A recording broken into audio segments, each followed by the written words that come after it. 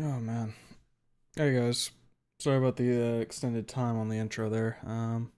The starting student screen. As soon as I hit live, my body decided it was time to rebel against me. So I had to take just a quick little detour. But we're here now. Got my guagua. Got the thick up. But as you all know, we gotta have a little bit of a fucking yap here. So let me pull up something to listen to. And we can start just chatting away. Fair warning, I might need to... My gut still isn't feeling super great, so I might need to like just BRB here in just a bit. That's just how the fucking bubbly gut shit works, you know what I mean? Let's see here. The fuck am I even looking at? Yeah. Snoot game OST. Give it to me now. Start off on good old Amberlight Brilliance, shall we?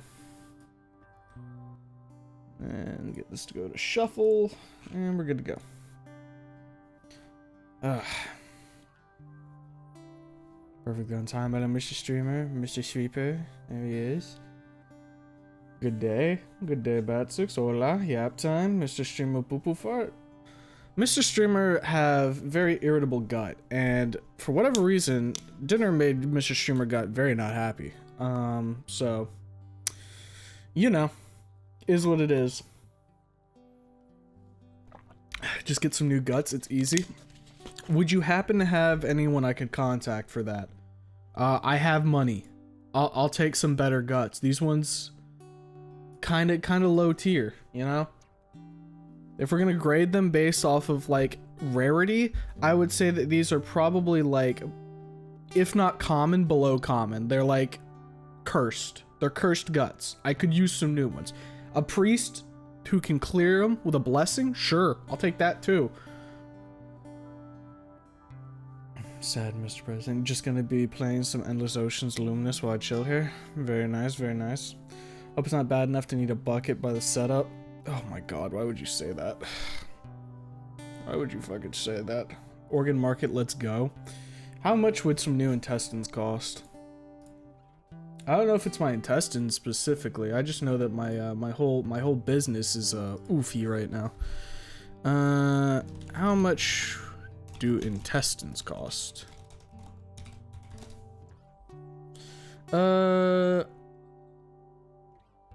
It's another thing to consider that intestinal transplants cost $1 million.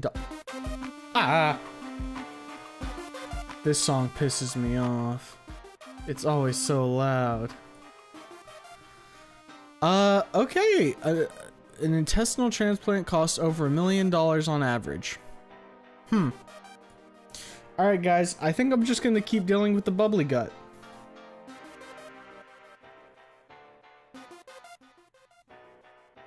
FBI watching your search history. FBI can watch whatever the fuck they want until they come busting down my door. They have, like, what do I care? Thanks for reminding me of the thing about the market price of a single testicle. Oh god, how much does a testicle cost? How much does nut cost though? Guys, we're just gonna start looking at building our own person. We need to take a look at the constituent parts here and figure out how much that's gonna run us. We're gonna Frankenstein it, but we need a big budget. How much does a testicle cost?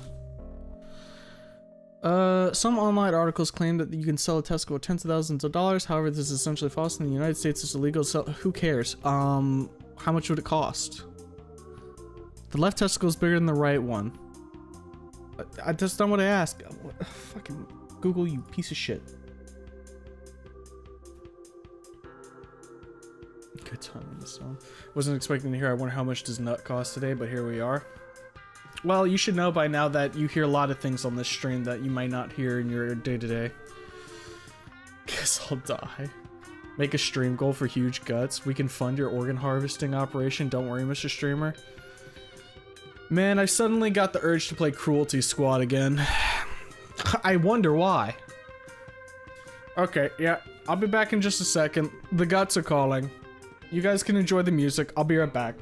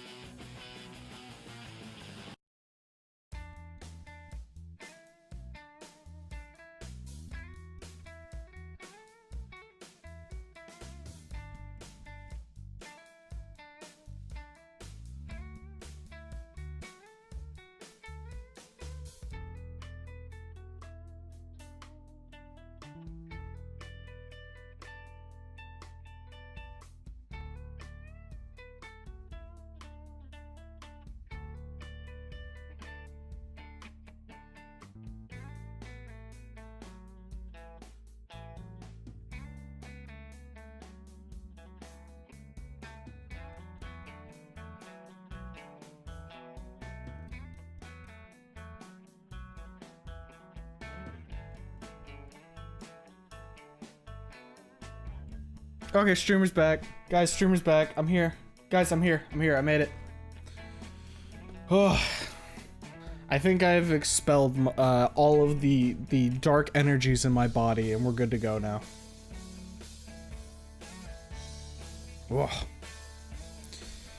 Whoa. And I wouldn't be poor if he just sold a nut. He'd be a little bit better off. He'd have to go figure out where to sell it, but on Skin Row you could probably find some buyer. Golden Boys Piss Brotherhood. 2 for a reason. How much for a kidney?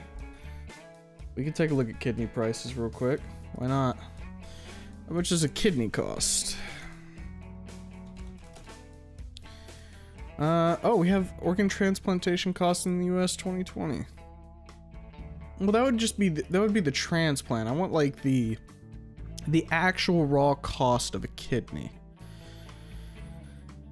Let's see. How much is life worth? The medical futurist. Do you have a breakdown on my organs? The paper lists a price range stating that illegally harvested / sold kidneys are sold for about $50,000 to $120,000. Livers go for $99,000 to $145,000. Price tag of a heart is between $130,000 to $290,000. Lungs for $150,000 to $290,000, and a pancreas can cost $110,000, Jesus, to $140,000. Prices, of course, are completely different if it intended uses not to implant organs, as we can read in the news report discussing the criminal case of Cedric Lodge, who stole body parts including heads and brains that were donated for research at Harvard Medical School and sold them online. Man, what a fucking freak. I think he's dead. No, I'm good. And the same man taking a real interest in your streams after looking up organ prices. I am but a humble man who is curious about what parts of his body would sell for how much. $500 person build esports ready. Guys, if we were to try and create like our own little guy, what things would we be specializing in? Like what pieces would we need to be preem in order for him to do what we need? Like, I feel like we don't need him to be tall. We could probably skimp out on his legs. Long arms though, that way he's able to reach and get everything that he needs to. Kind of like a little bit of a monkey build almost. Doesn't need a high functioning brain, just enough that we can kind of give him instructions and he'll do what he needs to do. Let's see, that kind of, what other internals do we need for that? Hope it's fine, Mr. Shimmer, you forgot to mute the mic. We can hear it all the way from here. Shake my head. God, that would be terrifying. For you guys. For me, it would be like oh, well, guess I'm gonna cut that part out of the VOD. Until somebody clips the streamer fucking shitting his brains out, playing the anal trumpet. Why my guts bother me? Google. Well, it could be this, but likely. But not likely. And then Bing's just telling me I'm fucking dying. Probably just gonna be listening while playing Abiotic Factor. Basically, Abiotic Factor is like Half-Life 1, but it's a game. Yeah, I've seen Abiotic Factor. It looks neat, but I'd probably need to find some people to play it with. Toilet takes 100 damage. Good, Mr. Streamer farted. Trust me, a bidet comes in handy during times like these. Like Half-Life 1, that's all you have to say, man. You need to check that out now. Man's getting his bag, don't hate. Geodude build is all we need. So wait, do we just skip the legs entirely? We could, alright, if we bypass the legs, then we can funnel all that money into even stronger arms. Make it so that he's kind of like a tank and he walks around on his arms, like his fists. That could work. Though then we run the risk of his arms being too strong that he could overpower us easily. Like he just grabs us and it's over. We'd need to put a shock collar on him, so we have to factor that into our prices as well. He can't be smart cat him going all Frankenstein's monster on us. Exactly. I feel like we can go with kind of mostly stock internals. I don't think there's anything we really need to focus on too much. We could probably add a little bit of money to his heart just so that, because that's a pretty important piece. We don't want a failure there.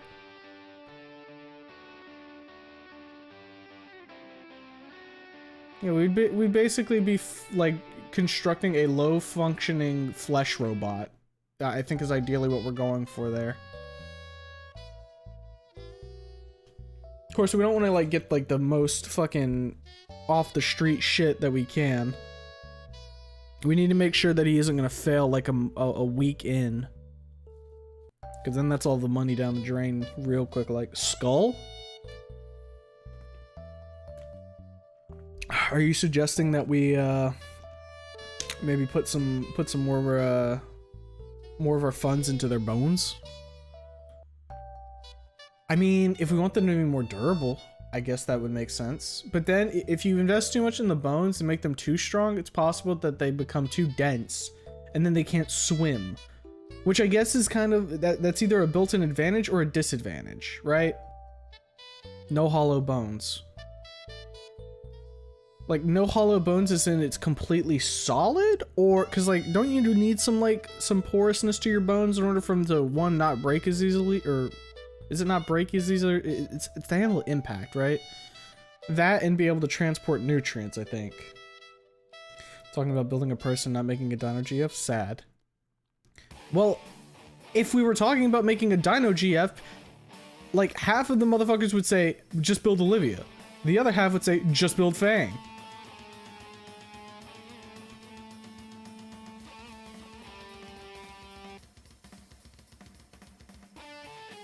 We need a bodyguard to protect her from the triggers. This little cretin that we're building, if we're making him durable and strong, but stupid, is he just going to be like our little bodyguard man that we can sick on people? We'll call him like Rock or something. Could also call him like Nugget. I like the name Nugget for just like this little guy who's fucking crazy. Too weak or too strong. Needs a tail, strong tail. Oh, all right. Are we moving on from like just pure human to some kind of amalgam? Because if we're opening up the gate for tails, we can start putting some new accessories on him as well. If we give him a tail, it will help with his balance since he's going to be walking around on his knuckles. Eyes. I think we shell out some more money for the eyes. I think that one's a good one to get. Just so that way he can have a passive perception bonus comparatively to us. My eyes aren't great. I need glasses. So having someone that can spot danger further away, that's something I would need from a bodyguard. That's for sure. No legs and a tail sounds like a snake. A snake with arms, though. Wait a minute. Now we might be going somewhere. What is Mr. Streamer making? I don't know. We started looking at the prices of organs and I thought, hey, let's make a guy. What parts do we need to focus on? Add wings and make a flying snake.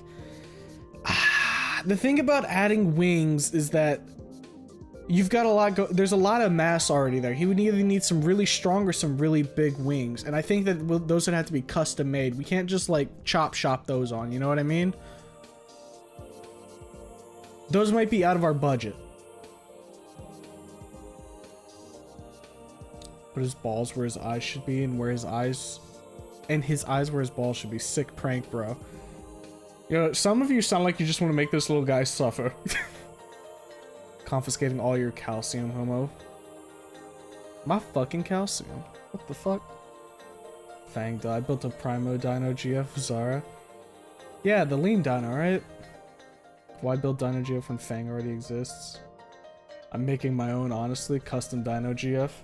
Yeah, see, that's the thing. When it comes to Dino GF, people are either making their own or they're just going with one of the two existing models. Nah, build a Meotard. You know, Meotard wouldn't be a terrible one to have if you could keep her on a leash. Make sure she doesn't get out of control.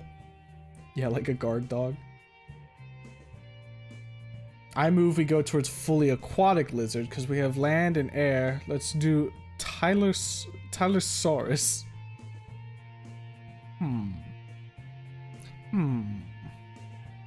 You know, there isn't a ton of the aquatic ones, is there?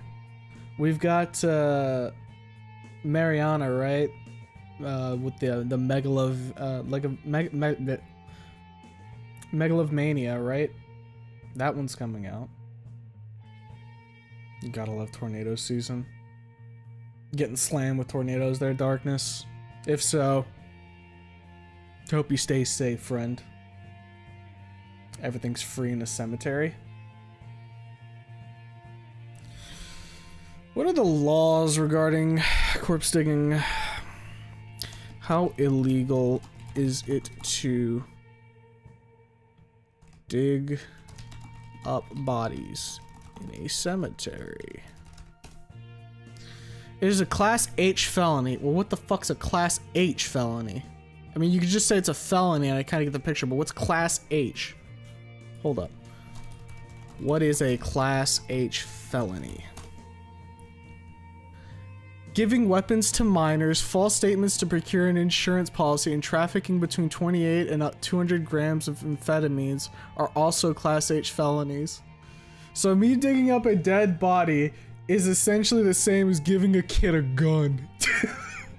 Oh, I see. H means you go to hell. Oh man. Sweet, I'm not late. Yeah, Lean Dino, Water GF takes you underwater and lets you see all the cool fish. I've said it before, I want to go fucking scuba diving. That shit seems fun. I want to go look at the little fishies. Maybe if I'm lucky, I'll see a shark too. Shark girl's heart. Better idea, I combine Olivia and Fank and Rosa and Tracy. Now you're just getting greedy.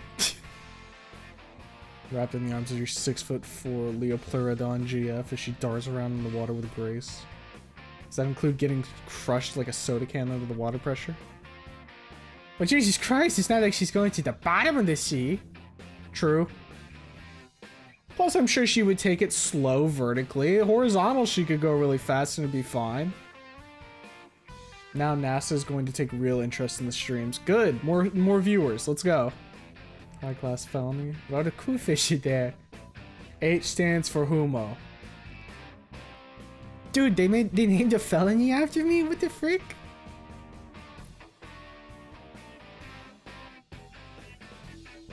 Bird eyes. Now it sounds like a naga. Surely we can afford some gigantic stork wings to lift him up. I feel like we'd have to get a couple of those, like 2 sets of wings though, you know what I mean?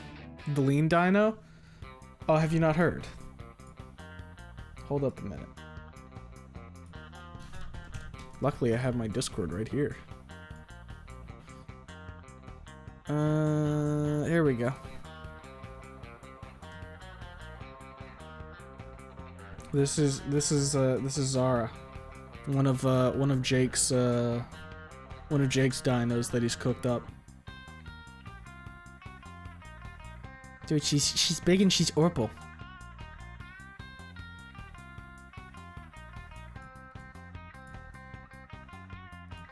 Oh, I guess obligatory. Hey, go join the Discord.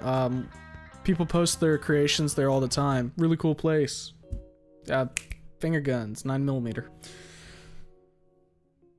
Or vulture. No, just straight up lizard.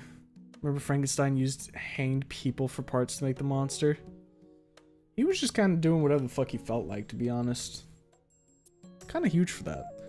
Big boy crime makes perfect sense to me. Better yet, just combine all dino girls into one. Long ass snoot. That shit goes on for miles, that's for sure. Legendary tier felony. Scuba diving is fun. Did a bunch with Dad. Still got some trophies I fished out on the shelf. Yeah, there's some, like, I live not too far from the coast. And there's some really good scuba diving spots apparently. I just need to get certified and actually go do it. Evening. How are you? Be careful when scuba diving. If you get dragged by a current, you could potentially get lost miles away from your group. Couldn't be me. Couldn't be me. I'm the main character. That would never happen to me. And if it did happen, it would be because it was meant to happen. and it was a character growth moment. Remember sharks, remember divers years, even decades on. Dude, sharks are cool. It's unfortunate that they had such a fucking had their fucking reputation dragged through the goddamn mud by fucking Hollywood with like things like Jaws and shit. Sharks are cool. I like sharks. Being Dino live on, yeah, look, Mom, I'm on TV. Yeah, look, Jake, it was your dino. Eventually we'll be reading your fic too on one of these nights. Isn't that crazy? Haven't heard Wani OST in a while, but we are reading a Snoot fic, so I get it. Don't worry, the Wani OST will be back eventually. We usually pull that open for like one of the nights where we're not doing like something Snoot related. Don't know how long I could stay. I have stuff to do tomorrow morning. All good. That'll be here as always. Man, I did not get as much sleep as I would have liked to today. I think I got like 6 hours, which isn't a bad amount of sleep, but I like sleep way more. I think day, what was it, fucking Friday? Yeah, Friday I think it was. I slept for like 11 hours. I was just out. I don't know what the fuck happened. My body just said, you're gonna fucking stay in that bed and you're gonna like it. And I did like it. It was great. Got on the waifu. Canon event, to be honest. Sinclair? Limbus Company reference? Oh my god, here we go. Here we go with the Limbus Company. I need to go through like the Project Moon games. Them things is interesting. Cooked hard this last weekend, even told people how to make their own pasta. Fuck yeah. Fuck yeah. Need to try and make some like Alfredo, some like Alfredo sauce myself and put in some pasta. I'm trying to get better about cooking things from scratch. It's I find it to be a little more interesting, and you have a little more, you know, direction over how it's going to taste at the end. I just need to actually get off my ass and do it is the thing. Part of the issue is that I'm usually very, like, for those of you who know, my sleep schedule is flip-flopped right now. I'm nocturnal at the moment. I'm staying up during night and sleeping during the day, which makes it kind of hard to, like, coordinate a dinner with my brother who's not on the same sleep schedule as me. Love sharks. I've eaten shark. They're tasty. I want to say I've tried shark before, but I can't. I don't. Oh, maybe I haven't. Yeah, thinking about it, actually, I don't think I have tried shark. Tried a couple of different fish. I think the most out there one I tried was, which one's calamari? Can't remember if that's squid or that one's calamari. Yeah, that one's squid. So yeah, I've tried octopus. I like calamari though. Calamari's fucking good. Got one of my friends into Snoot after going on a hyperfixated rant on GVH and how Snoot game came to be. Fuck yeah, bring him in. More into the fandom. That's what we like. One of the first things he sent me about it was fuck Trish. Well, yeah, that's a pretty measured statement there. Sharknado has like a dozen plus movies last I checked. Jesus Christ, are they still making those? Sharknado.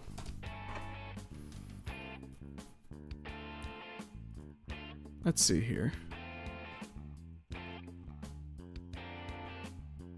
Sharknado film series. Sharknado. Sharknado 2, the second one. Sharknado 3, oh hell no. Sharknado, The Fourth Awakens. Sharknado 5, Global Swarming. The Last Sharknado, It's About Time. Huh. Spin-off films. Lavalantula is a spin-off of Sharknado about fire-spitting tarantulas causing havoc over Los Angeles. Two Lava, Two Lantula. 2025 Armageddon. is a crossover film released to celebrate the 20th anniversary of The Asylum and features an alien race using Sharknado alongside other films from The Asylum as the basis for monsters sent to attack Earth. The film was released on digital storefronts on December 23rd, 2022. Huh.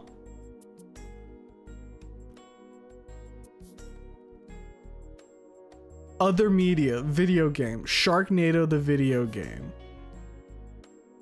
is a 2014 endless running video game developed by Other Ocean Interactive. It was based on Sharknado 2, the second one, and released for iOS. It was deleted from the App Store in 2017. Book, How to Survive a Sharknado. Wait, that's not the full title. How to Survive a Sharknado and Other Unnatural Disasters. Fight back when monsters and Mother Nature attack. Okay. Comic book, Archie vs. Sharknado. Documentaries, Sharknado, Feeding Frenzy. Sharknado, Heart of Sharkness. The Real Sharknado. Holy shit, I didn't realize it was this expansive. Good God.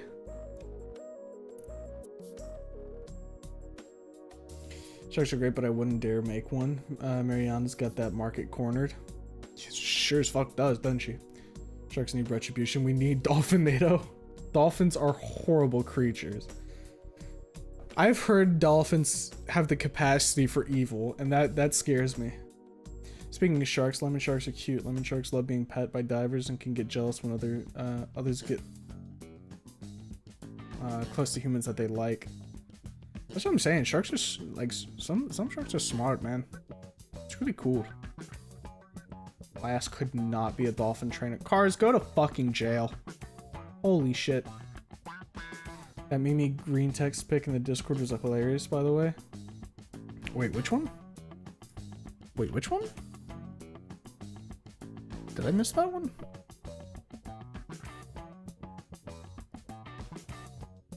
I might have missed that one. Shit. I'll have to go dig that up later. Shark is illegal in the US. Oh, is it?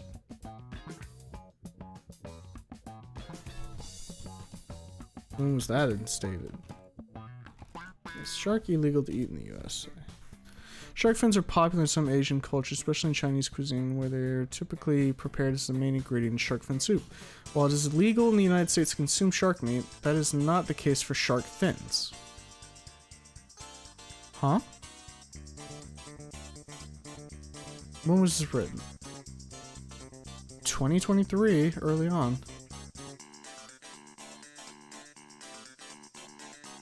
The fins are the most valuable part of the shark, and unlike the shark themselves, the fins don't occupy much freezer space, very limited on fishing vessels, so the usual practice is to catch a shark, cut the fins off its body while it's still alive, and dump the finless animal back into the water. Well, that's fucked. That's fucked. What the hell? Dude.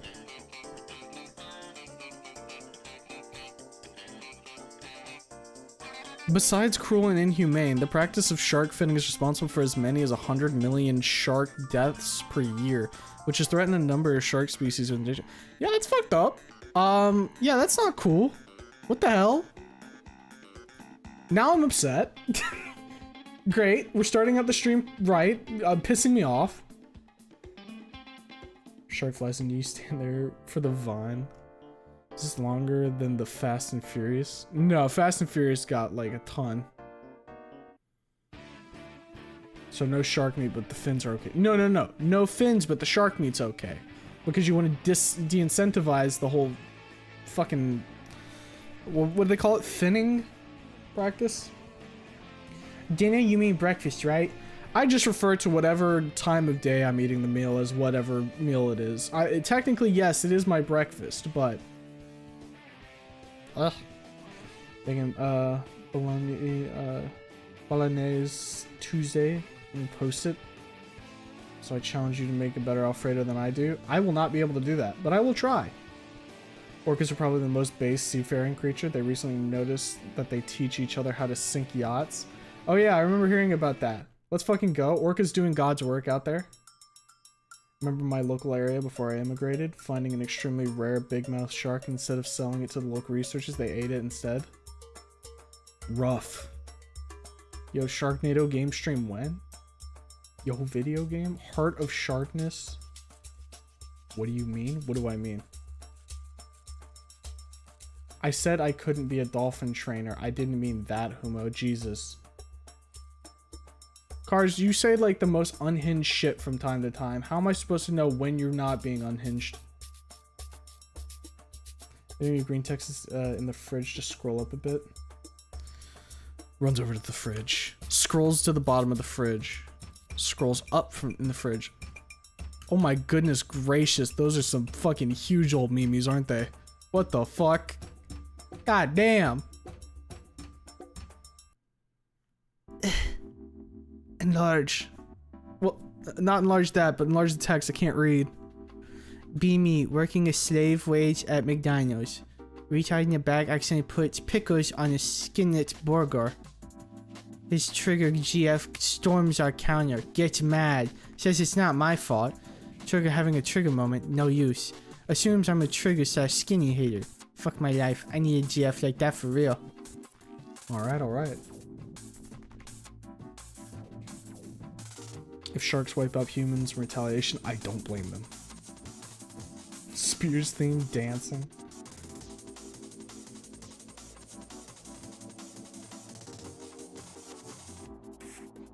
How dare you not be a dolphin trainer? What the fuck? Twisted, I wish I was a dolphin trainer. That is the most useless part of this shark calorie-wise. Humans being humans, huh? We need to raise a shark protection army. Yeah, you guys want to like take up arms and go like blow up boats that are shark finning? We could do that. It could be cool. We'll split the we'll split whatever spoils we get from the vessels as well. Sharks don't deserve this. Fin also doesn't taste like anything, so it's just completely pointless is what I'm getting here. Shark fishing 3. Oh, fin, no. Shark fin is just collagen and bone. It has zero flavor. I don't understand people. Why the fuck would they do this?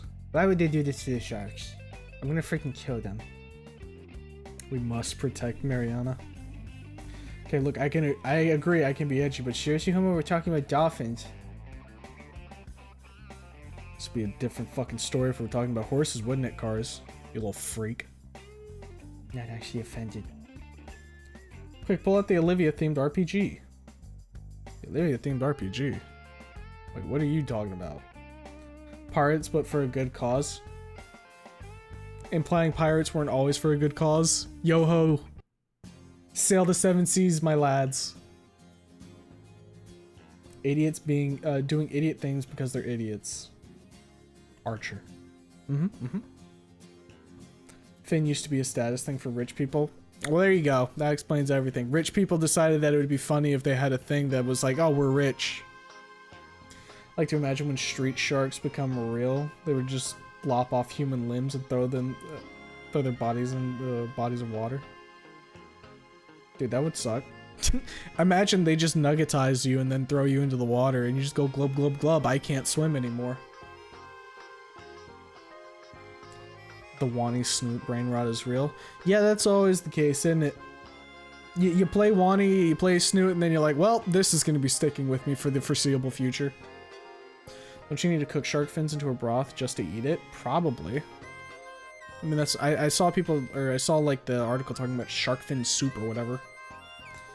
But I remember this was in South Park episode about whales. What, fucking killing the fishers? I never should have said shit. Apparently, I'm also an antagonist. You're a secret demon. I have made this clear. I feel like you have that secret evil streak in you.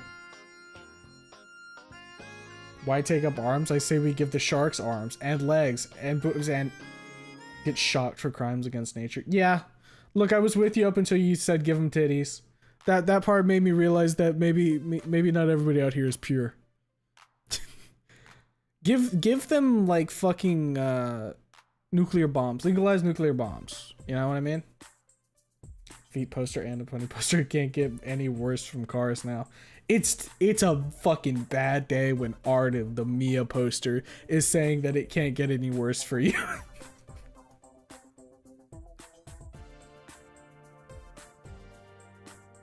You're thinking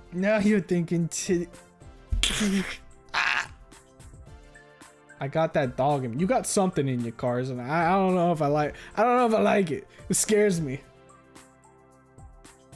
Been watching the VODs of Wani and Snoot. Streamer makes funny voices. Occasionally, yes, I do some pretty funny voices. That's one of my key characteristics. So cat goes okay, but we draw the line at shark goes. Shake my head. Look. If we're anthropomorphizing the sharks into shark girls, that's, you know what? That's fine. But like all I can imagine right now is like just a photorealistic shark with legs, arms, and then just fucking knockers like on the front. And they just look at you like any shark would, and you're like, "Oh, wow, this is a little I'm not really sure how to feel about this one." Guys are easy to hunt, but the oceans are harder to reach. Nuh-uh, I could dive in the ocean, easy peasy. I just won't come back up. How shark fin is done is that you don't even eat the skin or use the broth from boiling it. You just boil it and scoop the shit out of the fin, put it in a soup. Not even anything good, really. God damn. Why'd they be fucking up the sharks like that? Use the whole goddamn animal. Don't be wasteful. Shadow Wizard Money Gang. We love casting spells. Spellcasting is fun, guys. You should try it. Nothing really compares to throwing a fireball at a group of children and watching them scatter. Choose your nearest playground. Go out there at about like you want to head out at about like 2 p.m. Usually they'll have eaten their lunch and everything. They'll be out there. They got like the fucking zoomies. They'll be running around and shit. And you just fucking get in your casting position, let that fireball build up, and let her rip. And then all the kids run away. Scatter. Skin, particularly the fat underneath, is one of the best parts about shark meat. You just need to scrape off the crappy rough parts of the skin. Well, that's what I'm saying. Like, if the shark fin's just so fucking mid, why aren't you using the rest of the shark? That's crazy. Fucking ridiculous. It's like hunting deer and then just using the antlers in like a fucking broth or something. And it's like, oh well, this doesn't really taste like anything. Well, what about the rest of the deer meat? We left it to rot in the woods. Huh? Why? I'm glad I gave you a new wet dream, Mr. Streamer. You stop that right fucking now. Even Twisted is evil maxing today. Discord is getting to everyone. You guys are fucking sinister. Why did my why did my brother just send this to me out of the blue? Hold up a minute. What the hell? Where did this come from?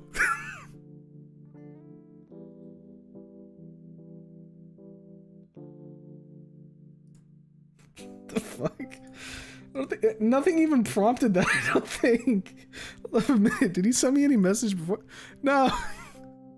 No, this is my last messages with him. What the fuck?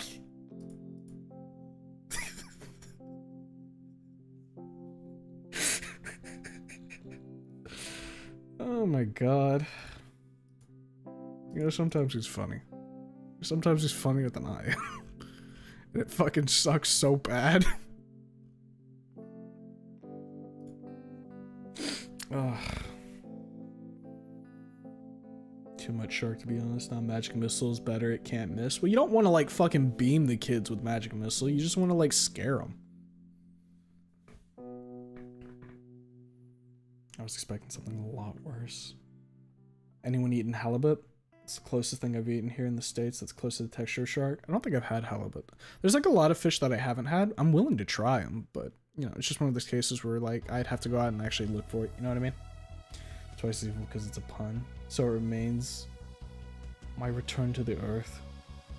Brother is based. Smell that damn! Couldn't you just drink it like booze? Please repost that meme he sent you on Discord. I want to share it. Alright. I'll throw it in the radioactive memes. Give me just a sec. Copy image. Scroll over to radioactive memes. Put radioactive meme in. There you go.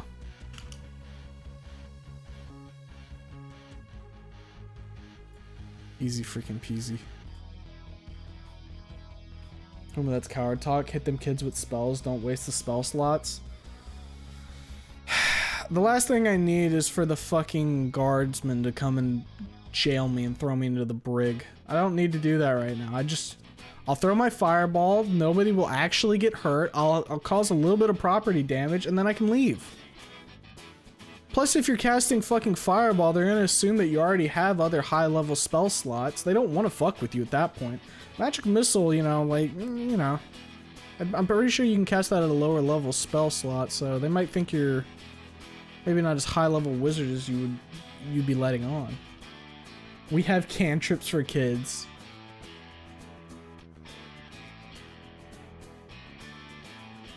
Hit a kid with a fucking Eldritch Blast.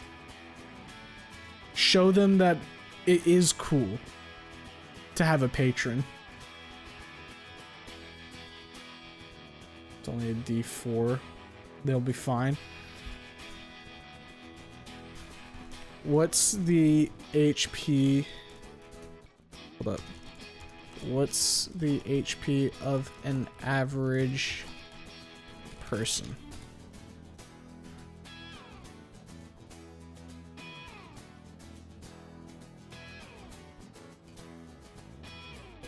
Average hit points is 5. Okay, yeah, the kid should survive.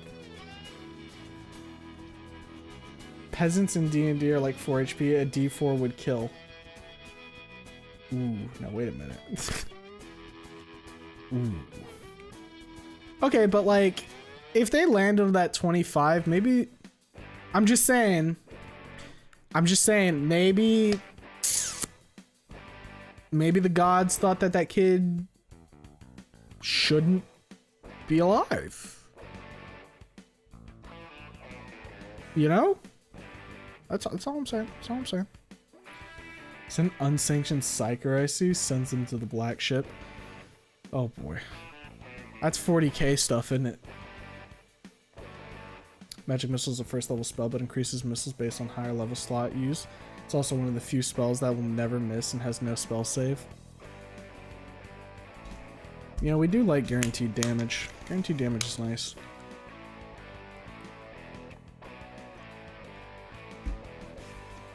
Every time I hear patron, I think of, I keep thinking of Patreon. Now I just think about crowdfunding magic and what that would do to a character. Okay, but here's the question: if we're gonna talk about like that Patreon thing, is it a sort of thing where the god is the creator and everybody's just donating to the god to get the powers, or could it be a thing where the person who is casting is the creator of the Patreon and all the gods are just donating their powers for the user? I mean, you usually only have one god that's your patron, right? So I think it would probably be the other way around, or like the former way. But it would be funny to think that, like, you've got like 15 gods all like trying to donate to like your OnlyFans essentially. You're like, okay, don't worry, sweetie, I'll give you your sacrifices. Fine, hit them with Meteor Storm. Now we're talking. Playground covered in wood chips when I cast Stick to Snake. Oh goodness gracious. Be looking like a fucking Indiana Jones temple in a second there. There's your plan, and then there's the god's plan. And unfortunately, they have more strength than I do. You want your fucking pie? Dude.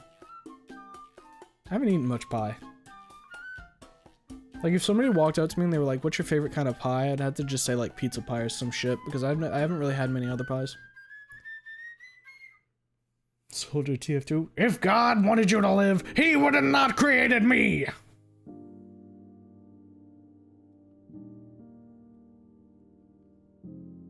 Hey guys, how would you feel about, like, a TF2 community night? I don't know. I kind of had a little bit of an itch to play that again recently. I eat banana pie and throw it up. Well, thank you for sharing with the class. Are you like allergic to it or something, or like what goes on there? Full potential humans have like car levels of AP. I won't tell. Okay. I ask for little and you give me nothing. Very good. Just remember Dynamo's ad where he says that. Dude, Dynamo like would get a ton of fucking traffic, 100%. Thinking more like a bunch of peasants around the world are giving you the tiny mana they don't use, but you gotta have reward tiers and crap like that.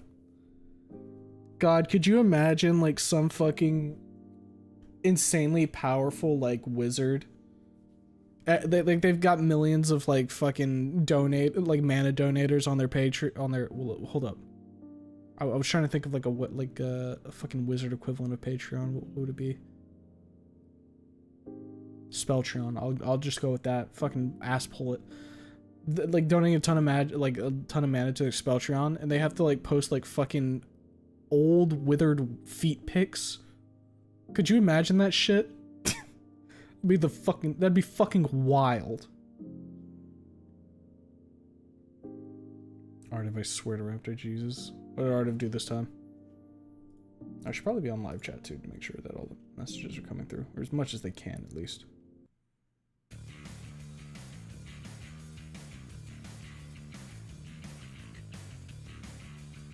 Fucking level 9 wish spell. Mr. Streamer, when are we gonna reach so I can be here on time and not fuck off, then fuck back while you're halfway through the story? I don't know, probably like within the half an hour, I think. Okay, scroll back down. Guess I'd play it, but I sold all my cosmetics, so I'm vanilla gaming. What does my thing even look like? I'm gonna go to my inventory real quick and check what the fuck is in there. 40k stuff, yep. Have fun being the Emperor's breakfast, you magic using fucktard. Hey. Magic's cool though. Only bugs, man. If someone opened a Dynamo's Pizzeria in real life, peak marketing. Guys, I have a new business proposition for you. I think we can do something and make a lot of money while doing it. Man versus Machine Mayhem sounds lit. Cars is just hand holding, shake my head. We could probably easily set up like a fucking TF2 night. Wouldn't be hard. That's how Warlock Patreon effectively function. I think key lime pie. I heard key lime pie is pretty good. Mr. Cream Artiv is being Artiv in the Discord again. Well, what do you want me to do about that? Do you want me to just like, I'll go point it and be like, that's Artiv. Arms don't have knees. That's just semantics.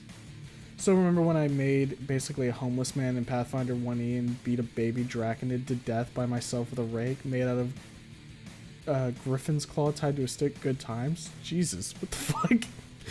That's crazy. Based? Question mark. Of course Jake would chime in with fucking based on that. So many ways it can go both great, horrible, and a combination of the two. Posted the non-anthro shark with tits you wanted in filth. That I wanted? I don't know if I'd go like to that extent.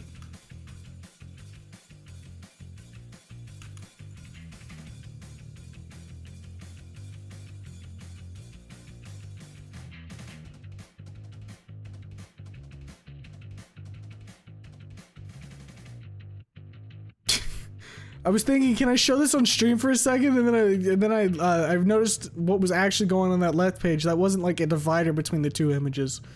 All right, well, that's there for anybody who wants to see it, I guess. Also, I should probably click off of the filth in case I like pop this open again. There we go. Master, what on God's green earth is wrong with you? Good question. We need our own King Rex mascot suit for further advertising. Who ordered the fucking pizza?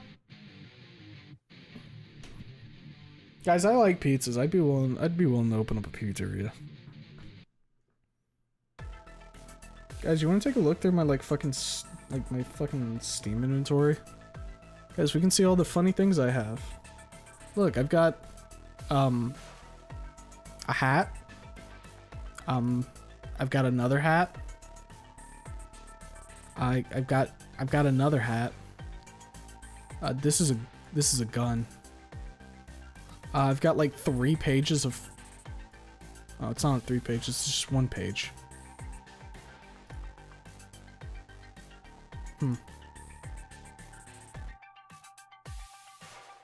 What the fuck is the one thing that like I actually opened at one point? Oh yeah, this thing. Guys, look, it's a little pocket mama. We got a pocket MILF. Very cool. Very cool. Damn, yeah, I want pizza. Mr. Streamer, these are low numbers. What do you mean, low numbers? Low numbers of crates? Low numbers of items? Like, what do you want from me? All. Fuck you. Scout, spy, fuck your mom. So he did. Your item has sold for 0.003 cents. But Steam has taken 0.002 cents. So you in reality have only earned 0.001 cents. Character made for Pathfinder. His first kill was on a pirate that got his hand bashed in with... Is it supposed to be head or head? Hand. I'm gonna go with head. Head bashed in with a rock in my character's sock. That character was an improvised weapon fighter. Couldn't hit him with anything else. You had to hit him with the sock rock. Fucked. Fucked well and truly.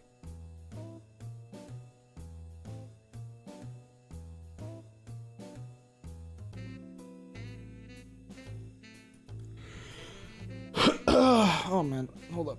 I gotta fucking... Oh, you ever just stretch and you feel like something pop in your chest? Yeah, I just did that. Felt good. I got all my stuff stolen because I'm stupid. Did you get trade scammed, buddy? Puts my hand on your shoulder. It's okay. We've been yapping. Hour. Time for sad snoot. Yeah. Fit reveal when? What, like my actual like fucking clothes? Yeah, right now I'm wearing like a gray t-shirt and some gray shorts. Yeah, there you go. That's my fit right now. My hair is a bit of a mess because I haven't fucking combed it today. I haven't combed my beard either, so that's a fucking... I look like a fucking beast. In fact, actually, I'm gonna comb my beard right now while I keep doing this. Because it makes me happy. Need to post that build somewhere in Discord. And we can load out of garbage. Need to recreate it, feeds and all. That character had a plank of wood called Excalibur. Dude. Actually kind of badass. Yeah, it's been good. Shark Tits, Pizza, Spelltreon, good times. As always, fellas, as always. We hit 1 hour. Mr. Creamer mods kill them all. Mr. Creamer. Can't wait for Anon to wake up from this bad dream. Yeah, it'll be great, guys. Sims character type fit. Got lazy in the character creator type fit. Lego character fit. Overpriced COD DLC fit. Oh, that's an insult and a half, isn't it? Alright. Let's go ahead and get everything set up here. I gotta go grab the desktop thing real quick. Hold up just a sec. As is customary for this. Where is it? Grab. Streamer has no drip. Bro, who am I gonna be dripping for? Like, you know what I mean? Like, I don't give a fuck about how I look. If I'm going out, I'll throw in like a nice shirt and some jeans, but like at the end of the day, who am I? Yeah, I know what I said. Leave me alone. But like nobody else is gonna be looking at me like fucking. I'm gonna wear whatever the hell I grab out of my closet. I'm just gonna throw it on. As long as it's covering my body, I'm good. Zomboid starting character drip. That'd be one hell of a community stream. A murder hobo TTRPG night. Could you imagine like a series of community nights where we get like 3 different parties set up and we have them all like go through like one session and then have a final session where they all duke it out? That'd be great. Sounds fun as hell. You're gonna say it like that? Who am I dripping for? Buddy, come on, I beg your pardon. Look, you guys act like Mr. Streamer doesn't have verbal flubs sometimes and say something that's kind of crazy. You know, I'm sitting here trying to keep a stream of consciousness going for like a fucking hour straight. Of course Mr. Streamer's gonna say something a little wacky and zany at times. That's just what happens, guys. Streamer should say it again in Fang voice. No, baby hermit crab, you are not getting that, you little freak. You are the progenitor of having to make sure that people aren't edging. You are not getting Fang voice. Be fucked in the best way possible. I won't min-max, promise. Teehee. RPG party thing sounds fun. Been a while since I last played my boys, Samuel, and there was an altered rule set at play to change feats from some stuff feat maxing. It was a brawler with the tavern brawler archetype. Baller, I don't know. Say uwoos, or uwoo says the streamer. Well, I guess I did say uwoo, so there you go. Mr. Streamer has not got a good fit. God, I fear the day I make that fucking quotes channel. You mean like that time Mr. Creamer did Zam on Dino and Frank? It wasn't even like I didn't even go Zam. I think I was just like, yo, I like this character back here. I think they look really good. Or no, was it the tier list, wasn't it? It was the tier list. I was like, oh, I like this character. No, I remember how you said it. Mr. Streamer did what? You did Zam? I did Zam? Well, I can't remember explicitly, so I have to believe you. You won't get Fang voice. He doesn't know about the 4-chapter long Fang ASMR and None in the Chamber. And that's when I figure out why everybody's been so insistent that I read this fic. That's when I figure out, oh, okay, huh. I see what you guys are doing now. You got me. I think the last time I played min-max D&D was when I made an archer that moved 200 feet per turn that used a longbow. What the fuck? That's a lot of running. That boy go running. So I've seen most token icon though. Probably the only good human face I've ever drawn in my life. Okay, we're gonna go ahead and roll into our fucking 2 chapters of None in the Chamber tonight. As is promised. After all, you guys deserve it since you sat around. Oh yeah, I have the fucking what is a class H felony, huh? Will I be indicted? Maybe. Okay. Good enough. Good enough. Yeah, None in the Chamber. Guys, did we have little Chat Livia at the bottom right for these? I know we had Desktop Fang, but I can't remember if we had Chat Livia. PRB writing an ASMR scene in a punch drunk. Well, if that happens, I guess I have to read it. Smile. Sorry, I'm Nate. All good, SWAT. You're here right on time for the actual reading. More than 2. No. Smacks you on the fucking head. You're getting 2. That's gonna be like 2 hours in of itself. That puts us at 3 hours. That's good enough for a fucking reading stream. You cretin. You're getting another one tomorrow anyways. It's not like you aren't getting more. You just gotta wait. Nah, no Chat Livia. It's a snoo fic. I guess Desktop Fang only. Just Desktop Fang me things. Alright, easy enough then. I don't need to fucking worry about it. Ugh.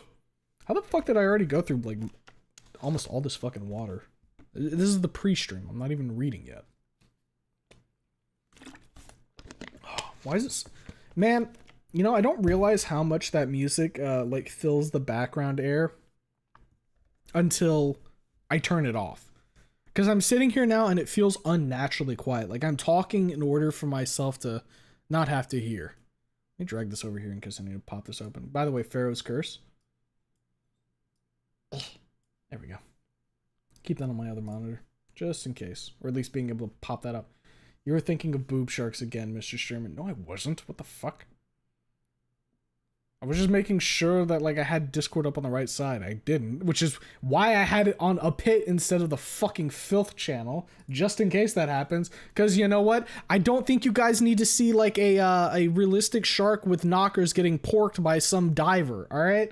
You know, I'm trying to spare you of that one for once. Be fucking thankful. You bastards. Jesus. Thirsty lad. A little bit. Now I can start my abiotic factor save and have some good background noise. He's so descriptive when he doesn't need to be. Well, yeah. Well, yeah. It's kind of my job.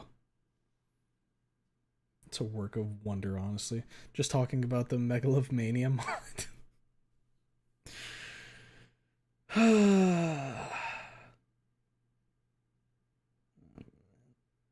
Trying to spare you of that, he says as he describes it in detail. Well, okay, look, I'm just gonna read the chapter now. You guys have cornered me. I'm gonna lash out and just read. Okay.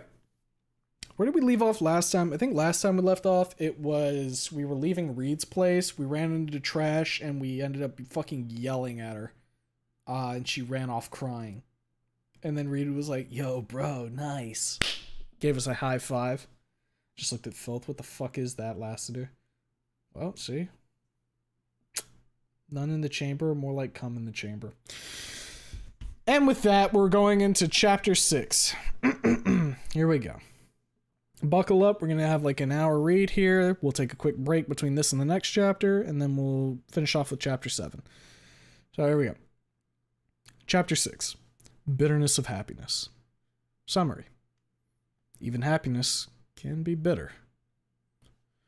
2 weeks had passed since my first hangout at Reed's place. I spent the better part of them at the police station, where Ripley wrings me out like a wet rag. Unpleasant, but thanks to the sweet bitterness of Ativan, I managed to hold myself together. Meetings with Rosa and Stella do wonders in helping me not go off the deep end. Today is a bit different. Ripley's busy, and so is Glenn. Why? I don't fucking care. Why?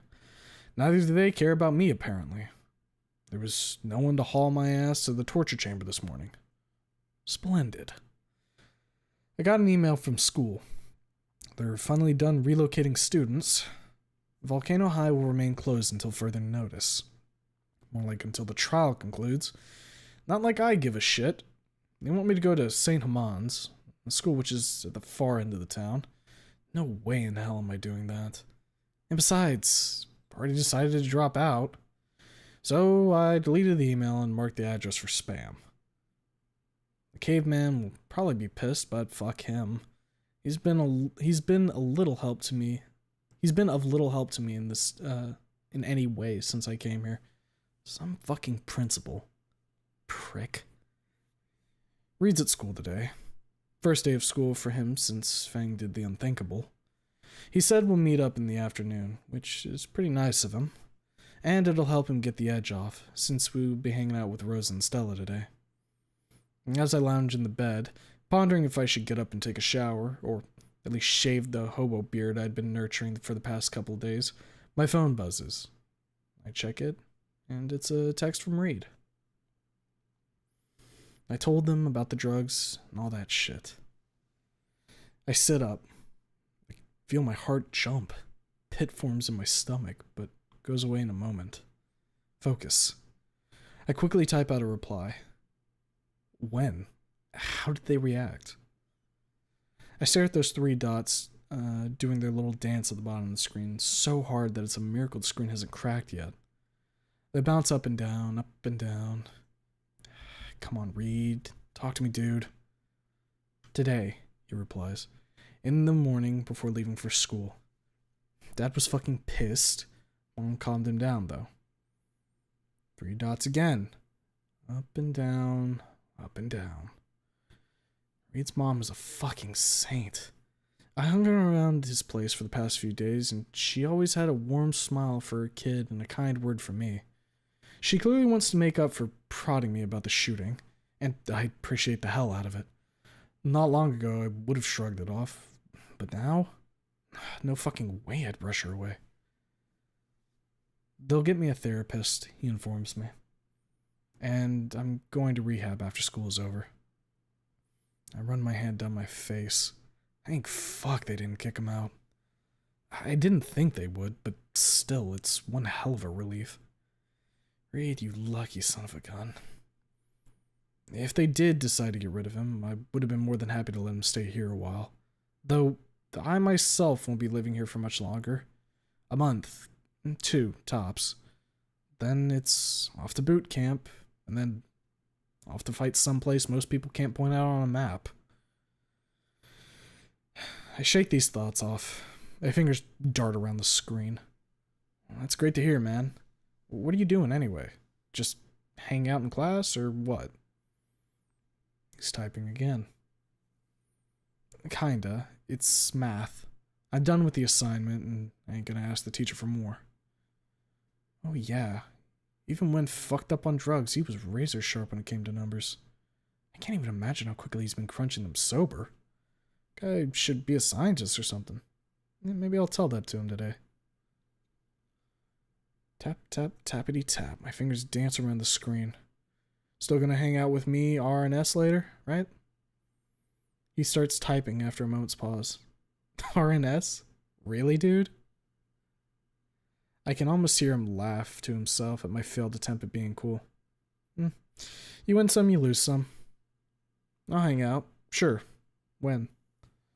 When do you get off school? I ask. In like 3 hours? Though Dad would want to talk to me first. I met his old man too during those few days. I hung out with him. Mr. Scott Card, a lawyer and a caring father. Really caring. Fucking loves his kids. And his wife. I try to picture him in my mind, being angry at Reed. Very pale yellow raptor, about a head taller than Reed, leaning over the dinner table. Yellow eyes dig into his son, more with worry than disappointment than anger. He's frowning. His jaw is set, and his tail, hanging loosely from the backrest of the seat, swings rapidly like a pendulum. He shakes his head and lowers it, closing his eyes. I swallow. Ugh, that's some image. Usually Reed's dad is a chill guy, if a bit morbid at times. He deals with violent crimes, mostly, so I guess indulging in gallows humor is a much-needed coping mechanism. Still, he could cut down on stabbing jokes. One such joke comes to mind. One he told me over lunch. They were having a salad with their meal, for some reason. Hey, Anon, do you know how to make any salad into a Caesar salad? He asked me. No, Mr. Card. And Shirley shook my head. Stab it 23 times! He burst into a stifled snicker. I shudder. Then I remember that Reed is waiting for my text. Oh, yeah, you know where Rosa lives? He replies shortly. Yeah, she told me. A farm on the outskirts, right? Yeah, meet you there? Sure. Talk to you later, Anon. Rosa is a farm girl. Never would have thought of that.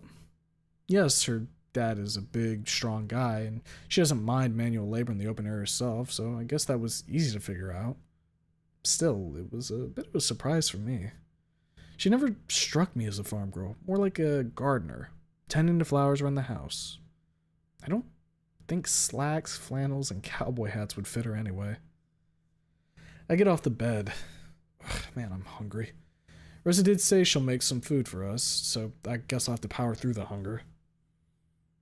That yesterday's pizza in the fridge is quite tempting, though. Conscience, my buddy old pal, what do you think? Remember what she said, what she did last time you were hungry? True.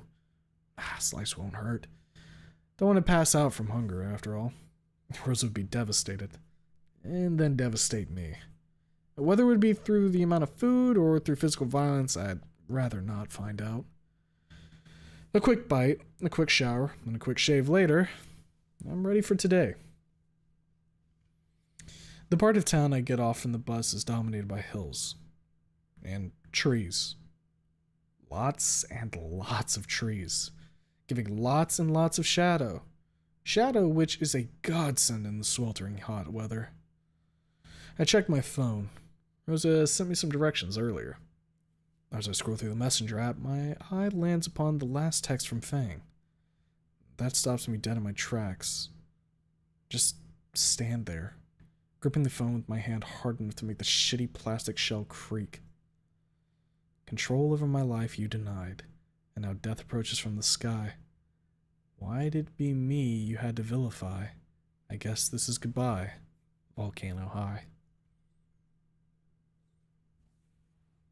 In any other situation, I'd find the lyrics incredibly edgy, cringy, and laughable. They are. They're emo Tumblr page levels of trash.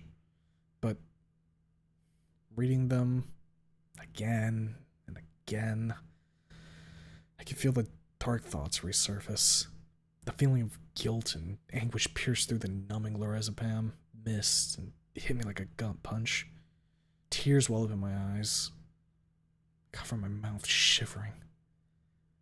Here I am, going to a fucking dinner party while Fang rots in prison. After she killed people. After I drove her to it. After I and Reed let her the fuck down. What am I doing? What the fuck am I doing? I shouldn't be doing this. I need to go back. I can't fucking party while she's... God. Oh, God. God. I need to leave. I want to leave. I want to go back to Skin Row and curl up in bed. I want to fucking rot there. Die alone, alone, alone. That's what I deserve. I'm a piece of shit. I don't... Then someone grabs my shoulder. Oh, jeez! I jump, dropping my phone. It lands face up, the fatal text on full display. I bend over to grab it, but an orange hand quicker than mine. And on what's... Rosa pauses. She must have read the text by accident. She can fucking see what state I'm in. It's not hard to add 2 and 2 together. Dios mío, pobre Ram. There's so much worry and compassion in her voice that I can't fucking stand it. I turn to face her, face pale, jaw set, body rigid. She looks worried. There's so much warmth in those eyes. I don't deserve it.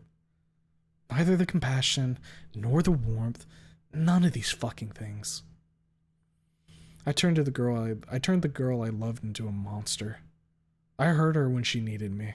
I crushed her and kicked her down when she was down, crying and begging me to stop. No, she's not a monster. I'm the monster. I dragged her down to my level so I wouldn't feel alone. Give me the phone. I try to grab it, but she moves her hand away. Rosa, give me the goddamn... Everything will be alright, Anon. Alright? I muttered through clenched teeth. Fang fucking killed 15 people. She's gonna rot in prison. I turn away from her and grab my head. I made her do it, and you tell me that everything will turn out fine? Are you fucking serious, Rosa? I bite my finger, not even thinking about what I'm doing. Harder. Harder. Harder. I pierce the skin. Pain. Sweet, sweet pain. That's what I fucking deserve. Maybe I'll break my leg next. Rosa notices. She gasps, grabs my shoulder, and turns me around. I don't resist. My finger's still in my mouth.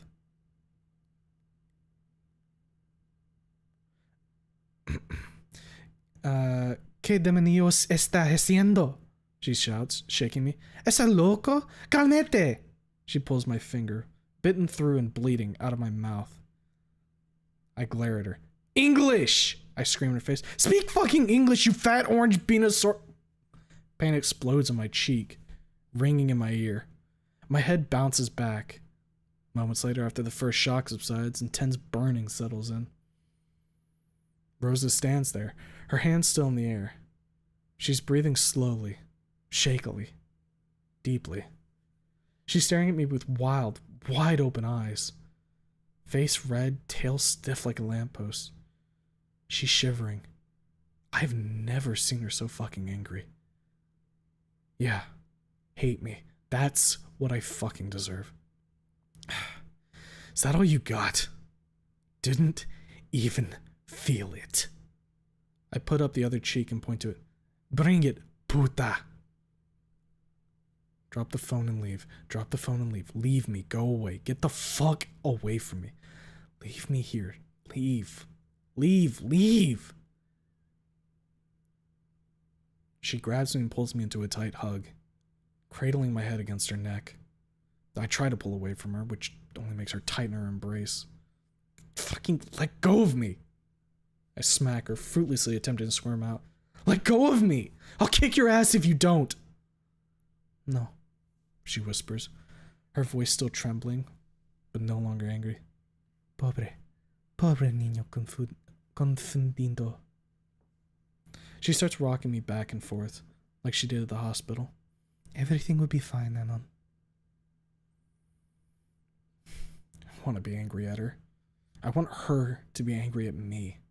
I want her to kick my ass, leave me here, drop me as a friend. Friends? What friends? I don't fucking deserve any friends. After what I did? After I treated my sweet girl? But I can't. Anger's gone. It evaporated, leaving behind its most loyal companions. Misery and sadness. They circle inside my head, prodding me, laughing at me, mocking me. I shiver. How can you say that? I mumble. Fang is in prison. What am I doing? I chuckle and shake my head. Going to a party. What kind of boyfriend does that? I put her in. She tightens the embrace more, even if it seems impossible. Pain. My ribs protest, and I can almost hear them crack. No, you did no such thing, Anon, she mutters. Fang chose her path. You can't keep blaming yourself for what they done. I chuckle bitterly. It's a bit hard with my ribs being crushed, but I manage. And who pushed her to that fucking path? I whisper. Me. It was me, Rosa. She pulls away from me. Her hair had fallen on her face. She flicks her head to the side to get it out of the way. She then looks me in the eyes with a sad smile on her face. Even if you did push them towards it, they decided to take it. It was their decision, Anon. She pauses for a moment. After Jesus, she's gripping me so hard. Like a vice. Or a very strong piece of industrial machinery. And they had a choice not to do it. I scoff, interrupting her. You haven't seen her that... You didn't see her that night, Rosa. You haven't seen the anger, the sheer fucking rage. Haven't heard her crying while I crushed her. I mumble. I don't feel like crying, I just want to fucking die. God. Good thing I didn't buy that gun. My brains would be a wall decoration already if I did. She stiffens and pulls away from me a bit. She looks me in the eyes. She's shocked, stupefied. Fuck. I must have mumbled it out. A gun? She trembles. Anon, what were you going to do? Someone gasps behind her. I look. Oh, fuck. Oh, fuck. Fuck. Shit. Fuck. It's Reed and Stella. They fucking saw everything. Stella's staring at me wide-eyed while Reed just looks at me. Is he disappointed or shocked? I'm not sure. Rosa's hissing brings my attention back to her. Anon, if you say something like that again, I will tie you down until you calm down. Get ready for one hell of a waiting game, then. I chuckle grimly. She looks over her shoulder at the two observers, as if she's making sure that they're hearing all this. Perfect. She's distracted. Now, I grab the phone. Well, that surprises her enough for her to loosen her grip on me. I slip away and quickly turn, then start walking, almost jogging away. Hearing someone running after me, I break out into a full-on sprint. I almost fall on my ass when someone's hand lands on my shoulder and grips me like a vice. That someone, who's now holding me up so I don't fall, turns out to be Reed.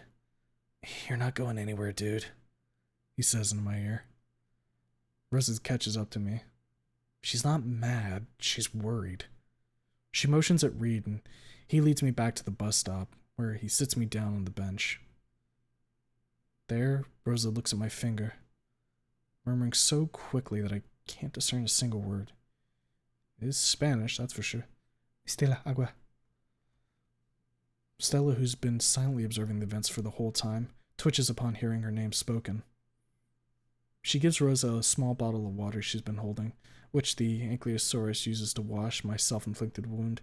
Estúpido, niño, estúpido. Deja de hacerte daño así. She shakes her head at me and narrows her eyes. Let me go home, goddammit. Look at the three. I'll just ruin the mood. No fucking way we're leaving you, dude. Reed shakes his head, arms crossed. Not in this state. You're coming with us. Rosa nods. Stella speaks up. You can't be alone now, Anon, or you'll do something stupid, she says when I try to get my hand free from Rosa's firm grip. Come on. Come. Rosa takes a tissue out of her pocket. Don't be stupid now, Anon. She wraps up my finger. Help me, Reed. They lift me up.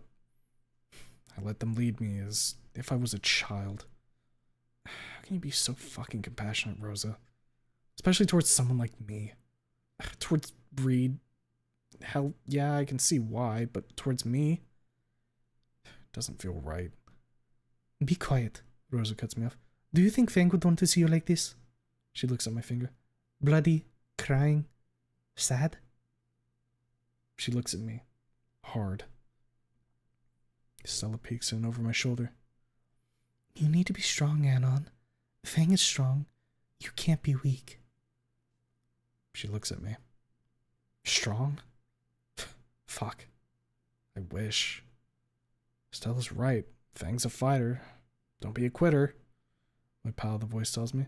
She'd call you a pussy if she saw you now. Wow, Conscience. Wow. Harsh. Real fucking harsh. But, you know, you may be right. I can't break down every 5 minutes. I'm not a fucking child. I'll need to grow a pair eventually. Better sooner than later. I'm gonna enlist after all. Alright. I give a soft sigh, turn to Rosa. I'm sorry for calling you. She shakes her head with a small smile.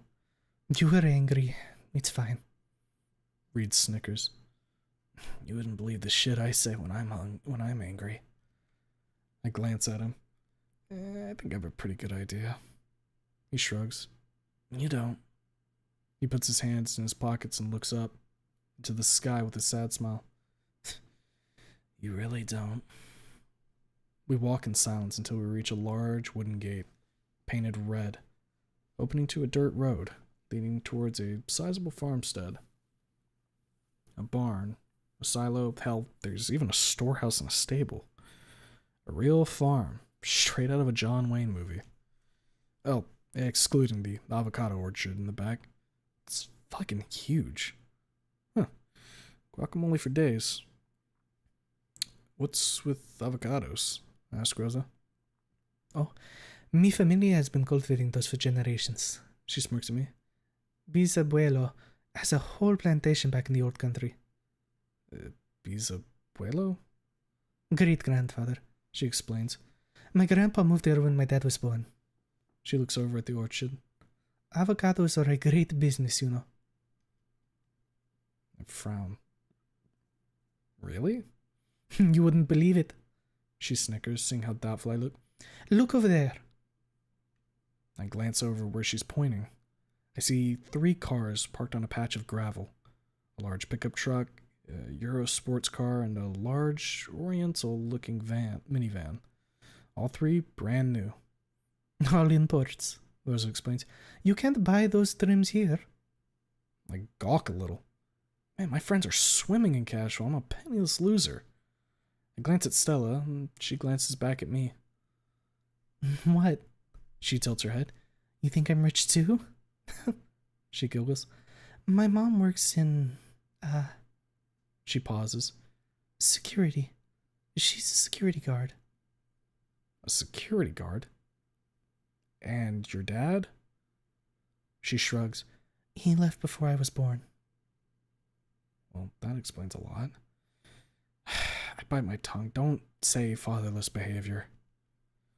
We enter the farm proper. The familiar Ankylosaurus, Rosa's father, greets me with a nod of his head. He's carrying 2 crates full of avocados towards the storehouse I noticed earlier. Man, each of those crates must weigh at least 50 pounds. Behind him, 2 boys, one slightly younger than Rosa, her siblings I assume, follow with similar burdens.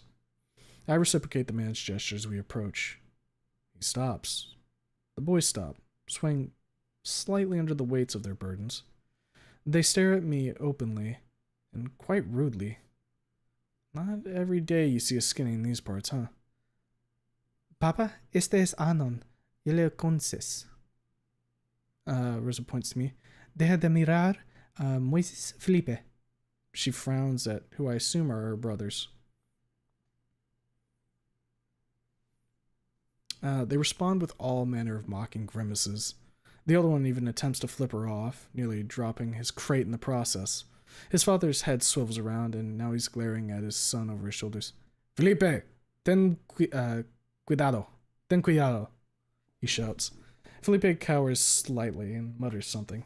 Moses, quite a name by the way, chuckles behind his back. The head of the house grumbles angrily and turns back to me, his face still kind of tense. Simon, he nods. Nice to meet you, Anon. Rosa has been saying good things about you. I blush a little. Good things? What good things? Stop rating yourself so damn much, the boy says. Take the compliment. Fuck, right. Thanks, conscience. Really? I rode the back of my head with my healthy hand. I'm glad to hear it, sir. He nods once more and excuses himself. The little procession of produce continues its trek towards the storage room.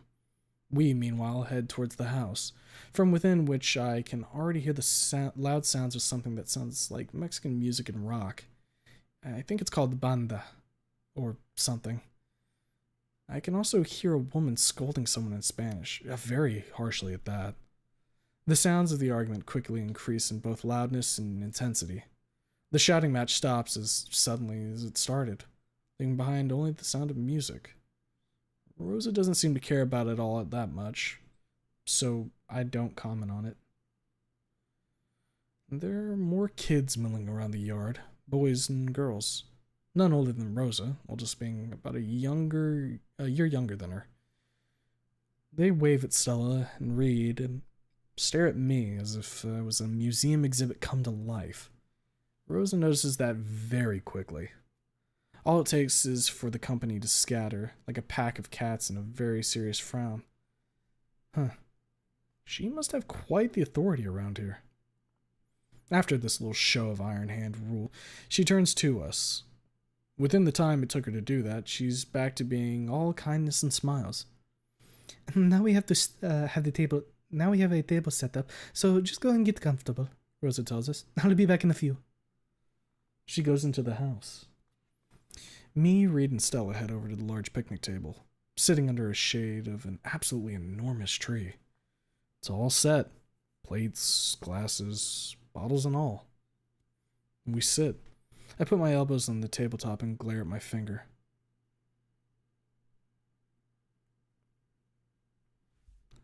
Okay, so Stella. What got you so... I turn to Stella. She's looking at me very intently. so agitated? I look at the phone. I've been holding on to it the whole way here. The screen's blank now, but I am more than aware of what's just a couple taps away. Fang sent me a text before. I paused and sighed slowly. Before that happened, a song verse. I rub the bridge of my nose. She grips the tip of her snout. Reed gives me a prolonged look. He nods at the phone. Can I see it? I frown. Why the fuck? Trish received different lyrics than me. He gently cuts me off. I want to see what you got. Why, do you want to perform this song or something? I scoff.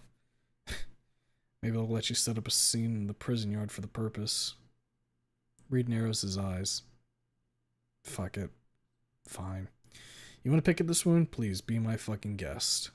Taking no responsibility for it. I unlock the phone and give it to him. He takes it, looks at the screen for a moment, then starts fiddling with it. Hey, what are you... And gone. He gives it back to me. I look at the screen. No sign of the verse. Last message from Fang is the one where she asked me to pick her up from her home before the prom. What the fuck, dude? I glare at him. Constantly reliving this shit will neither change anything nor will it help you move on. He replies, I'm a fucking adult and you need to understand that wallowing in misery is not going to help you. He interrupts me. Stella moves in her seat. She turns to me. Reed is right, Anon, she quietly says. You can't keep turning all this in your head. It's going to drive you crazy. I snort like a horse and throw the phone under the table.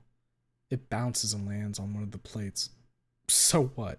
You're saying that we should just move on? Look at both. Just forget about Fang? Reed puts his hand on my shoulder with a deep sigh. He looks me in the eyes for a moment, and then shakes his head, briefly works his mouth, and finally speaks up. That's exactly not what we mean, he says. We're not saying that you should erase Fang from your memory. We're saying that you should concentrate on the good memories, not the bad ones. I shake him off. Easier said than done. Then fucking try. He glares at me. Don't give the fuck up, dude. Remember what you told me when we hung out? I sit upright, then look at him. We're all in this together. We will get through this shit. He pats my back. Stella reaches out and squeezes my shoulder. You're not alone, Anon. She smiles softly. What is this warmth I'm feeling? You better not be mopey over there. I look over my shoulder. Rose is leaning out of the ground floor window looking at us. At me in particular. Fuck, she must have noticed that I'm slouching. I give her a thumbs up. We're good, Rosa, I call out. Más te vale, muchacho. She shakes her fist at me with a motherly smile. The food will be ready soon. My stomach growls like the angriest of dragons. That pizza slice is nothing but a fading memory. Fuck, just thinking about her cooking makes my head light from hunger. Hope you won't feed us tofu or something, I shout back to her, ignoring Stella's giggling. She scowls, frowns, shakes her fist at me again, and disappears inside the house. We soon hear her yelling something in Spanish, to which she gets a reply in the same manner from a much older woman. She sounds way too old to be her mom. They are loud, very damn loud, but there's no hostility. Hell, from the tone of their voices, it's more of a banter than anything. They do like shouting a lot. I pick up my phone and stuff it in my pocket.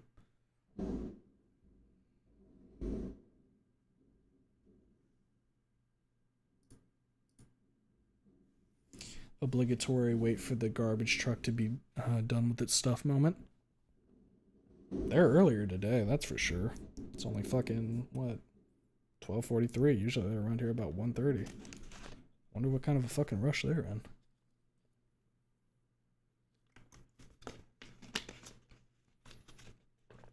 We'll just give it a few minutes. Garbage truck, my beloved. Truck Chan, my beloved. Yeah, they're just doing that thing. We'll give them a couple minutes here so that they can finish up what they need to do. That way, it's easier for me to cut out of the VOD whenever I put that together. Which, by the way, in case anybody's curious, yeah, like I've said before, the VOD's basically all here. The master cut for Inko Noted, that is. You can see it right here, actually. Basically all good to go. I just need to add like a little thing at the front is all, and then get the thumbnail good for it. So that's all good. I'll probably be getting that up next couple days, hopefully. I know I said that like multiple days ago, but you know how it is. Lazy asshole syndrome. Time zone you live in? East Coast. EST. Truck Chan. Delivering our garbage for us. How kind of them. Bryce is almost done with the drawings. You still have a chance to post it before he finishes.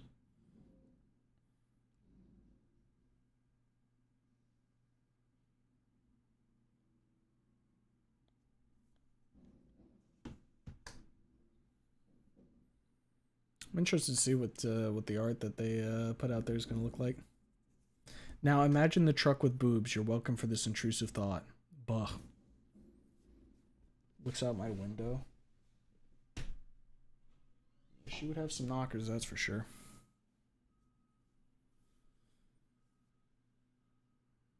Garbage man, hurry up. The people want their sad fic. Why, God, why?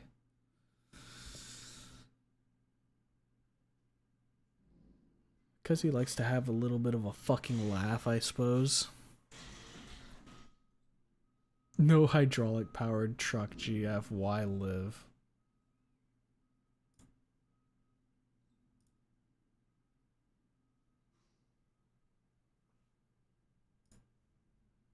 Should almost be done. I think they're driving off now, right? Oh, no, they're still right there. Damn, this is you guys are getting prolonged Truck Chan tonight. The garbage must have been in like a very awkward location. They're having some difficulties. Garbage Chan.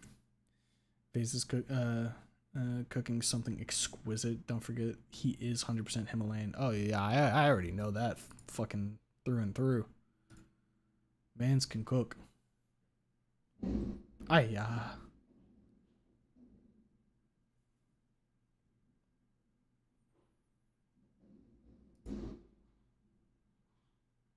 Ropium fic? No. This one's not Ropium. What do we agree that Ropium was? That was like a E4 fic that like a post E4 pic that plummets, right? That's Ropium. It's the opposite of the copium. Or maybe not the opposite of copium necessarily, but the opposite of hopium. See, there's many different tiers here. E4 to E1 or E1 to E0 probably. How could you go from E1 to E0?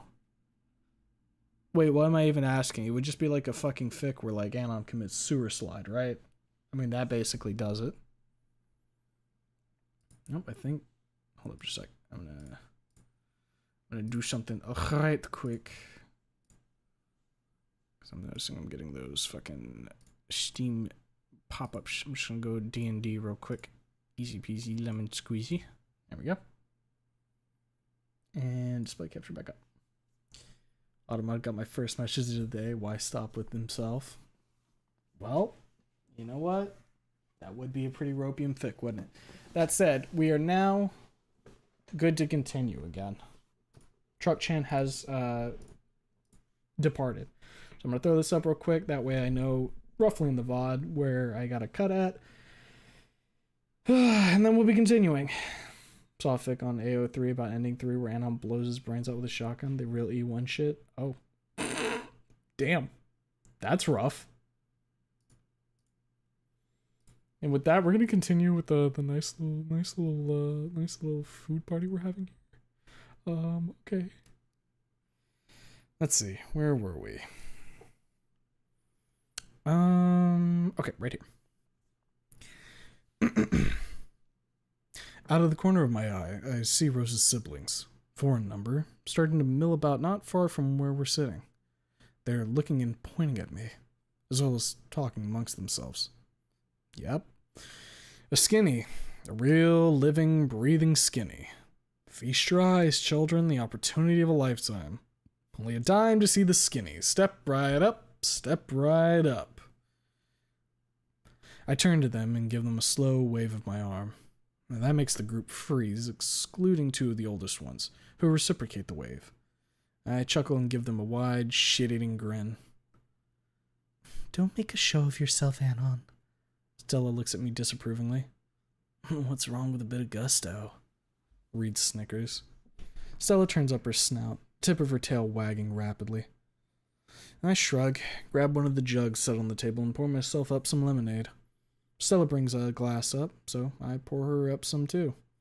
I glance at Reed, but he's busy staring at the table with the weirdest look on his face.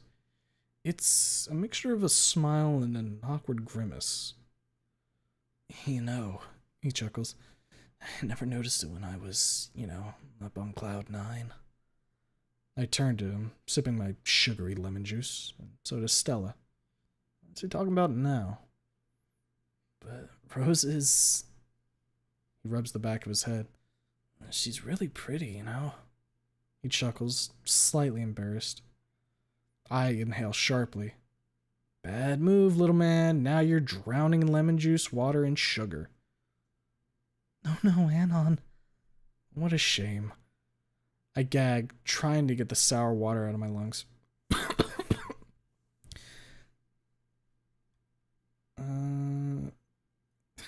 Not sure who's talking. Here's something we can do. You were a good man. My eyes tear up. My tongue is hanging out.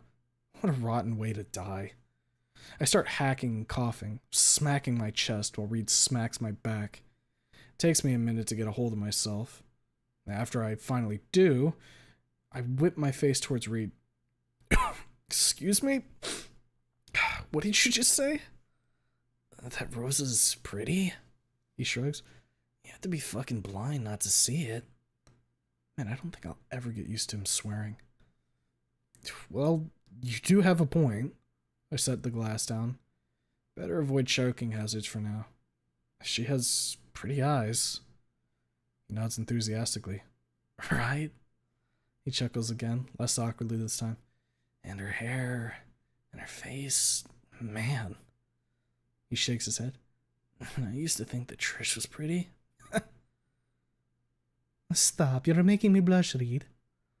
Reed jumps up in his seat and swivels around, nearly knocking me off with his legs. I lean away, barely avoiding having my ribs smashed in and bumping Stella in the process. She squeaks. I look at her, and I made her spill her drink on her shirt. Oh, shit, sorry. I look around the table and quickly locate the paper towel roll. I grab it. Let me just... She swipes the towel out of my hands with an intense blush coloring her cheeks. I'll do it myself, she mutters, turning away. She starts drying herself and grumbling under her breath, tossing me some embarrassed looks over her shoulder. You better not try to cop a feel, chico. I cower, beat red. That wasn't my intention, I blurt out. Reed chuckles. I look at him. He's looking at Rosa. There's a kind of dreaminess in his eyes, a slight blush on his cheeks. Wow. He's head over heels for her. Holy shit. She turns to him and gives him a big, warm smile, which makes him turn around and chuckle again, with his hand rubbing the back of his head so intensely that it's a miracle he doesn't scrape his scales off. Wait a moment. I'll need help bringing in the food, she says. She notices her siblings. They got close to the table while we chatted. Yeah, gladly. Reed jolts up. After Jesus on a bicycle, we lost him. Not you, Reed. She shakes her head with a loud, warm laugh. Seeing him slump slightly and blushing at the same time, she pats his back.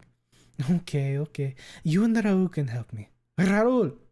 She shouts towards the little congregation. The oldest of the group, a kid about 18, with scales a shade darker than Rosa, of a firm posture, groans and trudges towards us.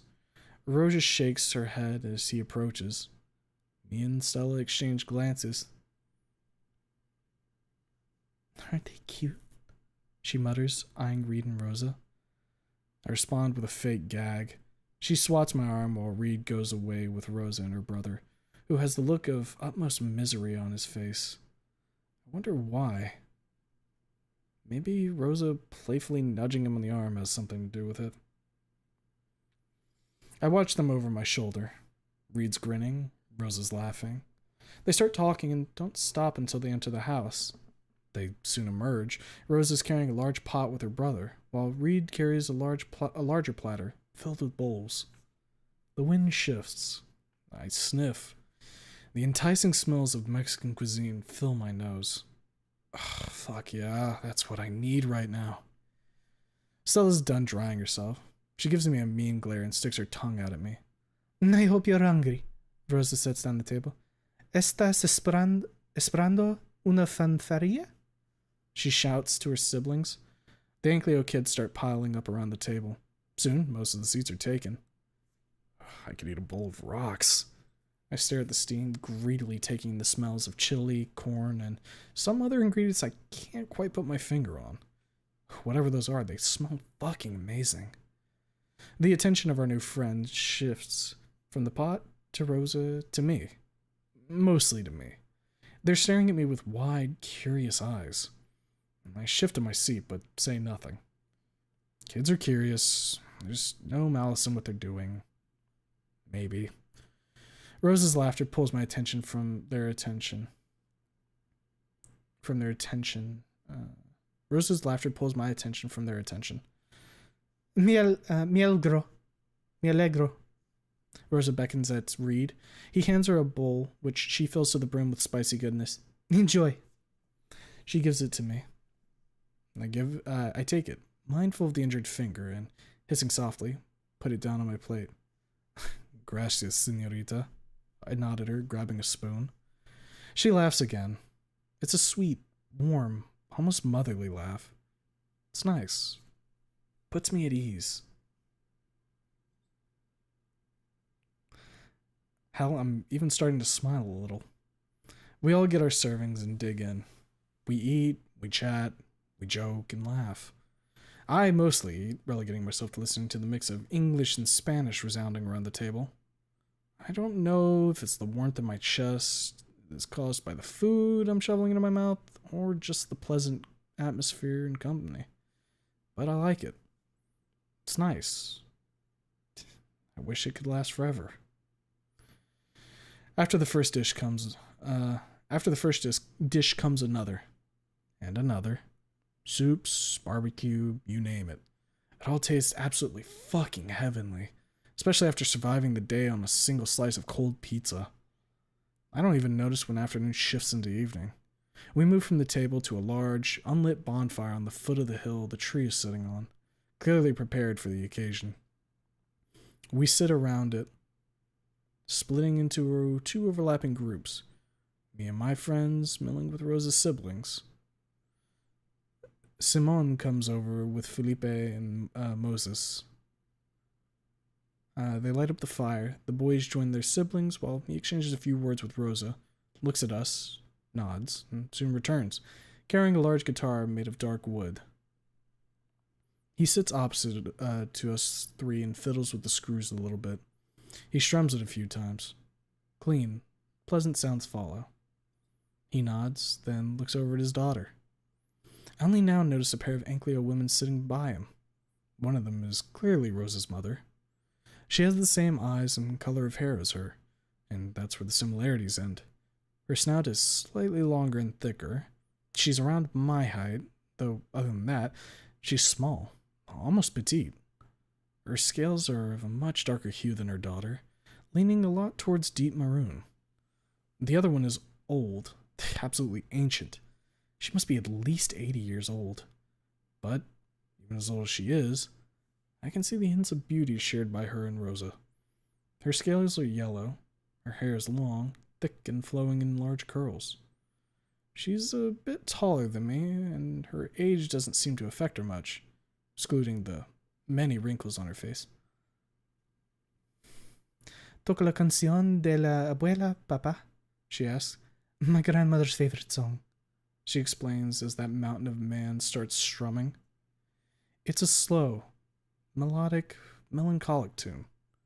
It carries a distinct note of nostalgia and sadness, but at the same time, I can clearly hear some happy undertones of happiness and satisfaction. Makes me think of... hell, I don't know. Of happier days. Of days with Fang.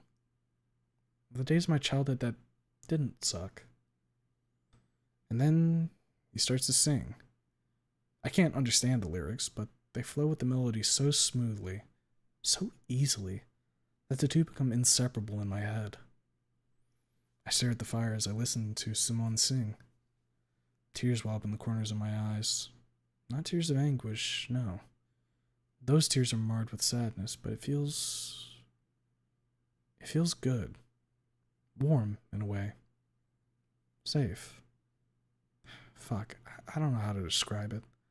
For a time, there's nothing in the world but the dancing flames and Simone's song. Finally, regretfully, the song comes to an end.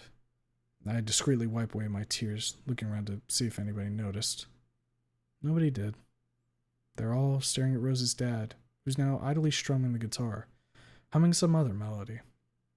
Rose's grandmother slowly sways along to the rhythm, her old wrinkled face lit up by a melancholic smile. Wow. I pause, hearing my voice faltering. Wow, that was... fucking hell. I shake my head. What is that song called? I look over at Rosa. Abrillo de sus ojos. Or hoyos. Simone replies for her. My father often sang it to my mother. He softly strums the guitar. Did you like it? I chuckle and shake my head. Like it? I check myself. I freaking love it, sir. Then, before I can bite my tongue, I ask, Can I borrow your guitar for a moment, Simone, sir? All three of my friends give a start and stare at me. Rose's siblings start staring at me as well. Simone, meanwhile, nods, gets up, and hands me the guitar. I start strumming while the three musketeers keep eyeing me. Simone returns to his former spot. I look over. Rose's mom and her grandmother are both watching me with great interest. You can play guitar? Reed finally speaks up. A little. I look at him. Fang taught me. I only know one song, though. He frowns a little at my explanation, but he's curious. Stella leans out from behind him. Can you play it? If I remember how. Let me just... I strum the guitar for a while, trying to remember the notes. Slowly, gradually, my efforts become less and less random. My fingers find the right spots along the neck of the guitar and the strings. I start to think of Fang and that day in her room. I close my eyes, and the music starts to flow. The familiar melody starts to echo in the warm evening air, the crackling of the fire complementing it perfectly. I can see her, my sweet, sweet girl, sitting on the floor of her room, playing the very same melody I'm playing at this very moment. I can see the calm in her eyes, the soft smile on her face. She was so happy at that moment, so serene. Nothing else mattered when she played. Only her and that melody. I shudder, feeling a tear rolling down my cheek. Then another. But I keep playing. As long as the music keeps flowing, I can see her. I can see her being happy. Safe. Calm. Fuck, why does it hurt so much? Finally, the song ends. I sit still for a moment, listening to the dying echoes of the last note, then slowly opened my eyes and wiped them with my forearm. Sorry, I muttered. I got a bit, clear my throat, a bit emotional. There's silence around the bonfire. Rose is the first to break it. Eso fue. She pauses. Who taught you this song, Anon? Fang. I look at her, wiping off another tear. Then I stand over to go over to Simone.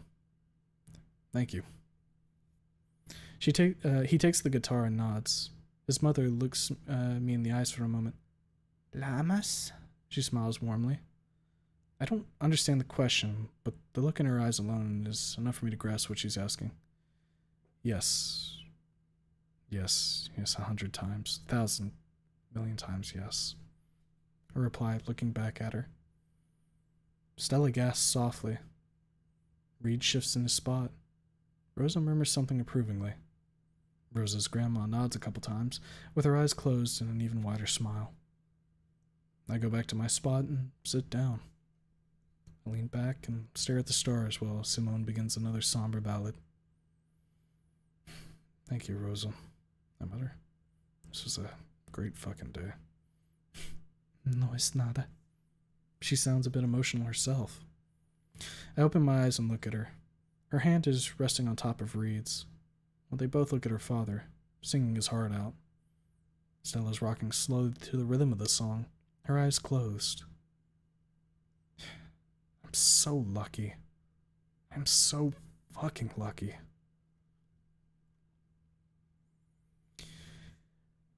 I get off the bus. It's an early Saturday morning. Rosa made us stay overnight at her house. You'll get stabbed or shot, or who knows what else at this time of night, Anon.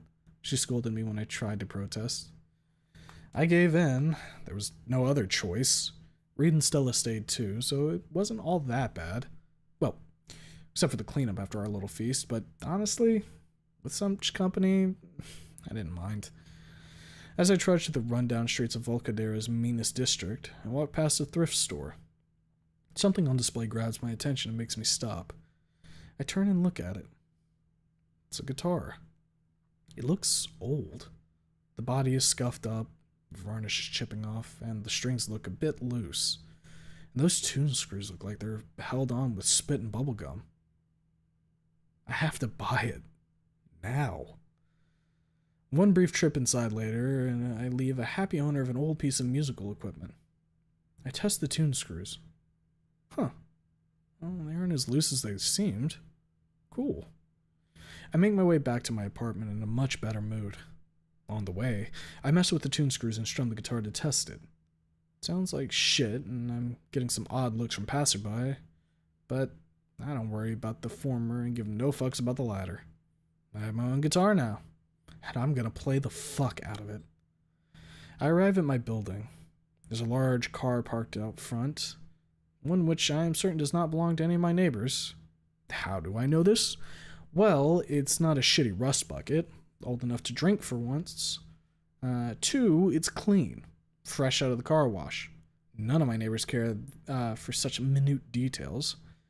3, it's already being eyed by the flower of neighborhood youth. They wouldn't dare to even look at a thug's ride like that. Who could it belong to then? It's not Ripley's nor Moe's, I don't think. I once saw Ripley drive out of the station when I was being driven home. He drives some old car, an AMC Matador, I think. Didn't get a good look at it. And Moe can't drive with those tiny arms of his. And then whose is it? And what is it doing here? Who the hell cares? Probably some social worker with more money than brains took their fresh purchase for a spin during work hours. They're in for one hell of a surprise when they leave the building. Man, the look on their face will be hysterical. I enter the building. After a quick climb up the stairs, I reach my floor and stop. Here he is. The motherfucking caveman himself. Suit, glasses, and a considerable lack of shoes make him impossible to mistake for anyone else. That and the fact that he's, well, a huge human dude. So, it's his car outside then, huh? Fitting for a school principal, I guess, though I would never imagine him driving an estate car. Good morning, Spears, sir. I get up to the last step. The beast of a man turns his attention away from my door and towards me. He is not pleased in the slightest. He arches his eyebrows at the sight of the guitar in my hand, but he doesn't comment on it. Good morning. He gives me a curt nod. I received a call from St. Amant's this morning, Anon. He narrows his eyes. You didn't show up yesterday. May I know why? I didn't feel like it, I reply, casually walking up to my door, ignoring that mountain of a human eyeing me all the way through. You didn't feel like it, he repeats as I fish inside my pocket for a key. Yep, I open the door. Didn't fucking feel like it. I look at him over my shoulder. It's at the other end of the city. I shrug and go in. He follows me inside, without being invited or a single word. I don't mind, nor do I care. I carefully set the guitar down on my bed and turn to him. I'm assuming that was not the only reason. Oh, hold up a sec. I'm assuming that was not the only reason. He looks at the guitar, then at me. No, it's not. I nod, then rub my jaw. I'm dropping out, Spears, sir. That gives him a pause for concern. He blinks and looks at me over the rims of his glasses, then rubs his chin and slowly nods. I understand that after what happened, what Fang had done. You are not the only person in the world, I interrupt him. He pauses and frowns, recognizing his own words of wisdom. Yeah, thank you, fucking caveman. Think for a second. Have you considered saying that to anyone else but me, sir? I ask him, calmly and composedly. I tap my chin, like, oh, I don't know, Trish or I cut myself off before turning a shade paler. Nausea wells up inside me, but I stamp it down. No, no, no. I will not let that vision take me over again. No more. An expression of pain passes over his face. He turns his head towards the window. He stares at the city block below for a good minute before finally turning back to me, all composure and calm. I spoke to Trish many times before. The incident, Anon. An incident? Is he for fucking real right now? This Calm down. He's the fucking principal. The voice reminds me. He, of all people, best knows how truly bad all this is. He doesn't know shit, Conscience. He wasn't there. How the hell would you know that? The voice of my thoughts argues. You arrived after Fang was done killing. Think for a second, idiot. Fuck, fine. Won't rip him a new one. For now. You should have been more thorough then, sir, I tell him. It was she who fucked up the prom concert. He stares at me for a short moment before speaking. And how did you come to that conclusion? Reed told me. Ask him, sir. I already spoke with Reed, Anon. As I expected, I'm at the very bottom of everyone's bucket list. Well, not everyone's. Most of the people. Wonder how high up I am at my new friends list. So you know what happened, I nodded him. I don't need to explain it to you, sir. He's silent for a moment. Closes his eyes, tenses up, then relaxes as he takes a slow, very slow breath through his nose. He exhales. Yes, I know. I spoke to Trish. Her word ain't worth jack shit, I burst out. You should have told her about not being the only person in the world. I turn away from him, gripping my forehead. You say that you spoke with her many times, and yet she still acted like, well, how she did. I can hear him shift. You're not guiltless in that regard, Anon. No shit, don't need to remind me about what happened in your office, Mr. Spears, the fucking caveman. Do I regret it? Fuck, I don't know. Maybe if I did talk to her, try to work this shit out back then, things may have turned out differently. Or maybe not. Maybe I'd still find a way to screw up. Or she would. It's all water under the bridge now. No point in despairing over what you can't change. My eyes land on the Ativan bottle. Fuck, I haven't taken my evening dose yesterday. I feel his look on my back as I shake a pill out and snap it in half. I swallow it, take a breather, and turn back to him. His eyes wander to the pill bottle. For the nerves. Fang's dad's been interrogating me, and it's been hard, sir. Especially after I swallowed down the bitterness of the pill. After what happened. His hand lands on my shoulder, its weight making my knees buckle. I understand how you feel, Anon. He slowly says. More than you can imagine. Those kids were students at my school. My students. He smacks his chest. They were almost like my own children. He shakes his head, his hair waving along. Fang almost joined them. I stiffen. He's not angry at her. He's sad. At least, he sounds sad. That man has a face of stone, incredibly hard to read at the best of times. And you saved them, Fang. He nods at me in an expression of gratitude. I shake his arm off and turn away. I don't want to prod at this fucking wound anymore, sir. I say, turning away from him. You came to see how I'm doing. I'll tell you. I'm doing okay. As okay as I can, given the circumstances. I'm dropping out, sir, and I'm joining the army. I glance at him over my shoulder. He takes it with his usual composure. The only response I get is a curt nod, followed shortly by a question. Any particular reasons? Well, Fang's dad hates me, that's one. My grades are shit and I won't be able to catch up, that's two. 3? I smile bitterly to myself.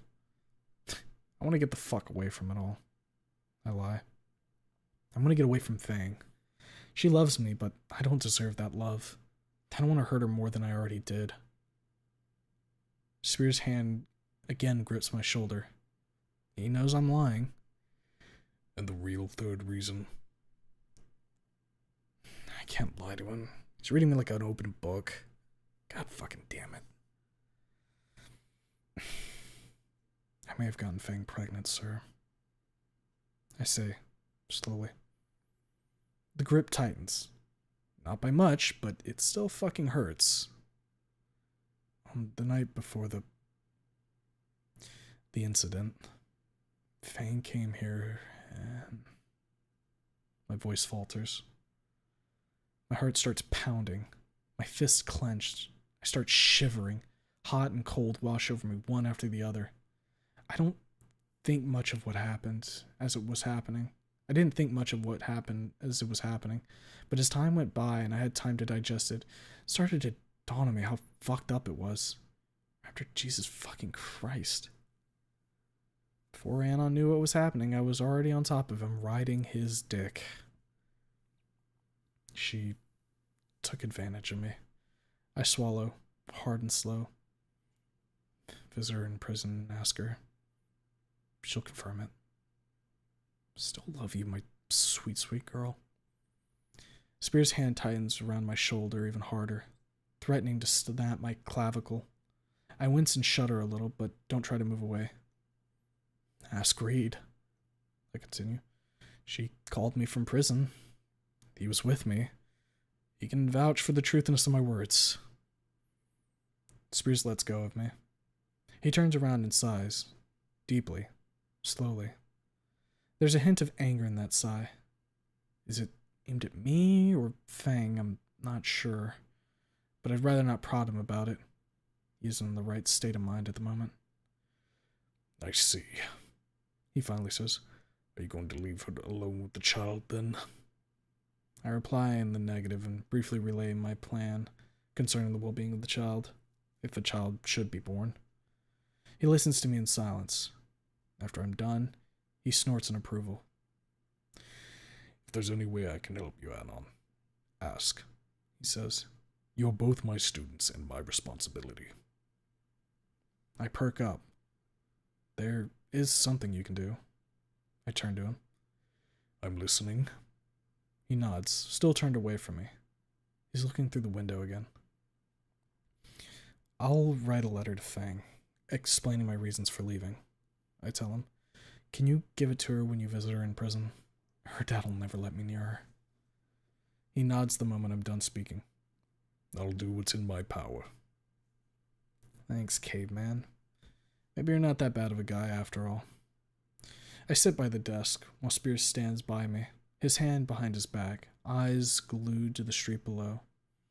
Weird, I haven't heard the car alarm yet. I wonder if that beast of a T-Rex lady sitting in his car has something to do with it. It takes me a while, but I finally managed to compose a letter that's somewhat presentable. Sweet Tooth. I'm leaving Volcadera for a while. Know that I'm not abandoning you. I just need to get away from here for a while, until things settle down a bit. I'll write to you as often as I can. About our child, if what we did does result in a child being born, know that I will not abandon them also. I have a plan to provide for them, which I still need to work out, but I promise you they will not go hungry or end up without a future. I love you. Anon. Spears takes the letter, reads it over, looks at me and nods, then carefully folds it and puts it in his inside pocket. Brief and to the point. He points at my shoulder. Good luck in the army, Anon. Thank you, sir. I nodded him. He nods back and leaves. I lock the door behind him and turn to my bed. The guitar lays there, beckoning, tempting me. I get up, grab it, sit back by the desk and fire up my PC. A few hours, and about 24 tutorials later, I managed to bring the guitar to a usable condition. I strum on it a few times. Still is a bit out of tune, but can't do much with those shitty strings. Gonna have to buy some fresh ones tomorrow. But for now, I sit on the bed. I start strumming. Soon, my fingers find the right notes. Without even thinking, I start slowly moving my hand up and down the neck of the guitar, while I gently strum with the other. The music starts to flow, and I close my eyes. I can see her. Safe.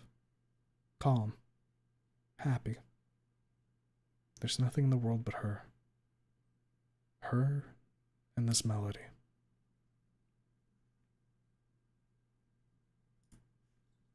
Alright. That is chapter 6, baby. Let's go. Oh. A little bit of a stretchy.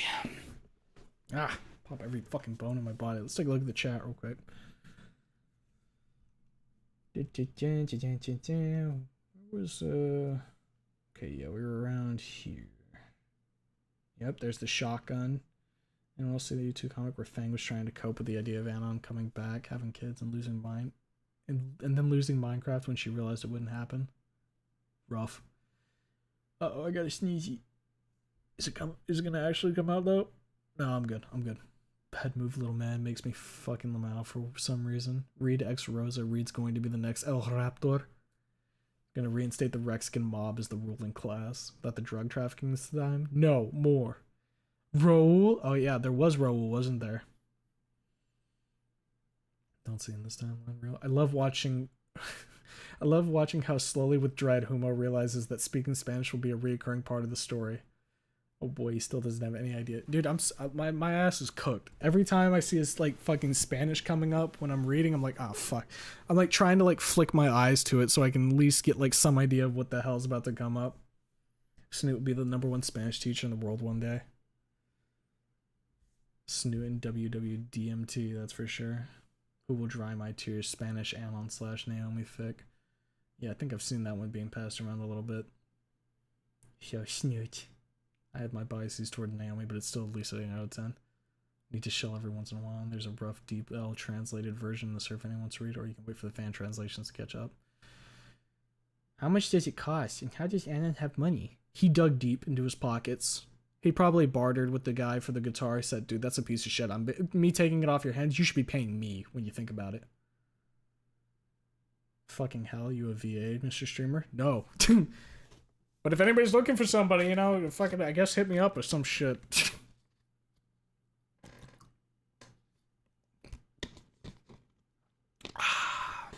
My throat. I'm going to need to get another water, but it'll be fine. Listen, friend, I know the story looks scary right now, but it's gonna get way worse.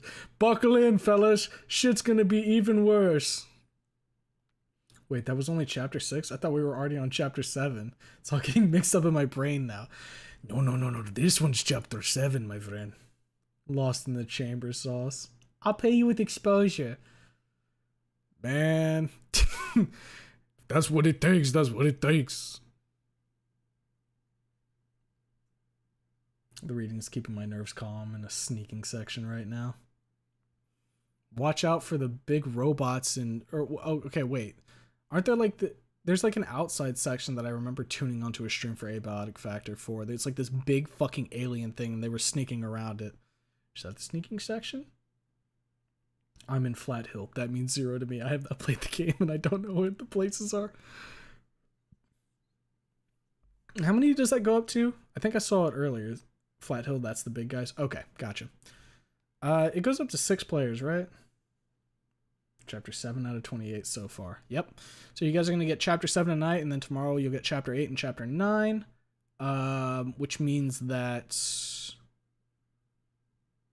9 out of 28. What fucking... That's like a third of the way, roughly, from what everything that's out so far. 6 players on a hosted save. Dedicated service can go higher with plugins. That sounds like that could be kind of fucking funny. Imagine like a 20-person Abiotics Factor save going. It is fair. I always forget how long they are, so 2 chapters are a fair deal for 1 stream. Exactly. That's when you were. That's why when you were like more than 2 fucking chapters, Mr. Stream. I was like, no. Wags my finger. When we hit that 3.5 hour marker, that's gonna be where I go and fuck off. Cool thing for me is I don't have work tomorrow. So I'm good on that front. I don't got to worry about, like, not that that'd really affect my sleep schedule at all. I'd probably still be being a fucking absolute dumbass. But, you know.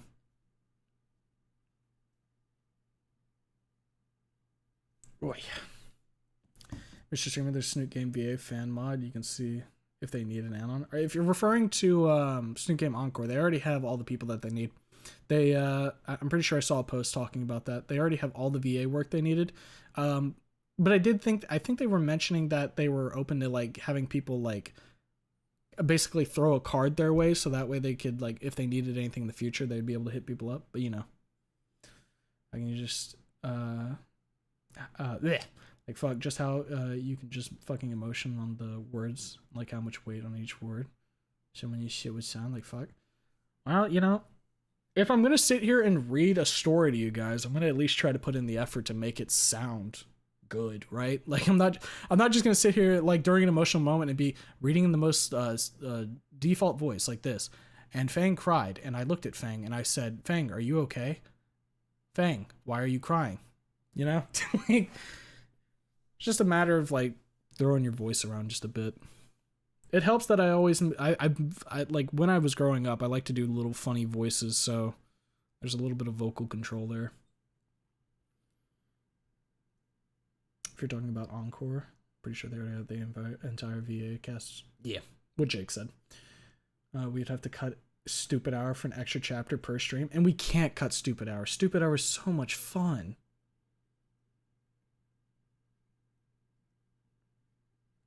Also, yes, Flat Hill's a reference to Silent Hill with it being foggy and almost unkillable enemies. Nice. Nice. Well, shit. I have 12 tomorrow, but I got all the rentals, yeah. Did you see the new Encore video? Yeah, with Naomi. Here, we could actually pop that up real quick since we're like in the between chapters. Let's see. Snoot Game Encore Naomi. It's actually funny because our resident Mia and Naomi poster, Ardiv, actually, like, some of the people from the stream were mentioning him on it in the comments. If I scroll down here, I'm sure we can fucking spot it. Real funny. Yeah, right here. Is Ardiv here? Ardiv, question mark? Pretty fucking funny. Pretty fucking funny. But we'll listen to Naomi real quick. Dear pleasure to make your acquaintance, Anon. Oh, and I had this prepared just for you. Look, it's the Naomi. Non-stalker version. Where are my manners? My name's Naomi. I'm your student council president and your guide. So, Anon, why did you transfer here? Oh dear. Anon, are you in need of financial assistance? The new student needs financial help, Principal Spears. I think he means a loan program, sir. but I'll see you at lunch. Right, Nasser? Hey, don't leave me out of the conversation. There you go. They got that's the Naomi trailer there. Who wins, Stalker Naomi versus Schemer Naomi? Schemer Naomi 100% of the time. There's no fucking shot that Stalker Naomi wins that shit. Don't worry, friend. The riding the dick line won't be there too many times more. Once or twice more only. Gotta love the riding the dick line. Much appreciated for that in the atmosphere. I blame this stream for this. My beloved. It's funny. Ardiv is starting to spread. His notoriety as a poster is already here. I hate her guts, but I guess that means the VA is doing their job. Sounds punchable. Still Stalker version just for someone else's sake. Can I pan Encore Naomi? She's not on the spare list. Only regular Snoot game. God, please let me. Please. No! Oh, that's up to you, man. Are you going to count like different versions of a character as the same or different? If you count as different, then they need to earn their right to not be panned as well.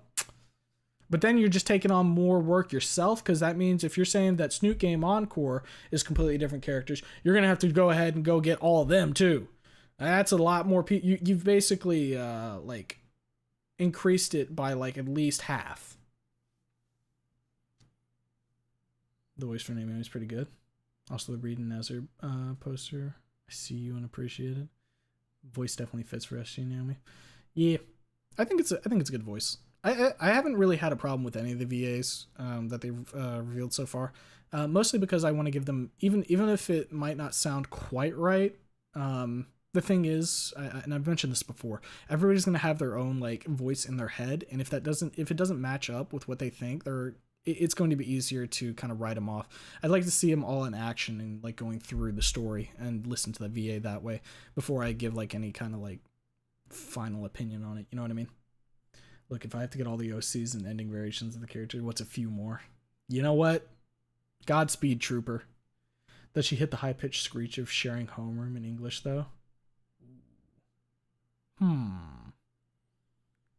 That'll be a very good one to judge on. I can see why they're anxious to do Rosa. Bro, I'm anxious to do Rosa. My ass is sitting here getting cooked because I'm just reading a fucking story. They're putting out a whole goddamn thing. The real reveal will be Mo. Oh, fucking. Oh, I'm going to be so happy when Mo shows up. Gonna be so happy. Wonder if Stella will actually be added to the E4 school reunion or make an appearance because she vanished from existence and wasn't there. You know, you're super fucking right about that. Was Rosa there at the reunion in E4? In E4? Ah, my voice is... Ugh. I think I need some more wagwa. I'm anxious to do Rosa. Who wouldn't be, though? The art for Encore is a little weird. The Encore art's fine. Yeah, she was. She was the bartender. Right, okay. Yeah, then Stella really should have been there. Oh yeah, Mo. They only forgot Stella. You know, over time, Stella's grown on me. Stella's grown on me over time, guys. I like the green. It's unfortunate. Ugh. I'm going to leave you guys with a question while I go grab a guagua. So I'll be back in just a second, but I don't know if we've asked this before. Because I keep saying Stalker Naomi, I can't help but keep thinking about the game Stalker. What faction would Naomi be? Think about it. Discuss it amongst yourselves. I'm getting guagua.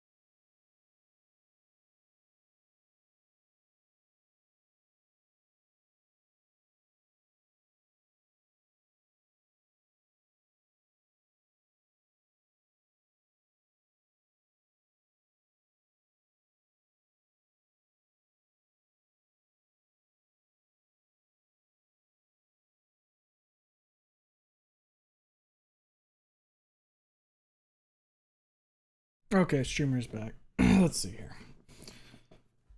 Stella more like Smella. Fuck you, Jake. There's a bottle of water at you. Tracy voice, Tracy voice. Oh, look, the hot dog posters are here. She ungrown on me. I blame bad bitch Stella. That's not fair to Stella. That's not fair. I like the Stego girl. Clear skies? Duty or clear skies? Either clear sky or the shittiest part of duty. Okay, well, it seems like you guys are mostly in agreement on that then. I could see it. I could see her being like a clear sky member. Like, she could be like eco, but I think the part of her being fucking scheming and everything, she'd have moments where she would fucking do a betrayal or two, so she would need some weaponry for that. Clear sky would be understandably. Mo fits with a Brooklyn accent. I don't think the Italian takes on him.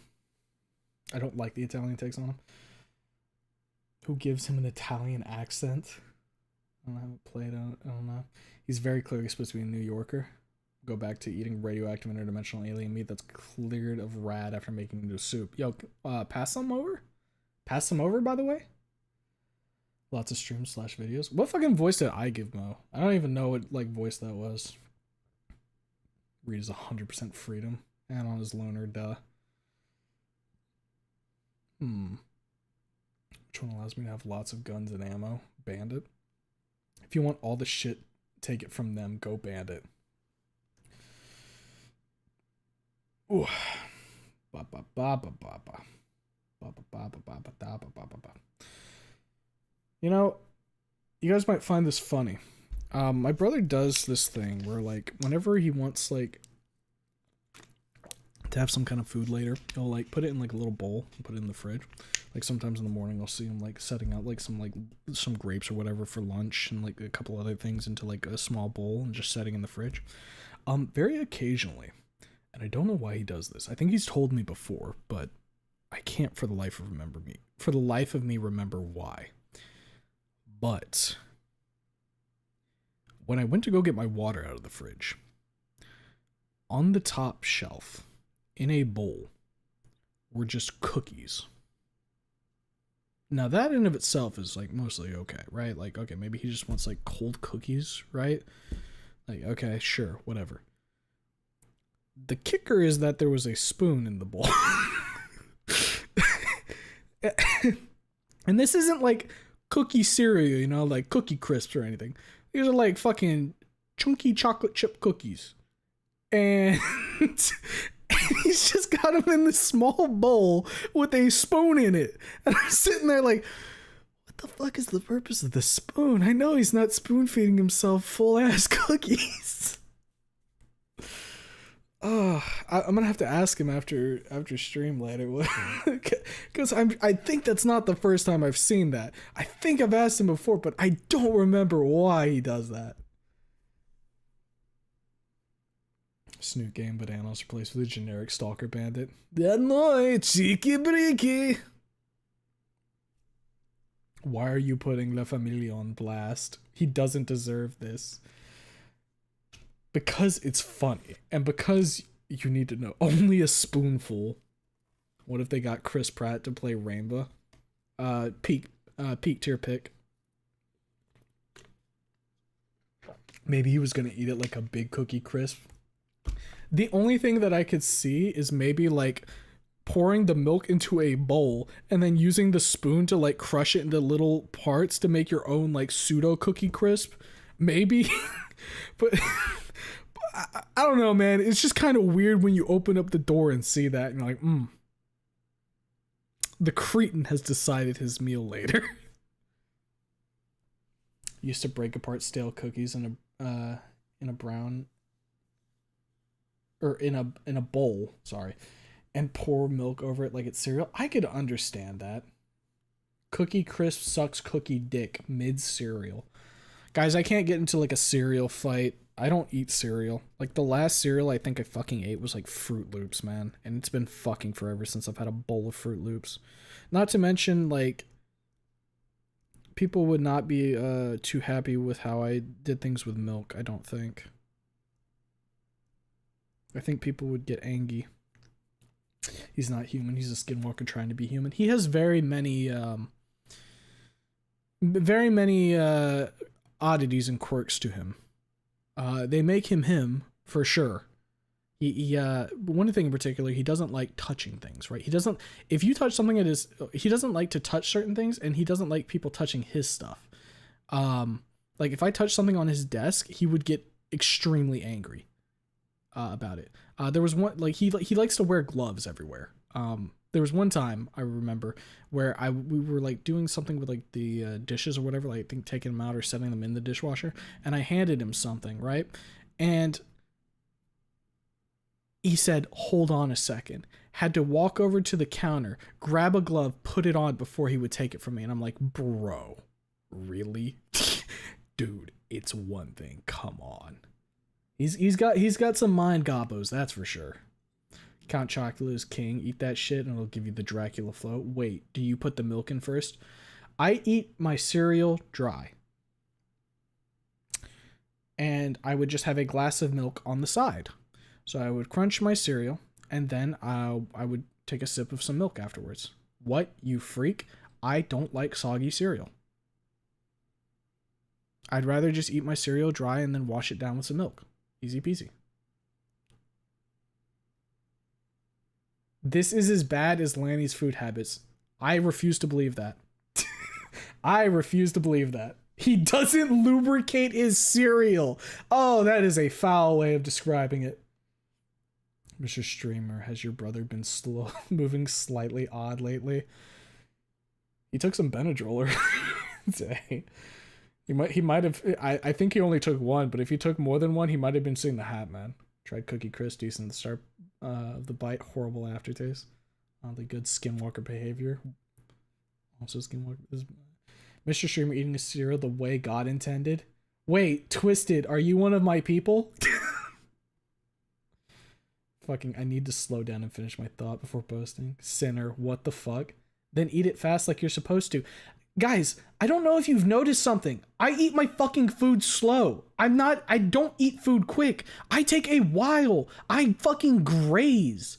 I can't, I don't want to have a fucking timer on my cereal. I don't want to pour milk in it or put it in milk and be like, well, I guess I gotta... I'd rather take it in my own pace, just calmly go... crunch it a little bit, and then be like, a little bit of milk on the side, set it back down, good to go. I don't gotta worry about this shit getting super soggy. I'm good to go. It's all good. You can refuse it all you want, Hominota. You know it to be true. I remind you how I eat cereal. I graze, Humo. You really act like a lettuce muncher, and that's why I'm predisposed to evil. And yet, despite that, I try and be a good guy. You guys should be way more appreciative of that. Cereal QTE. Streamer actually is that one guy who puts his whole hand into a popcorn bucket for a minute to pull out a single kernel. No, I don't. I just pinch one piece of popcorn and pop it in my mouth and enjoy the popcorn piece by piece. Occasionally I'll grab more than one and get a couple and go. But I like to eat. I eat with milk and dry, depends on how lazy I am. Yeah, soggy cereal sucks. Exactly. Yo, Mr. Streamer, do you like pepper jack cheese despite being a skinwalker who hates liquid in his cereal? Yes, I like pepper jack cheese. I like basically all types of cheese except American cheese, like those fucking Kraft single slices. I hate those. Terrible. Filthy pieces of cheese. Never mind, you're both skinwalkers. This is crazy. This is crazy. I expected people to be like, really? You do that? Not be like, you're literally Satan. You were literally Satan. Like, what? Guys, it's just cereal. I still remember that apple you ate. Exactly! I take a while to eat, bro! It's just who I am. I grew up this way. I was always the last person at the dinner table to finish my fucking food. I've grown used to food not being piping hot because I take so long to eat it that it's usually cooled off by the time I finish. Same with Hot Pockets. I haven't had a Hot Pocket in fucking forever. You really are a Naomi. Stop that.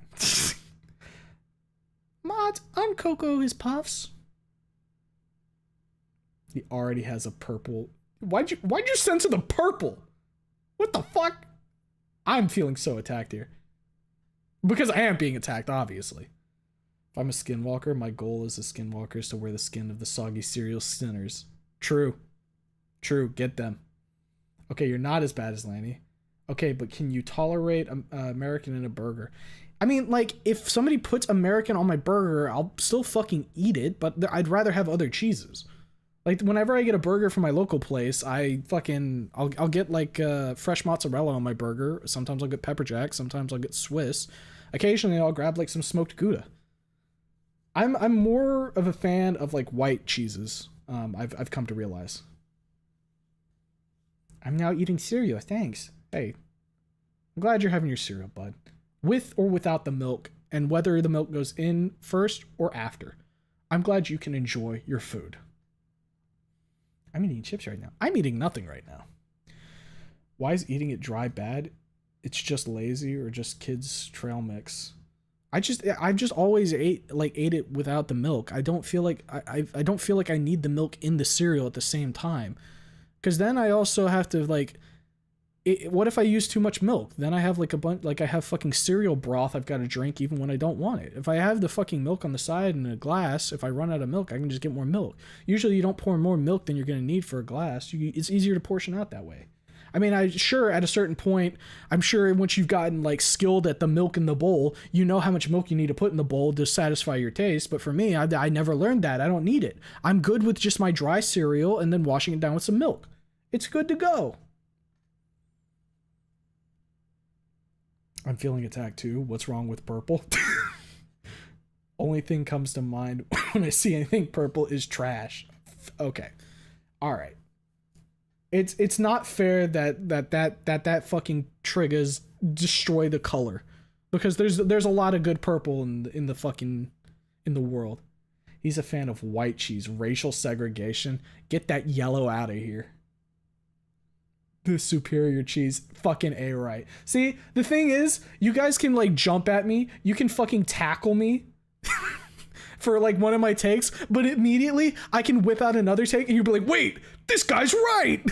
It's not like Lanny. It's not a situation where I say one thing and then the next thing's bad and the next thing's worse and the next thing's worse. It's, I have maybe like one take that you don't agree with, but then they'll come up with another and you'll be like, oh, wait a second. He's spitting facts there. Hold up a second. Maybe don't hang that guy. Wait, you don't drink the milk after eating the cereal? What? I assume you guys drink the milk after you eat the cereal. I mean, I drink my milk while I'm eating my cereal. That's why it's on the side. And then after I get my last bite, I'll take a nice sip of any of the remaining milk, and I'm good to go. Seeing purple and thinking of trash is letting trash control your life. Sort of true. Hey, Artiv, wait a minute. Artiv, are you maybe like trash pilled a little bit? Whoa! You can't say that about Kim Humo. What if Kim heard you say that?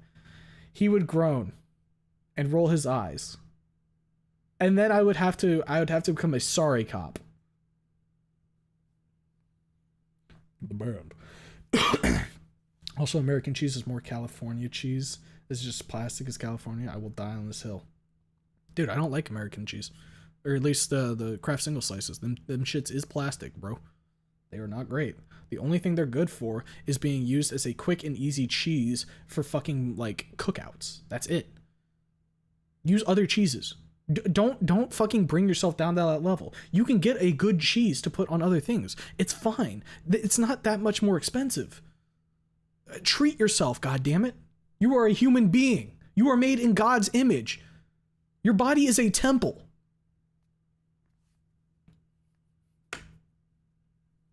Hook him to Revachol looking ass. Kim has the patience of a saint. He certainly does. And we love Kim for it. Concerns me how easily influenced I am by suggestion. One mention of cereal and I'm already craving the Goku Reese's Puffs. The what Reese's Puffs? Man. See, now I can throw out another take that's going to get me fucking in your sights. I've never, like I said, I haven't eaten much cereal. Reese's Puff is obviously off the table. I also don't eat like Reese's Cups or anything, or like Reese's, like most chocolate bars I don't eat. I really don't eat much chocolate at all. Like, I can't remember the last time I've had like a chocolate bar that's had like fucking caramel or like fucking peanut butter in it. American is decent on a quick grilled cheese. I would agree with you if I hadn't already been using like provolone for my grilled cheeses. And those come in packs and you can literally just go in, open it, grab a slice of provolone out, put that on your grilled cheese. Bam, good to go. Again, there's options. You don't have to sink so low. Cereal with strawberry milk. I've only ever had cereal with regular milk. I actually haven't really had much like chocolate or strawberry milk. I'm kind of just like a basic bitch, believe it or not. I know that's crazy. Sits at the table at 3 a.m. with eating 50 American cheese single slices. Trying to kill yourself, I see. I have family in Wisconsin. They consider craft cheese to be sin, unironically. It is! It is! There's so much better cheese, man! American chocolate and candies mostly suck, to be honest. Okay, I wasn't going that far. That one might get you got. My body is a Mayan temple. It requires sacrifices? Is that what you're getting at, Lassiter? American cheese is the same as pasteurized cheese from poorer parts of the world. I grew up with pasteurized cheeses. Man, I just have I just have other tastes, man. Saying brother, the virgin sacrifices fuel me. Look it up. Goku Reese's Puffs. Okay. Okay, I'll take a look. Let's see. Goku Reese's Puffs. Holy shit. Holy shit. Guys. Goku Reese's Puffs. What the fuck? What did Jake mean by that? You know what Jake meant by that. Yeah, that's what he said too. One of my favorite colors is purple. I don't really care for Trish. Sure, she looks nice, but that personally brings her back down to a mat, and the fact that she buries the hatchet with Anon. Is I can't hate. Yeah, I mean, that's fair. Do you mean Reed's Puffs? Yo, can somebody you guys are talented, right? Can someone like fucking Photoshop Reed onto the front of a Reese's Puffs box? Like share that on the Discord, that'd be really funny. You could call it Reese's Puffs.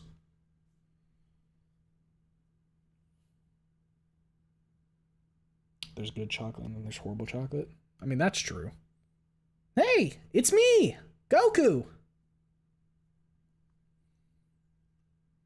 What the fuck is that box? A cold Reese's cup is great though. I just never had a Reese's cup. Sorry. I hate it. I just like fucking hate it. It's called American Chase. Like, make a good cheese that would work, not the plastic Velveeta wannabe bullshit. Go on, Humo, buy the good cheeses for me. Okay, well, what are you looking for? What kind of cheeses do you want? Like, what are you gonna use them in? Do you just want a cheese you can tear into? Or do you want like some for a grilled cheese? You want some for a burger? Like, I can get you some good cheeses, my guy. Not that it requires sacrifices. More than that really happened there. Ooh. Reed's Puffs sounds like the name of a smut fic. Rita's Puffs? Alright. I didn't go there, you did. Carfay Cups. Reed's box of Carfies. I would love if some of the puffs were marbles in the form of small Dragon Balls, but they're just choking hazards. You gotta pass a con check or you fucking die. Reed puffed out his mind. I'd hold Reed's Puffs gently. This is taking a turn, has it not? I can never pinpoint your taste. Artiv is an enigma, that is for sure. Cold chocolate or warm chocolate? I've heard different takes on this. I'm team cold. Probably cold chocolate because it's less likely to melt. You get more time to eat it. Cheese to meet you? Dude, rat?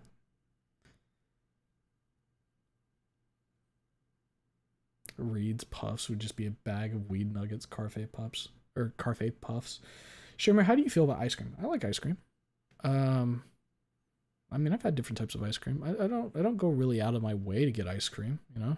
I'm a fan of having like ice cream in like a cone, you know what I mean? And then eating the cone afterward. That makes me happy.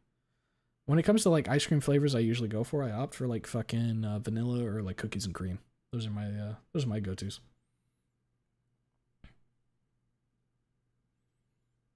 Not gonna lie, Velveeta just doesn't do it for me. Yeah, me neither. I'm not a huge fan of Velveeta. That's why I started trying to make my own fucking macaroni and cheese. Mr. walked into the Reed's Puffs Puns. Ben and Jerry's ice cream's peak. I have no loyalty to brands. I just want good. I want the good stuff. Buy me cheese to put on cheese. Okay, well that one's gonna. All right, I'll have to think about that. Can't go wrong with Colby Jack, Reedy's, Wheaties. Why are we talking about cheese? It happened. It's cheese the doy. Mr. Streamer is a cheese connoisseur of cheese. Yay, Streamer win. Yeah. For once. We are still not reading next Snoot chapter. You have left me quite discheesed. Don't worry, we'll start in a minute or two here. We're coming to a conclusion, I think. Make the cereal little dinos and the toy inside the box, and mini plush of the band members. The puppet pals. Give me like a little puppet pals I can put on my fingers.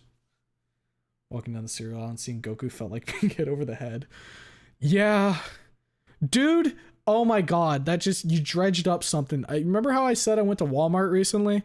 We were walking by the cereal aisle, and there was like fucking, I don't remember what the brand of cereal was, but it was like fucking Sapnap branded cereal. And I was like, what the fuck? Huh? Buh? Are you, oh? Oh no, it wasn't cereal. It was Cheez-Its. It was Cheez-Its. Hold up.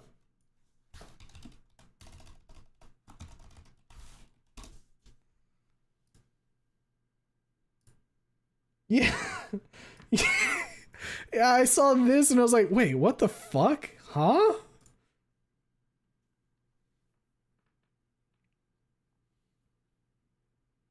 Reminds me, if anyone's in the market for Arby's, there's a secret menu item called the Meat Mountain. Self-explanatory. Arby's shakes are also kind of sleeper hits. IMO.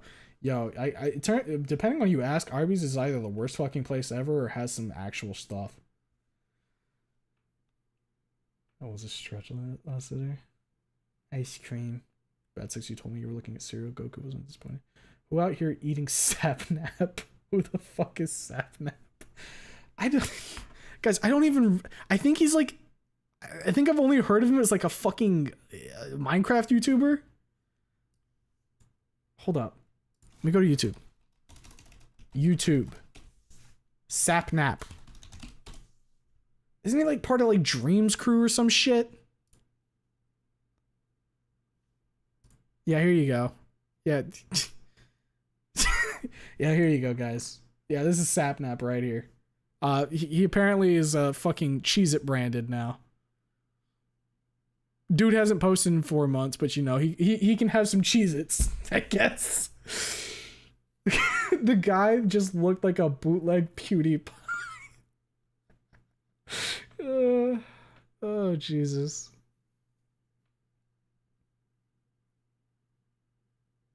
Hey, it's me, Goku. I heard your breakfast game was strong. Let me fight it. Didn't Arby's also have D&D dice at one point? I think it fucking did. Humo in 5 years? Never say that to me again. I'll fucking kill you. Tell me I'm wrong. You can't. I can't say that you were wrong. He did look like kind of like a discount PewDiePie. I saw what you meant. Arby's has good fries. Ooh, I have a triple cheese ham turkey sandwich and a tub of nuttery buddy ice cream. Sounds like you got some good shit. He can have a Cheez-Its brand deal as a little treat. Yeah, I guess so. Would he use gamer words, though? Unfortunately, no. Guys, if I ever got a fucking brand deal, like I had like a sponsor, what do you think my sponsor would even fucking be? Like, what do you, like, who do you think I'd even be able to pull as a sponsor? I have no fucking idea. Dude, I mention gamer subs sometimes. Maybe they could just like send me like a fucking tub of the good powder or some shit. Like PewDiePie is crazy. My Pillow? No, don't make me. Don't make me be the My Pillow guy. Still playing Minecraft. Which part of the crew is chaotic? Oh Jesus. Uh-oh. Dream? Question mark. Gatorade sponsor? What the I have never said anything about Gatorade. I think the only thing I've said about Gatorade is I don't drink Gatorade. You'd get a Chia Pet sponsor. Fuck. How would I even promote that? Would I have to have like a Chia Pet cam where like over in a corner you could just like live just see the Chia Pet growing? Is that what I'd have to do? Dino nuggets? That'd be cool. Or that supplement Alex Jones take. Do I have to take a photo of me when I start and then spray myself a little more red, or like work out for a second to get a little more red and then take another picture of me 45 days later looking the exact same? Is that what I have to do? You'll get sponsored by Keeps. Fuck, what was Keeps? The word familiar, but I have no idea what they did. Humo themed water bottles, that's all. Guys, I don't have a good reputation with liquids on this channel. Like, I don't think, I don't know. I don't know if people want to drink from the piss bottles. You know what I mean? Will you have the Fang cosplay? I can see Revolver. Yo, bro, if all I had to do was dress up like Fang to get some fucking revolvers sent my way, you better fucking believe. You better fucking believe I'd get dressed up real quick like. Become a Smith & Wesson mascot. All I have to do is put the fucking Fang suit on. Gatorade. Ooh, wait a minute. Hold up. That's pretty good. Absolutely yes. But you want to hug that Gator, so you want to drink the raid. You guys might have something there. Chia Pet of Olivia. Fucking stupid. Keeps his anti-hair loss. Oh. Guys, I have a lot of hair. Would I act like I put it on and then show my hair? I'd be like, look, my long flowing locks. Sponsored by Axe. Donate 5 subs to have streamers sprayed in the face live. Yo, I think they have a thing against torturing yourself on stream. Arby's did have a D&D collab. I think they even had a Mimic sandwich. Can't remember what was in it though, but the box looked like a Mimic. Sponsored by Magnum condoms. Dude, I pulled no bitches. Why would I have Magnum condoms? Could probably pull a sponsor from Raid Shadow Legends or World of Warships. I am not, guys, you have my word. I will never do a Raid Shadow Legends sponsor. You have my word. Sponsored by Windex. You would get sponsorship from that company that makes gamer drinks and cups with titties. Yeah, that's Gamer Subs, baby. If you got a Gamer Subs flavor, what would you call it? It would have to be something fucking Snoot or Wani related. Like, that's how my channel even got, like, even remotely, like, any traction. So it would be like fucking, I'd have to do it, right? Every ad takes place in high school. A Smith & Wesson sponsorships or a Colt sponsorship with the Anaconda. Ooh. Chia Pet Fang, only hair can grow is E2 buzz cuts. This Gamer Subs flavor would be called Carfe. Ooh. Clip saved, locked in the vault. You can, yeah, that's fine. But don't worry. I understand. Everything that I say is online for the rest of my life. So be it. Yeah, get your money. No. We don't cross some lines. You've said Raid Shadow Legends. You're now on their radar. The witch has been alerted. And your cup would have Olivia on it, and I would keep bitching because I wanted Fang. What if we do like Olivia on one side and then Fang on the other? How about that, you know? Best of both worlds. Siege Light Source Myths. Ruger and you get a Super Red Hawk 44. God, wheel guns are so cool. All right. It's time. We gotta get through this next chapter. We yapped for like fucking half an hour there. We got one more chapter to go, and then we'll be done with the stream for night. All right. Let me get a nice sip of water.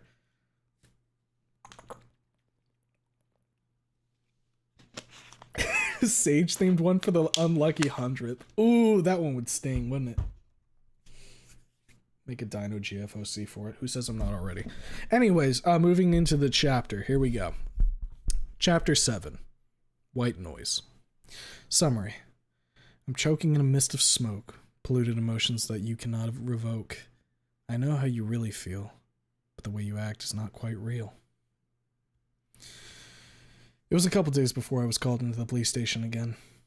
I was starting to hope that Ripley and his goons got a different scent, and went after that, completely forgetting about me.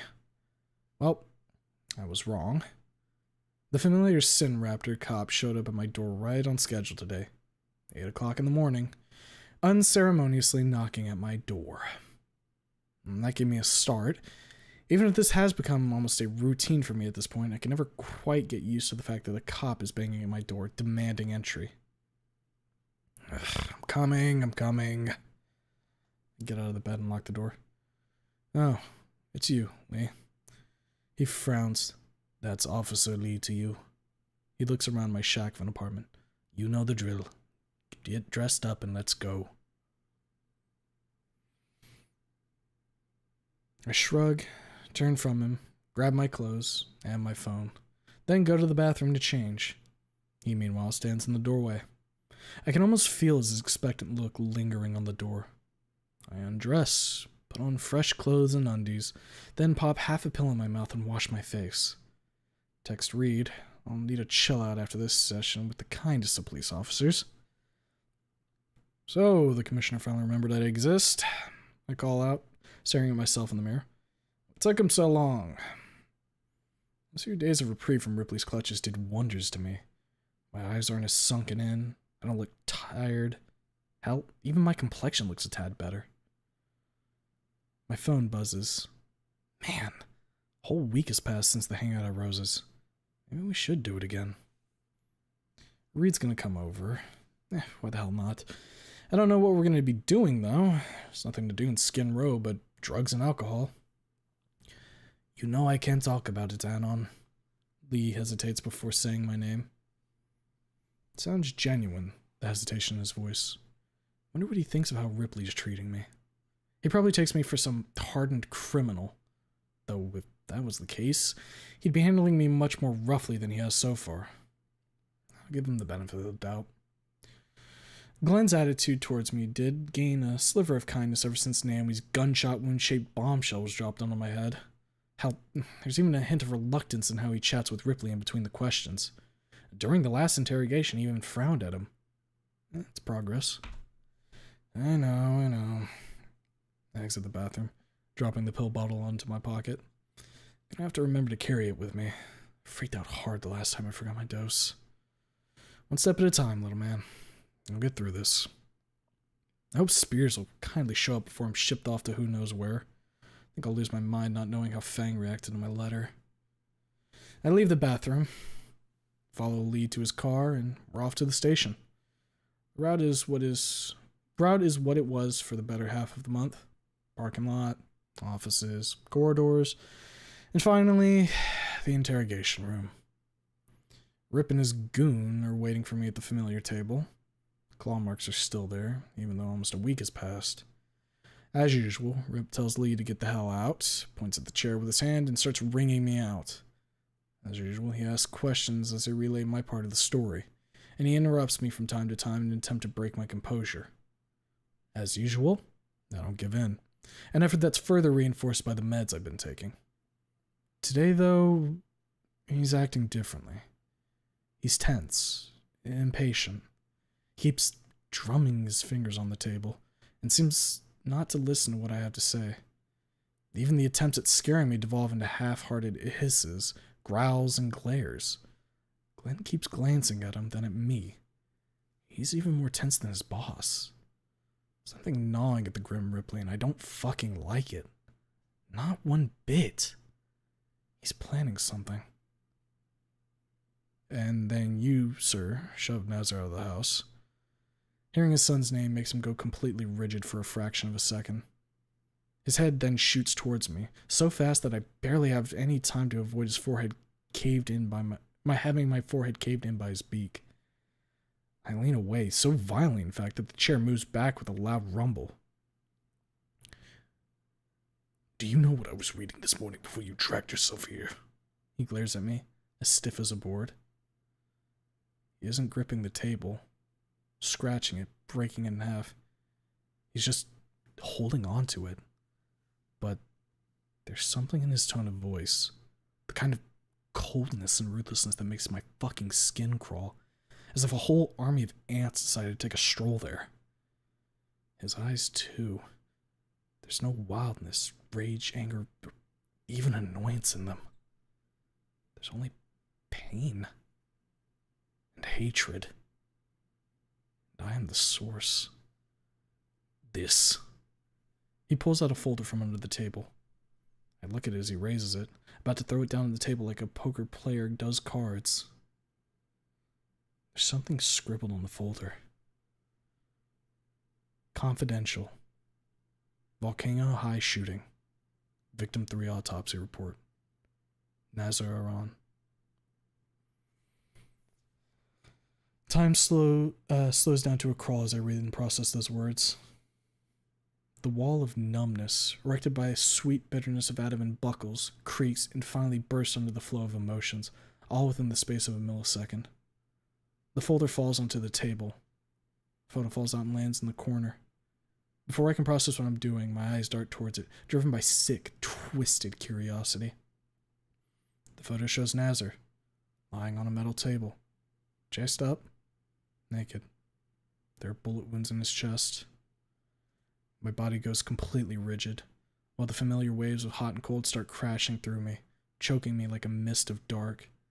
Thick smoke, clogging up my mind like a black, disgusting bile.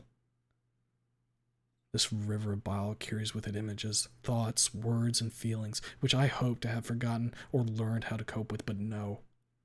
Blood, bullet holes, body bags, Naomi's mom screaming, Ripley cradling Nazar's lifeless body. Fang wrecking my apartment. Fang crying herself to sleep. Fang racing towards her doom. Each and every single one of them floods my mind and starts swirling, turning, melding into one huge cacophony. I grab my mouth. I gag. I turn away from Ripley, from Glenn. I face the wall and start gagging, heaving. I make a move to rise from the chair.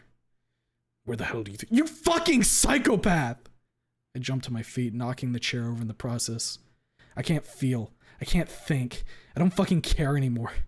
Everything's rushing back, crushing me like a semi. You fucking sick fuck! I turn away from him. Is this what you wanted to see? I throw my hands up. My face is tingling, prickling, as if I was being poked by a swarm of needles. I feel cold. I feel hot, cold, hot, cold, hot. My facial muscles are stiff, like thick, hard rubber bands. I'm scowling, leering. I turn to him. Glenn is staring at me with eyes wide open, fear and disgust mingling on his face. Ripley leans back, clearly surprised by the result his gambit has produced. More than surprised, he's shocked.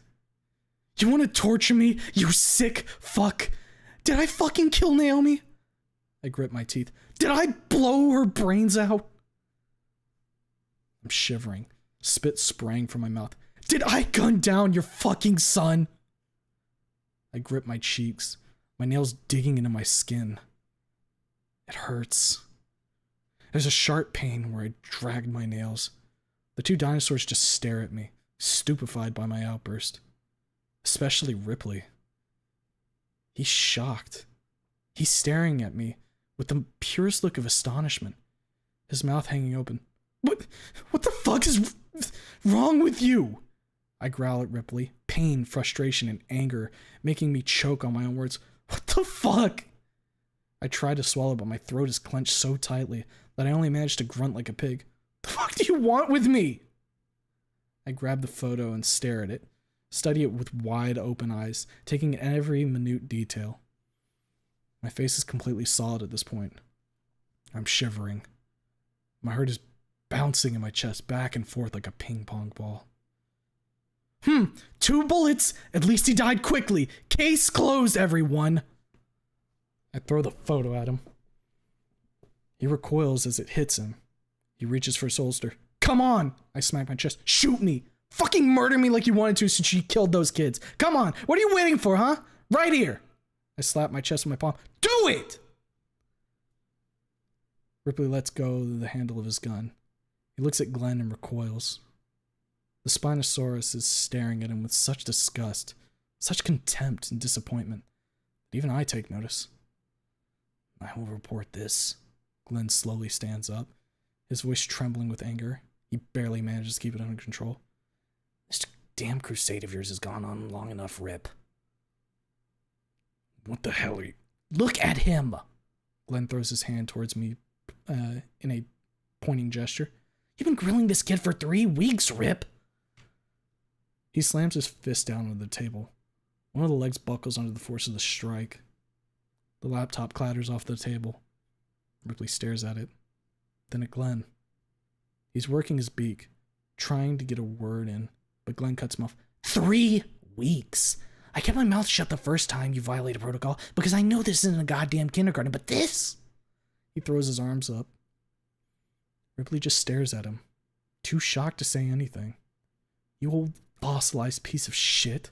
Seems like I'm not the only one who's had enough of your bullshit. He isn't a gangbanger or a doomsday cultist like those we had last year when this meteor flew by, Glenn shouts. He's just a kid. A goddamn high schooler. He stabs Rip on the chest with his finger. Ripley only blinks. This little fucking gamut of yours backfired, huh? Didn't go as planned, eh? He saved your daughter, you goddamn son of a bitch. What the hell is wrong with you? Glenn leans forward, their snouts almost touching. The mayor will hear of this. Be bloody sure of it. He turns to me. Come, kid. We're going. I don't resist when he puts his arm on my shoulder. Ripley just watches us leave. The door slams shut. I remember nothing. The next moment I'm lucid, I'm in the back of a cop car, being driven somewhere. I don't fucking care where. The pills. Where are my damn pills? I yank the bottle out of my pocket. With trembling hands, I shake out a pill. I take it between my fingers and snap it. Then I pause. No, this needs a higher caliber. I swallow the pill whole. Lee notices me fiddling the back seat. He looks at me over his shoulder, his face all worry and concern. Fuck off, you're a cop. You work for that piece of shit who... Bang! Naomi falls. Bang! Bang! Bang! I grip my head with both hands, rocking back and forth, tears of desperation welling up in my eyes. My vision fogs up and I gag. I heave. Nausea comes and goes, comes and goes, comes and goes, along with the rhythm of the mad gallopade of my heart. Ba-dum, ba-dum, ba-dum, ba-dum, ba-dum, ba-dum. Another vision pops into my head. My eyes shoot wide open. Oh, God, God, God! Bang! Nazar tumbles backwards like a puppet with its string cut. Bang! He hits a wall with his back, slides down, then slumps on the stairs. No, no, no, no, no, no, no, no, no, no. I expect myself to start screaming, shrieking, puking, shitting myself in a mindless tantrum. But that doesn't happen. The numbness, fruitlessly fighting to get the emotions swirling inside my head under control, finally gets the upper hand. It progresses rapidly. Soon, I'm calm. Extremely calm. I'm sitting, relaxed.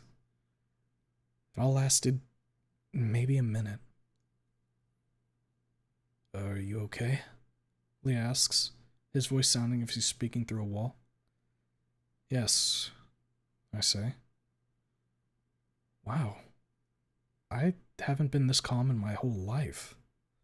Though, for some reason, it's getting a bit hard to breathe. Are we there yet? He nods. He's still staring at me. I shrug and get out of the car. You can tell Ripley to fuck off. I tell him. I'll call my lawyer or something. You'll see. I walk away, feeling Lee's gaze burning into my back. I don't care. I'm calm. Super calm. Extremely fucking calm. As calm as the most calm of Buddhist monks. My head starts swimming as I make my way up the stairs. I almost fall when I get to my door, but grab onto the railing and manage to pull myself up. Fuck, Why are my lungs feel so heavy? Man, and my legs. Ugh, I need to lie down. Anon! Someone rushes down the corridor as I slowly lie down, trying my best to breathe. It's fucking hard. Really hard. It's like my lungs have shifted into idle gear, and I have to force them to work. And fuck, I feel sleepy. I think I'll just... Pain in my cheeks snaps me out of the encroaching drowsiness. I slowly blink, my vision slightly blurry. From tears? Fuck, I don't know. Maybe? Maybe because I'm so fucking sleepy. Who the hell slapped me anyway? Don't you fucking fall asleep on me, man. Reed shouts in my face. He's holding my head up on his knees. Look at me! Look at me, goddammit! He slaps me again. Funny. Didn't hurt as bad as last time. Oh, hey, Reed. I try to wave to him, but my hand is heavy, as if it's made out of lead. What the fuck? He's frantically trying to yank his phone out of his pocket. I told you to be careful with those fucking pills! I only give a soft, prolonged chuckle. I was at the station today, you know? I snicker drowsily. Fang's dad showed me how Nazar died. I chuckle. It's slurred. Dragged out. 2 belts to the chest, Reed. Bang. Bang. Next. He stiffens, but doesn't reply. He finally manages to get his phone out. He's calling someone. 911? His voice is trembling but calm. My friend overdosed. Lorazepam. Anon Y Mouse. He looks down at me. Man, I really need to take a nap. A little nap. 5 minutes and I'll be with you, Reed. Anon! Anon, don't fucking fall asleep! He shakes me. Skin Row, Levy Street, 4557, 3rd floor, Anon. He puts the phone. Anon, don't fall asleep. Do you hear me? I slur out. My tongue is heavy. I'm heavy. I feel like I'm made of thick, heavy jelly. Finally, it'll be over. I can't keep my eyes open. My eyelids weigh 100,000 tons. I'll see Nazar, Naomi. My voice falls quieter and quieter as I speak. I'll apologize to them for... Hanon? Hanon! I close my eyes. Reed shakes me, shouting something. What is it? I don't know. It sounds as if my ears were full of water. He sets me down, running, growling. Sounds of kicking somewhere off to my side. Lights out.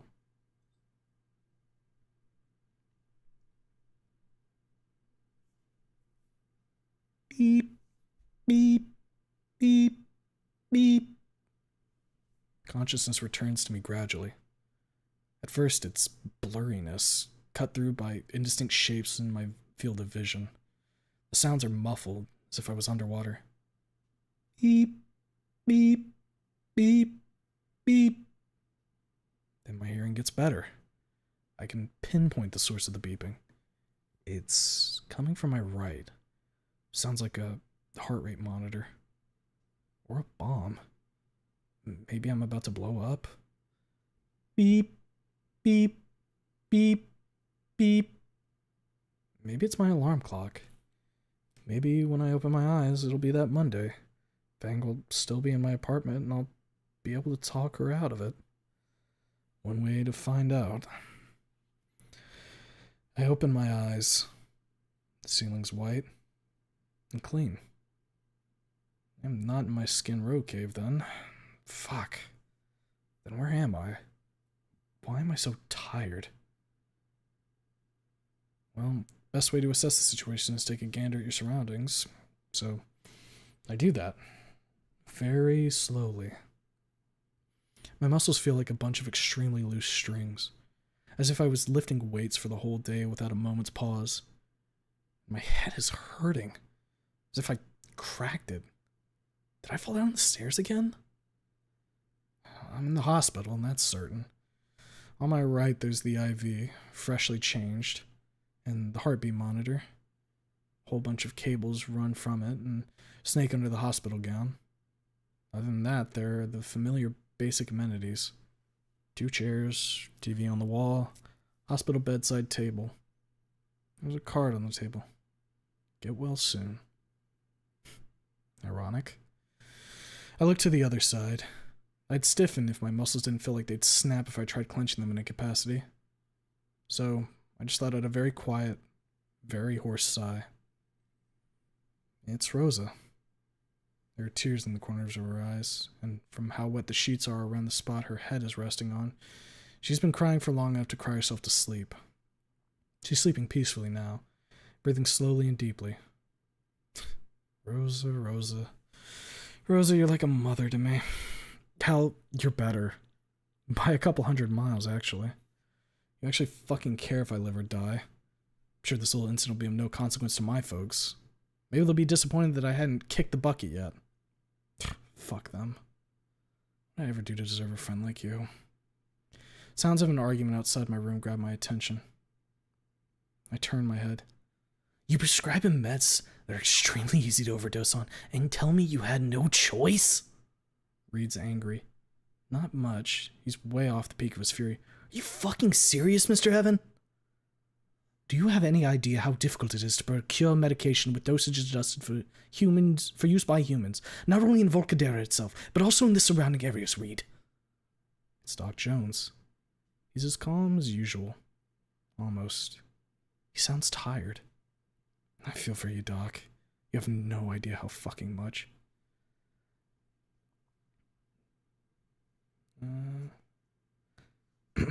Anon kept to my directions for a long time, almost a month, and there were no adverse effects. Only after... Reed growls. I know it's not aimed at old Doc, and Jones knows it too, but it silences him.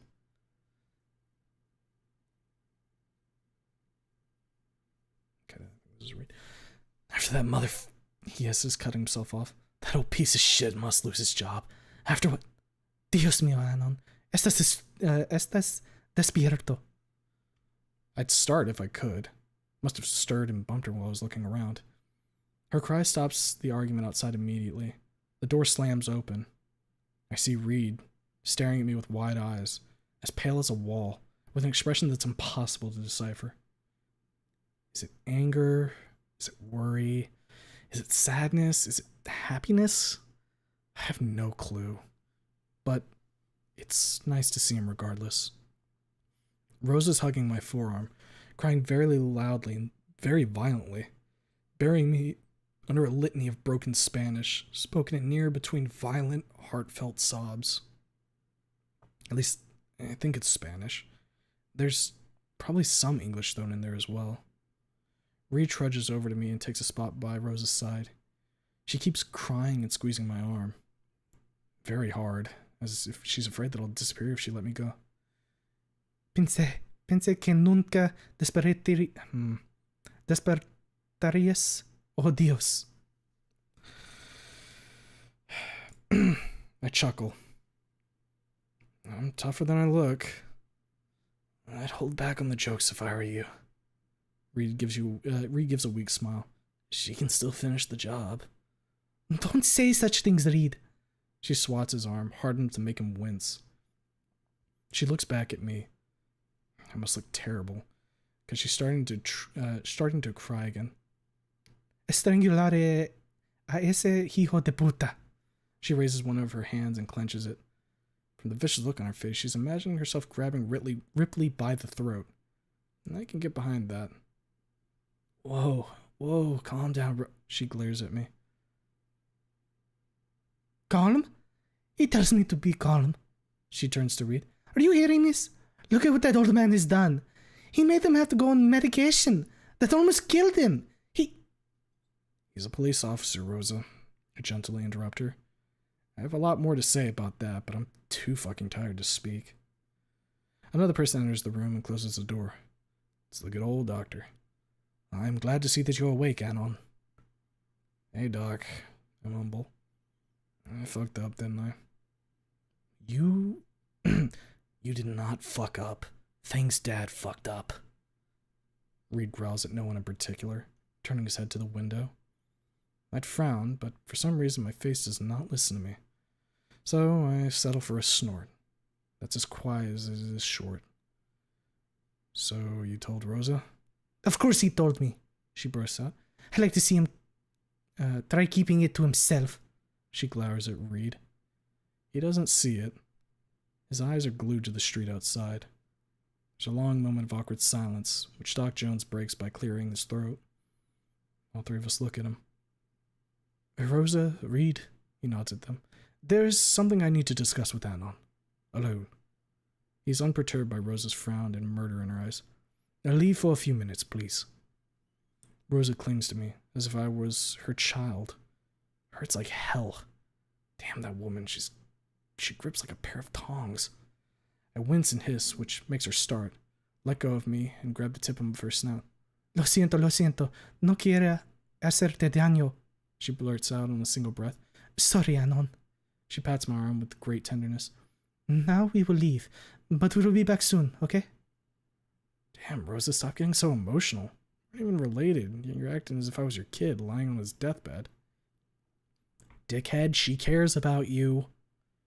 That's true, Conscience. Nice to hear you again, by the way, but she's getting a bit overbearing right now. Maybe that's because you almost killed yourself? I'm alive, aren't I? Though no need to be a dick about it.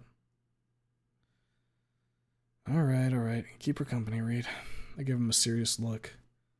I want to add that Rose is a treasure, but doesn't feel right. Will do, Anon. Reed gently pulls Rosa away from me. She resists all the way to the door. The door clicks shut. They're gone. Doc waits until their footsteps fall quiet in the distance before turning away from the door towards me. I informed the commissioner about what happened. I grip the sheets. Beep, beep, beep, beep. I hope he got a stroke. I mutter up vengefully. Or a heart attack. Doc Jones waits for me to calm down before speaking. You've been in and out of it for 3 days. There's been some changes in the police force in the meantime. I shrug. The hell do I care about what happens at the cop house? They can all go fuck themselves and die for all I care. They saw Ripley torture me with crimes I did not commit. And none of them breathed a fucking word about it. Beep, beep, beep, beep. Fucking heart monitor betraying me even though my face is stone. Curse you, technology. Calm down, Anon. Commissioner Aaron has been reprimanded for his conduct and has been sent on leave.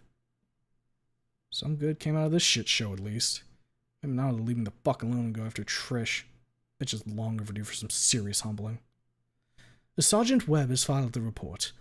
From what he told me, he personally delivered it to the desk of the, excuse my expression, top brass himself.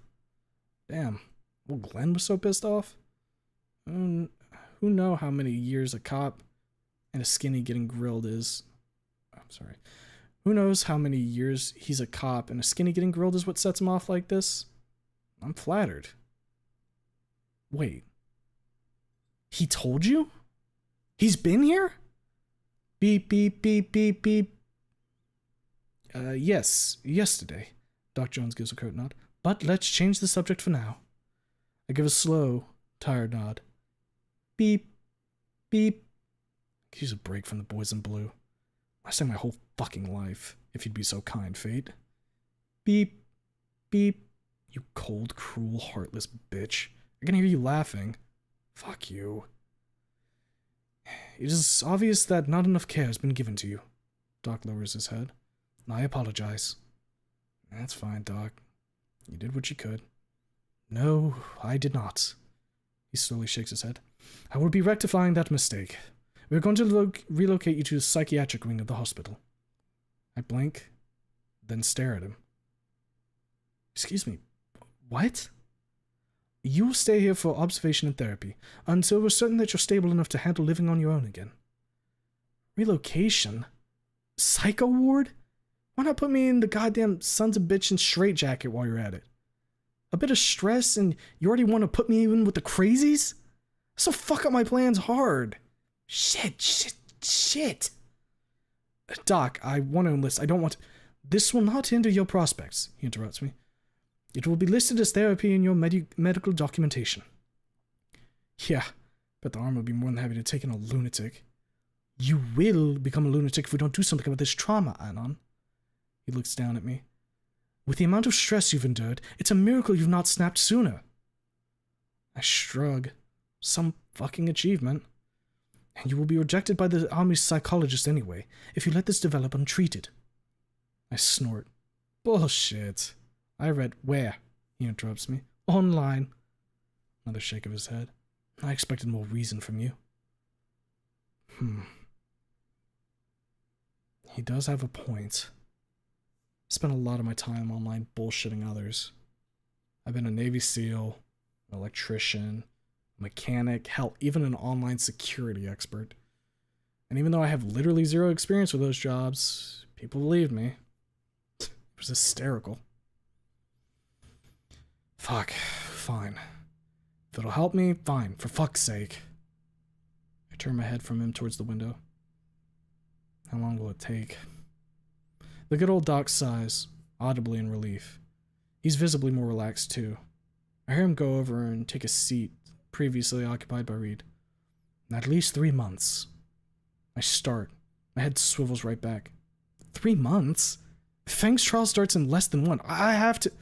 The court will be informed. There are special measures for cases such as yours, he informs me. I sit still like this for a long time, looking at him. Special measures? Are they gonna patch me through Speaks app? Do a video call or something? What if the cops will try to interrogate me here? Fuck, I hope not. Raptor Jesus, please make it so they don't. I see. I sigh. No harm in trying, right? Won't hurt me. I'll at least be allowed to watch the trial on TV or something. Of course. I nod a few times. Then I yawn. Man, I'm tired. I could use a nap. Doc Jones sees this and he gets up. I watch him leave.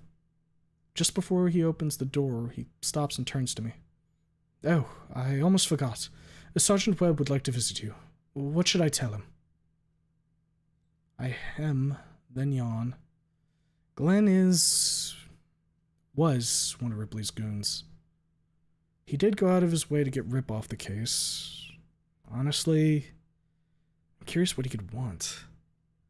Even with all this, he's still a cop. Won't risk it, not after what happened.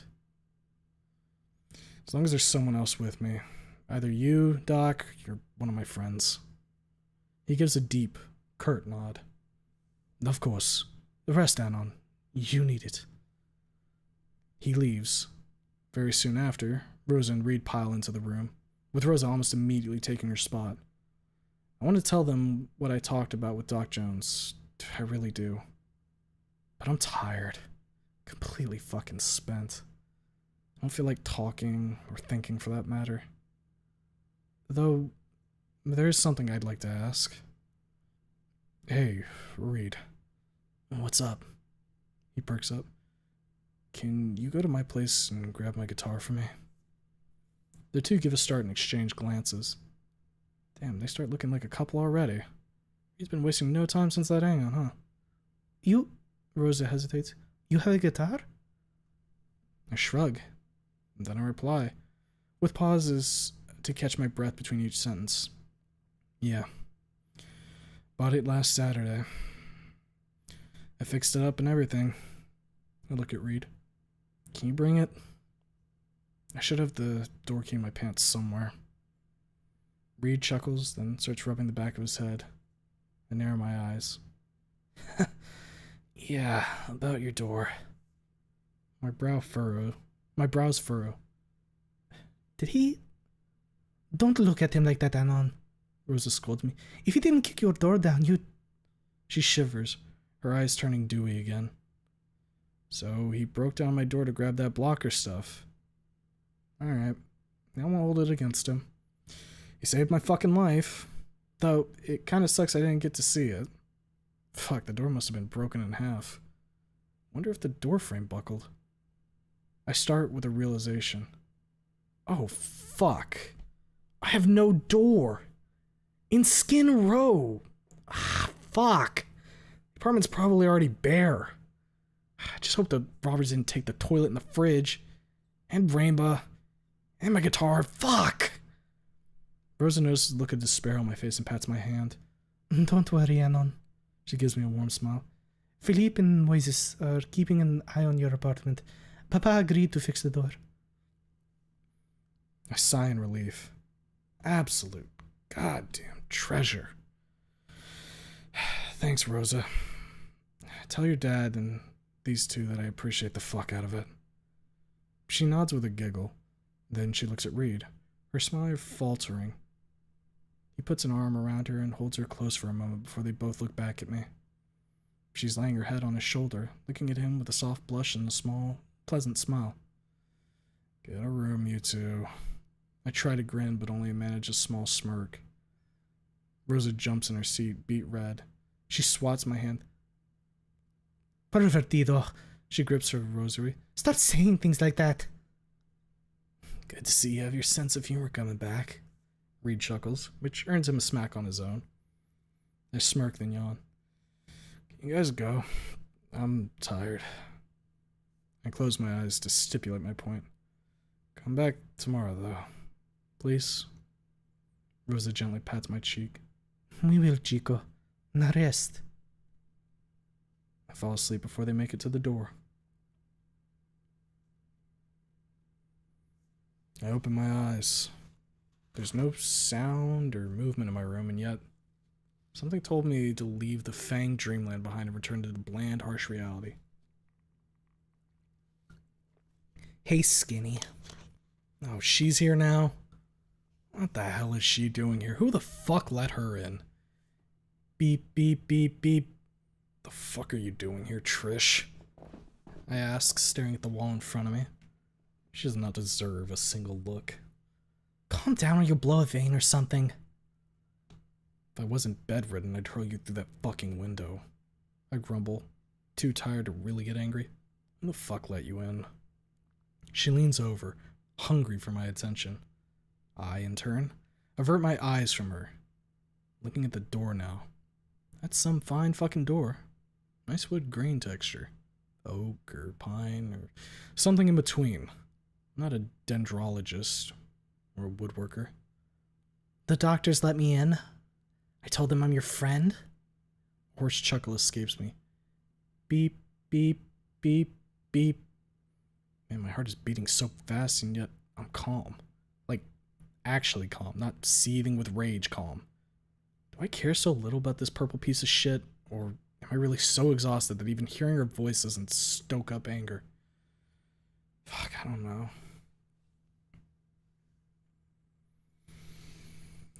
You know that's a fat fucking lie. I chuckle again. Almost fat as the shit you took on your friendship with Fang. The chuckle turns into a short-lived wheezing laughter. I expect her to punch me, but she does no such thing. She just sits in silence. I keep staring at the door. Man, that's such a nice fucking doorknob. Maybe Simone will put such a nice one in my apartment. I'll ask Rosa. I came to see you, she says. You've seen me? I reply, grinding my teeth. Now get the fuck out. I want to talk to you, she continues, ignoring what I said. I finally turn to her. She's surprised. So surprised, in fact, that she gives a violent start. I take her in with my eyes. She's exchanged yellow for green. No text on the hoodie. Her horns lack sheen. There's a crack on the one at the tip of her snout. Her hair is a mess. She's slouching slightly. Her face is tense. What about? I mutter. We've nothing to discuss. I already told you the truth. I smirk grimly. Guess we were right about each other. She narrows her eyes and frowns. She says nothing.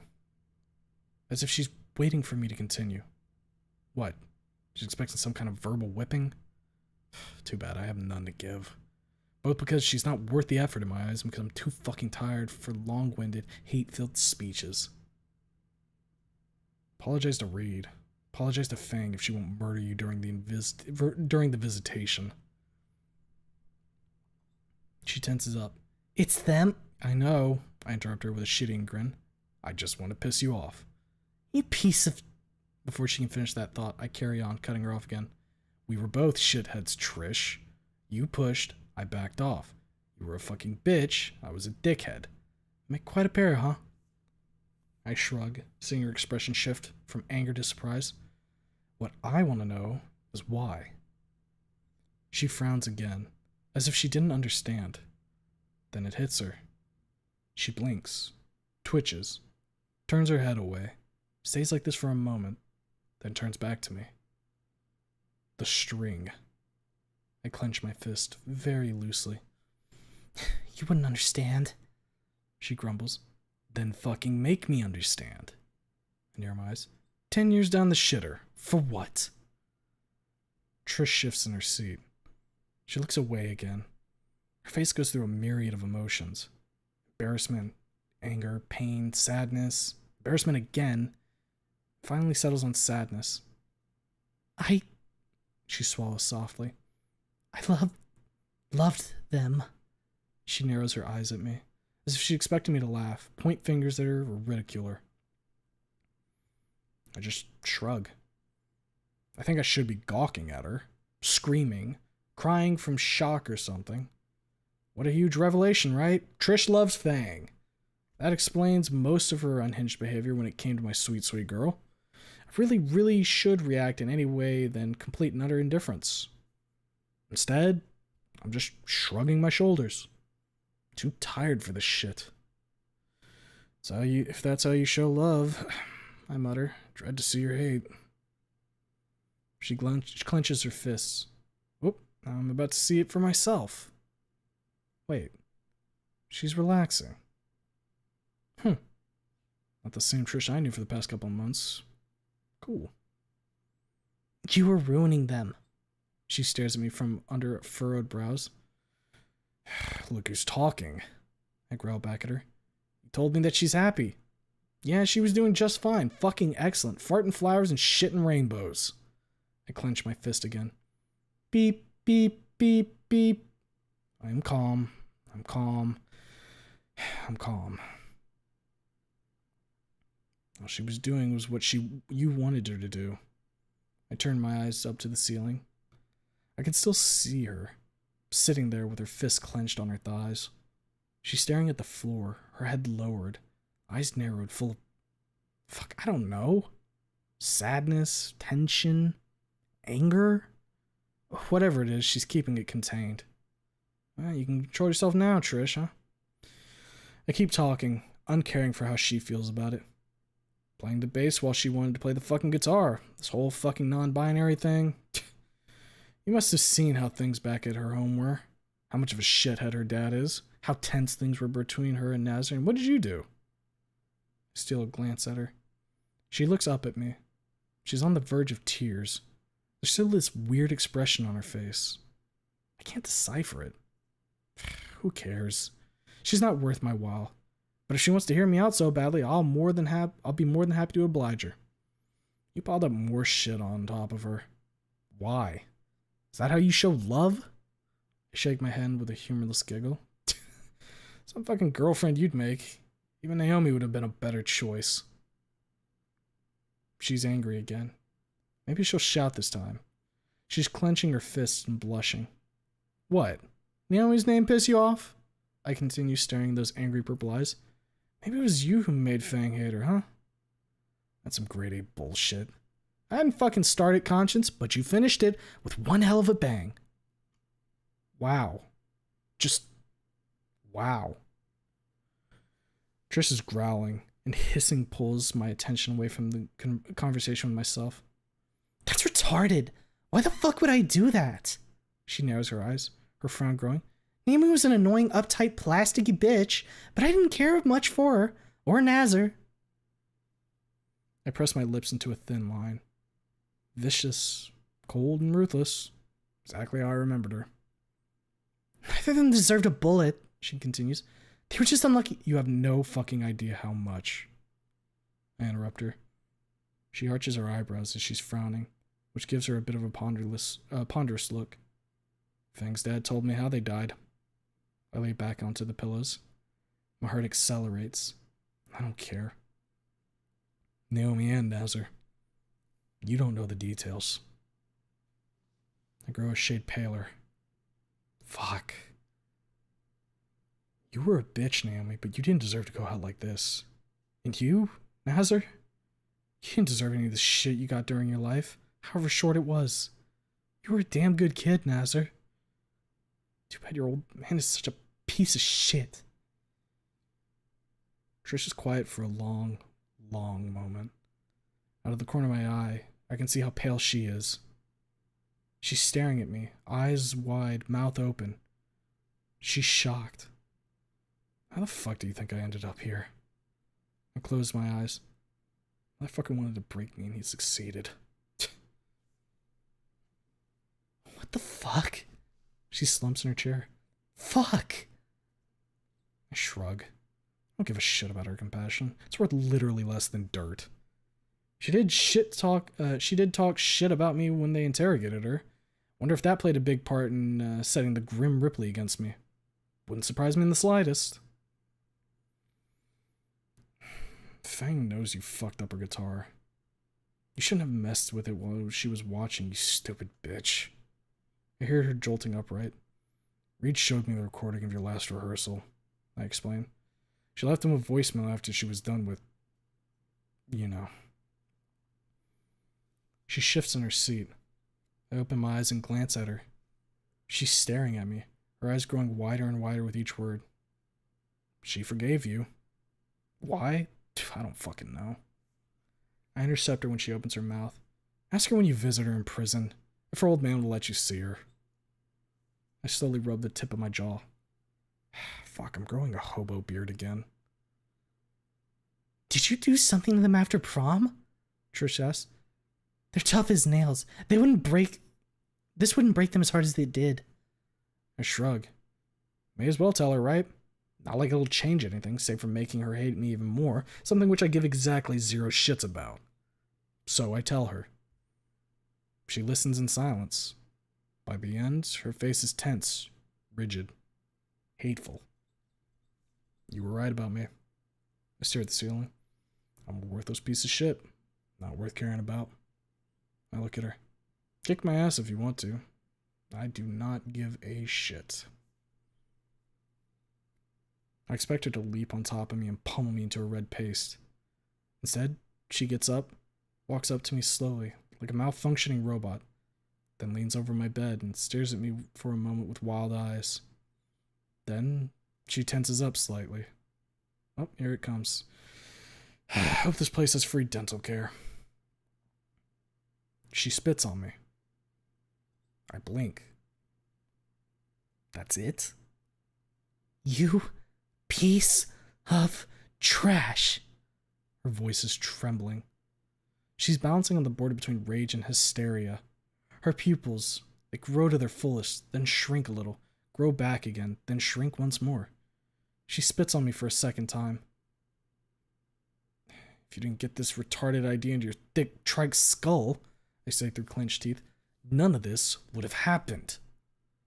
Look who's talking. She goes back to her seat while I wipe my face. She's talking as if nothing had happened, calm, composed, in a firm voice. I already had this conversation with Reed. Trish. I interrupt her. That surprised her. And he still wants to be friends with you? She clenches her fist. Some friend. Ask him about the voicemails. If he'll want to talk with you. I shrug, and then I switch the attack vector. Why didn't you stop, Fang? You're her best friend. She wouldn't listen to me, but she would to you. I pause and rub my stubbled chin. I think. She slumps and hides her face in her hands. They called me the day after prom. She pulls her hands away and glares at me. They were acting like they blew their top off, screaming at me, not letting me get a word in. So my assessment of the possible events were correct. Good on you, Fang. Don't let anyone fuck your shit up anymore.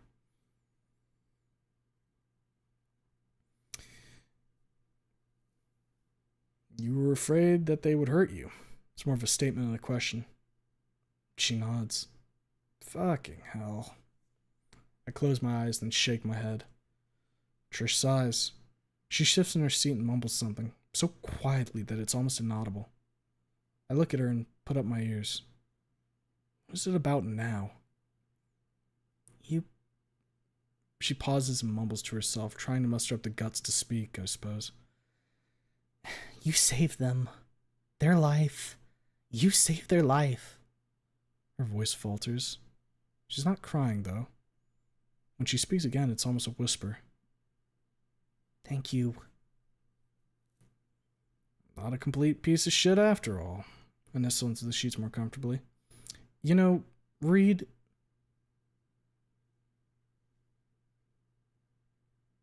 Okay, Dr. Jones. Trisha, what are you doing here? Who let you in? Visitation hours are over. Trisha? Wait, that voice. Holy shit, it's Doc Jones. My head swivels as if it was on a gimbal. There he is, Doc Evan Jones himself. He's looking at Trish with a mix of surprise and disapproval. He clearly did not expect to find her here. I can't visit a friend, Dad. Wait. Dad? Dad? Wait, what? No. It's impossible. You're father, Doc? I barely managed to stammer out through the surprise. Fuck. Well, this completely shocked me more than that salad gobbler professing her feelings for Fang. To be honest, I suspect the latter for some time, but this? This is completely unexpected. Doc nods. Yes, she is my daughter. He turns to her. Now, Trisha, I'll have to ask you to leave. Hannah needs rest. Trish slowly rises from her chair. I look at her. She puts her hands in the pockets of her hoodie and gives me a curt nod. I just stare at her in silent astonishment. Her. The old Doc's daughter. How? This must be a joke. How does a guy like him have such a piece of shit child? I'll see you around, Skinny, she smirks. I told you many times not to use such disgusting language. Doc Jones frowns at her. He looks pissed. It's banter between friends, Dad. She glares at him. You don't get it. Banter or not, I will not tolerate it. He beckons her out. Wait for me in the corridor. We're going to have a talk. Trish swallows thickly. Uh-oh, she's in trouble. She tosses me one last angry glare before finally vacating the premises of my little sanctuary. Doc shuts the door behind her and turns to me. You're kidding, right? I ask him the moment the door clicks shut. She's not really your daughter, right, Doc? He looks at the door, then sighs. I divorced her mother years ago. I tried getting custody over her, but... He sighs and rubs the bridge of his snout. That explains why she's such a shitty person. Real fatherless behavior. For a split second, his face hardens into such a mask of rage that I cower slightly. He stares at me with narrowed eyes, furrowed brows, body tensed up and rigid. His hand is clenched so hard that the pen's shell is cracking under the pressure. He's trembling, barely noticeably. A cold shiver grips me. Holy shit, I should not have said that. Should I apologize? Maybe I should. I must. It's not his fault his daughter's such a bitch. He clears his throat, which traps the apology somewhere between my trachea, below my trachea. He then takes off his glasses and rubs his eyes. Trisha is... she's a confused girl. It's much more complicated than you may think. Puts his glasses back on. So Reed told you what she did? I clench my fists. Yes, he nods. That is what I want to discuss with her. Now, you. You must rest, Anon. Sergeant Webb will be visiting you tomorrow. I sink into the sheets. Great. Fucking fantastic. Have you heard any word from the principal of my school? Oh, wait. Have you heard any word from the principal of my school? I need to talk to him. Mr. Spears, he told me he will visit you soon. He mentioned a letter. Do you know what he's talking about? I perk up. Fuck, finally. Yes, I know. Thanks, Doc. I lay back down. You're a lifesaver. He nods with a slight, polite smile. Any time. No sleep, Anon. The door shuts behind him. I lay still, staring at the ceiling, pondering over what I know about the purple goblin. Trish Jones, daughter of the best doctor I've ever met, the shittiest person I've ever met, Fang's secret admirer, and the reason for her downfall. A trigger, skilled guitarist, stuck-up bitch, not a team player despite being in a band, a piece of shit, and a confused girl. Sure, Doc. I'll pretend to believe that last one. Past 5 months tell me to not, though. Wonder what Glenn will have to tell me tomorrow. Here's hoping he's less handsy than Ripley, though that's not exactly a high bar to cross.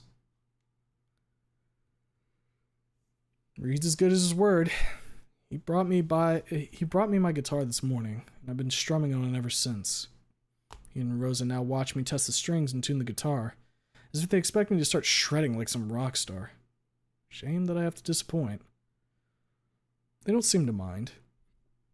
This melody, this little tune thing taught me. Put all three of us in a pleasant mood. Not exactly cheerful or happy, but it's relaxing. And we all need that. Hell, even Rosa tears up a little. After Jesus bless this girl and whoever she'll be her future husband. I hope it'll be Reed. These two look absolutely fucking adorable together. She's resting her head on his shoulder as she listens to me play, a slight blush on her cheek. He's looking at her with the same awkwardness he showed during our get-together at her house. Looking down, I can see that their tails are intertwined. After Jesus saved me from the sweetness, I'll get diabetes. It's not a deity that saves me, but a man.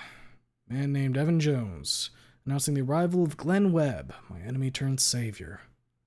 The attitude of the lovebirds shifts dramatically upon hearing the news. Reed goes rigid, the dreaminess crushed by cold viciousness. Rosa's blush grows. A nasty scowl spreads over her face. I hear quiet popping.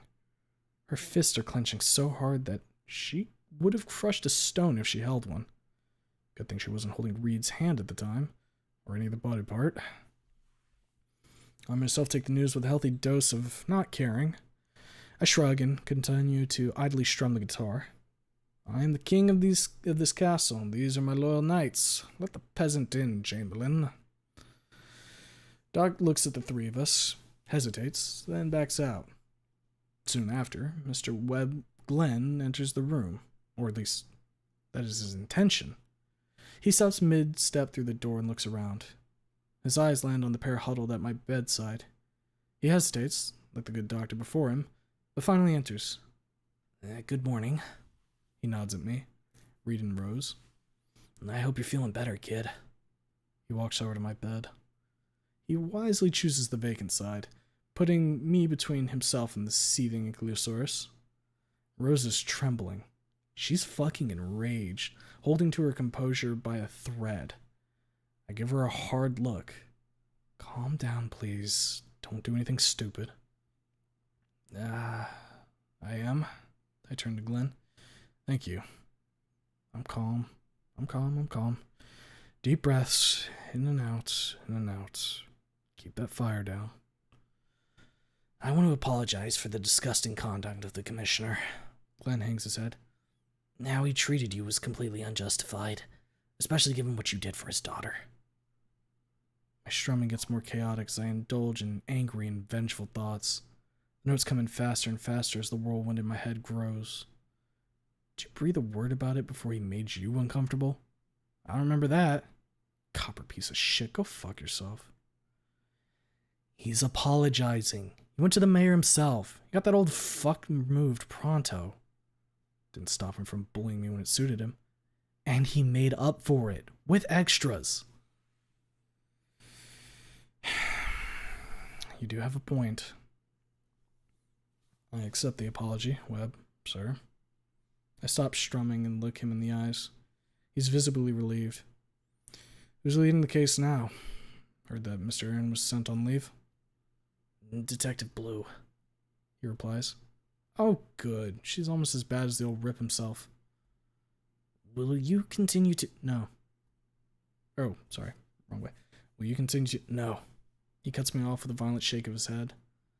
This whole interrogation was pointless. Other statements have come in from other students at Volcano High. He glances at Rosa and Reed, unsure if he should continue. They meet him stare for stare. Reed's cool gaze paired with Rosa's fiery glare make him pause and consider his words before continuing. Your presence at the station will no longer be required, he says to me. You will have to appear at the trial, though. I nod a couple times. Then I start strumming again. A simple, mindless, calm melody. I play for a moment before turning to my friends. They're still staring at Webb, who's getting more uncomfortable by the moment. While seeing him squirm like a little worm is quite satisfying, they have to remember that he's a cop. An uncomfortable cop is a trigger-happy cop. Rosa? Reed? The pair turns to me. They're still tense, but none of them are angry. I want to ask the sergeant a couple questions about the... I hesitate. About what happened. Can you leave for like 10 minutes? And leave you alone with this... Rosa takes a deep, slow breath. This person? Yes.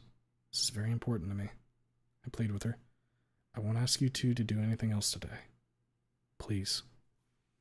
Reed narrows his eyes at me, glances at Glenn, then back at me, and finally Rosa. And finally at Rosa. She meets his eyes.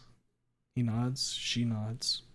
They get up and, giving Glenn another double glare, they leave the room. The commissioner... I begin the moment the door shuts behind them. I pause. Fuck it. Pedal to the metal. How many people died? Glenn blinks, takes a step back, blinks again, rubs his jaw, looks around, blinks for a third time, and finally, after some internal struggle, which manifests on his face as a cascade of grimaces, he gets himself under control. What do you want to know? Or why do you want to know? Hold on a second. Yes, Cars, what do you need? What do you need? Is this important? What's going on?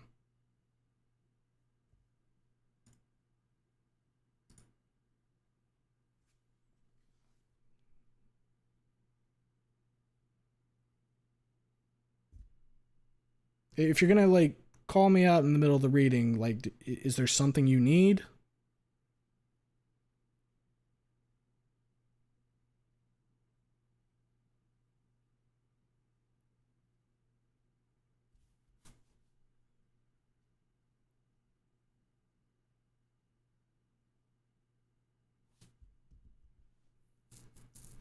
I mean, I'm waiting to see, like, I'm giving you a chance here. You couldn't have done this in, like, the VC chat or something?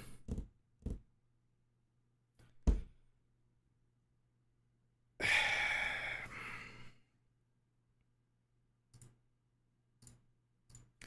gonna go ahead and continue.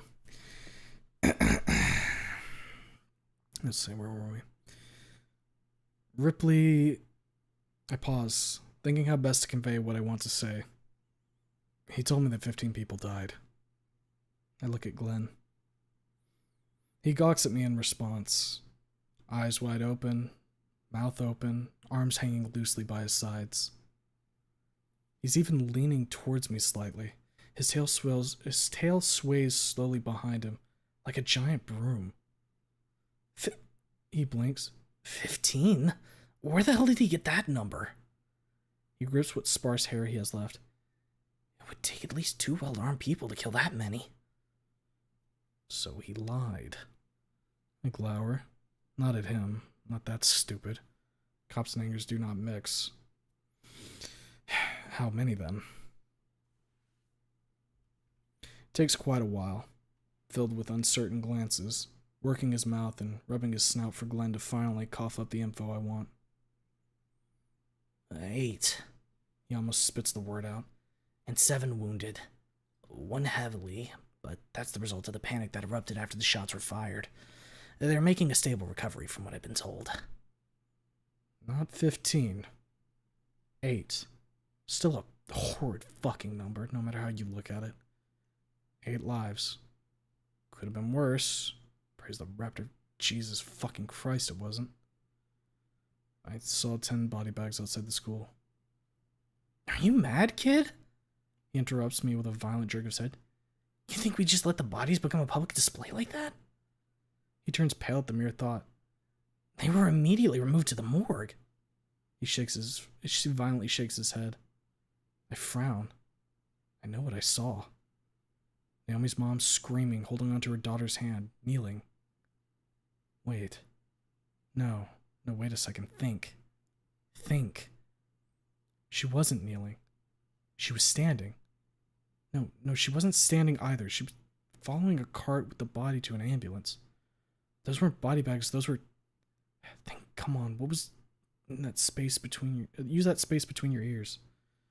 Students wrapped him in those thermal blankets medics gave to the car accident victims. It was a cold day. So just to make sure, I swallow thickly. 8, not 15 people died. Yes. Glenn grips his forehead. Yes! He exclaims. Raptor, Jesus, why the hell didn't you mention it during the interrogation? Why didn't you ask me or anyone else involved with the case? I shrug. I got what I wanted. I didn't really care about the rest. Mr. Aaron was leading it. I assumed he'd be best informed about the details. He sighs. I don't blame you. You didn't know he was out for your blood at the time. I knew he was, but even then I wouldn't have thought he'd go as far to fucking lie about something like this. Nancer's death really fucked him up. Holy shit. He kept macerating the shit inside his head, turning it over and over. Mr. Aaron needs therapy. I pause, seeing Glenn freeze. I'm serious. After something like this? I shake my head. He doesn't get to finish the thought as his phone starts ringing. He stops, reaches into his pocket, and turns away from me. Excuse me for a moment. He accepts the call. Hello? What? No. At the hospital, talking to that Anon kid. He freezes, listening to what the person on the other end is saying. What? The sudden outburst gives me one hell of a start. Almost a jerk. My heart jumps. Hell, I jump. I nearly drop the guitar. I look at him as he listens, watching as the swings of his tail grow more and more erratic, while his pose becomes more and more tense. Alright, I'll be there. No, bye. He hangs up and turns to me. Sorry, kid, we're gonna have to finish this some other time. His voice is tense. Makes my heart jump and start a gallop. What happened? Is someone... No time to explain internal affairs. He nods at me. Get well soon, kid. A moment later, he's gone. I reach for the remote, click the TV on, and turn it to DNN just as Rose and Reed come back into the room. I freeze. I go completely fucking rigid. I become a block of ice. Literally. The cold that grips me is deadly. What you wanted to see? I scream at Ripley on the TV screen. Looks like the camera was real after all. Rosa freezes. Reed freezes. They watch the footage of me scratching at my face while Glenn and Ripley stare at me in complete and utter shock. The sounds I made give me a cold shiver. Holy shit, is that how I looked at that moment? I don't remember any of it. What the fuck is wrong with you? Me from 3 days ago growls at Ripley. Pain, frustration, and anger making him choke on his own words. The footage cuts off, replaced by the footage from the DNN studio. The familiar news anchors wait for a moment before speaking. This is but a fragment of security footage released to the public this morning by an anonymous individual, along with a report penned by Sergeant Glenn Webb of VBPD. Oh, the female dino, in a night suit begins. Rosa slowly turns to me. There's pain in her face, akin to, I think, pain of a mother seeing her child being hurt and horribly wronged. Ripley Aaron, the Chief Commissioner of Volcadera Bluffs Police Department, recording the footage you just saw, has been leading the case of Volcano High Massacre until yesterday, when he was put on leave, concerning his misconduct against the hero who stopped the killing spree. I glance at the TV.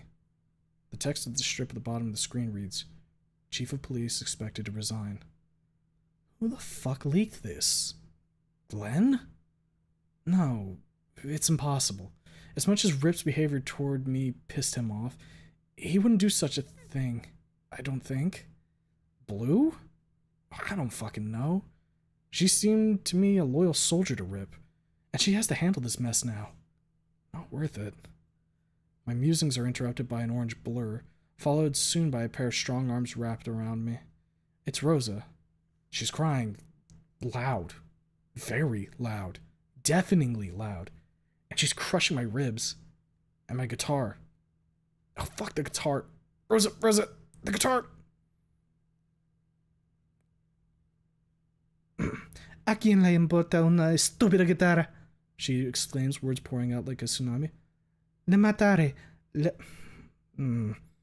arrancer las pelotas.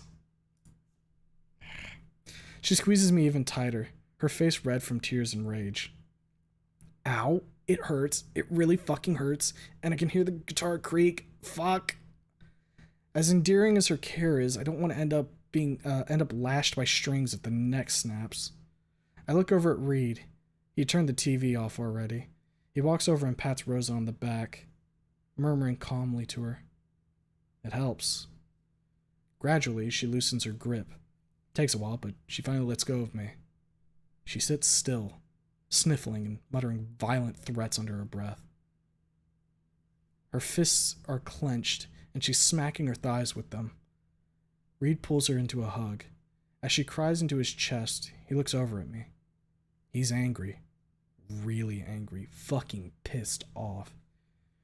There is this rigidity in his features, which I saw back on the beach, and I don't like it.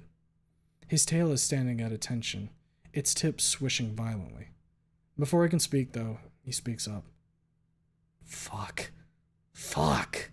He looks back at the TV and then back to me. You didn't tell us it was this bad, man. I didn't want to worry you. Massage my ribs. Fuck, that hug's gonna leave a mark. Where are your friends? He grits his teeth. You're supposed to tell shit like this to your friends, not keep it bottled up. I'm sorry. I really didn't want to worry you. Rosa lets out a fresh sob. Reed pats her on the back. He looks at her, then at me. I grip the guitar and start strumming. Violently. Randomly. I need something to calm me down. May as well do this. It sounds horrible. Bunch of random notes at varying pitches and tempos. Fits my current state of mind perfectly. Rosa cowers with each violent strum, as if every single one was a cry of pain or anguish. I clench my eyes shut. I don't want to see her, not like this. Gradually, though, slowly, very slowly, the notes become less and less random. My hands slow down. The strums start coming at less rapid intervals.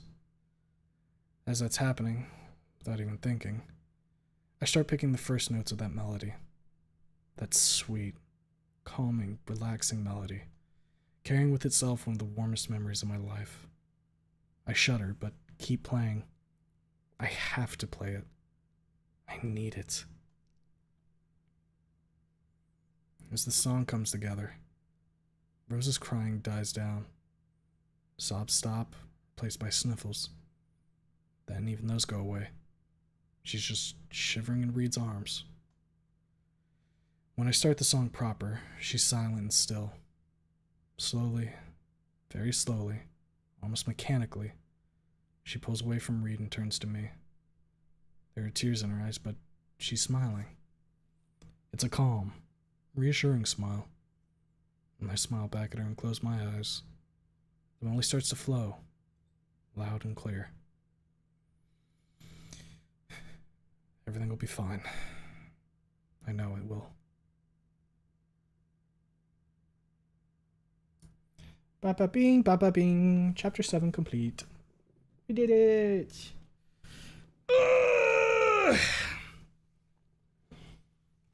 Let's see.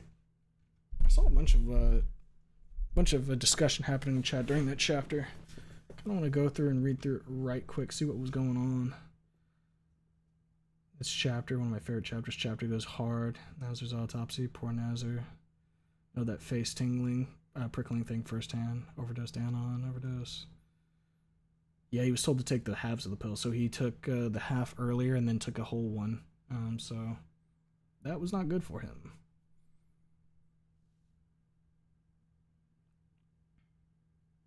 Yep, Fang getting life and on overdose, almost died and is going to the loony bin after getting psychologically tortured. How are y'all? Like, this is a cope fic. Sure ain't broken wings in it. Cope fic because Snoot Wife still breathes. Fanfic because it treats its material seriously. Still technically a cope fic. Won't spoil anything here. Technically all E1 and E2 fics are cope fics. Writing quality doesn't dictate that. Unless it's kind of the fic that makes things worse. There are the bad ones kind of like Broken Wings, where they're actually good ones like this. One sort of mistreatment might be what Broken Wings needed. Is anything that doesn't end in death and misery a cope fic? Well, I think we've talked about this before. It all comes down to what you define a cope fic as. Like, I think there's a distinction between a cope fic and a hope fic. A cope fic can be like really happy, or it can be just continuation, ways to cope with the ending how it did. I don't know about the community definition. For me, it's getting slightly better. It's a cope fic for me. I disagree. I see cope fic as people disregarding the bad shit that happened, brushing it under the rug, and making things turn out fine, like Broken Wings. I would say that's more like a hope fic. And yes, poor writing. Guess that makes sense, but like others said, the door. Of course, this is all arbitrary, right? It's not like cope fic and hope fic are really real definitions to anything. It's just kind of ways to describe something. At least as far as I'm aware. Why so poor writing's integral cope fic? I'm calling it a hope fic. Fight me. Guess cope fic would be a better term for a fics like Broken Wings. Hope fics and cope fics are synonymous. Disagree, but we really are just playing with words. Exactly. It all comes down to just what you define it as. At the end of the day, this is a continuation that's treating the source material, right? Without having to play like out of character or anything. Here there's one retcon, a big one, but it's the basis for the story. It's done. It doesn't fix anything. Theoretically, it only makes it worse since they're all going through the ringer. Trigger grilling. So that's why people. Okay, so we're at definitions. And then the Cars moment. Cars TM moment. Send him to hell. Fuck you, Cars. I can't wait for this to appear in the supercut. Humo slap his nuts. Oh, yeah, baby. Mr. Electro have his testicles obliterated with a hammer. I'm actually sorry. It's not that big a deal, Cars. Just keep in mind that when I see stuff going in the chat like that, I obviously need to address it because I don't know if somebody's trying to get my attention for something important. Like something could be going on in the Discord that requires my immediate attention. If that's the case, I need to like address that, so I have to stop reading. Which, I don't want to stop reading in the middle of the chapter, but if it's a situation that calls for it, obviously I need to do it. So, I mean, I guess just keep that in mind for later. Don't, unless it's important, try not to pull us out of the fic. We can always do stuff like that in between the chapters. Rip trying off himself, Trauma's a bitch like that. Yeah, I think, honestly, I feel like Rip's the one who leaked it. In a way, I think it's him trying to find his own, like, repentance for what he did, because it kind of dawned on him what he was actually doing. Is Trish going to become a hackerman? Nothing gets said. It's so important. Leaked it, just a whistleblower. Which probably has polished builders, someone else, cop. Spanish practice with Humo. Guys, it's not even practice at this point. It's watch as Humo fucking trips and falls down the fucking stairs trying to read Spanish. Sometimes I get it. Other times I sit there like, fuck. I just ruined my girlfriend's dad's life. Anyways, here's Wonderwall. Struggle of a man trying to speak Spanish. I need to like actually bust open like some fucking Spanish documents and just start like fucking reading it, getting used to like how it's supposed to be pronounced and everything. So, cause like it's the reading comprehension part, like being able to see how am I supposed to read this in a timely manner? Because I want to say I can get the pronunciation right. Wood chipper, crib chipper. Oh, man. I will go to the popular. Sorry, cars. Wood chipper also. Achievement unlocked. Chapter 7 complete. Real. I will say fuck knowing that what that breakdown physically can feel like. The writer nailed pretty good in text, plus how you read it. Smile. The door falls down the stairs in Spanish. Oh, Dios mío.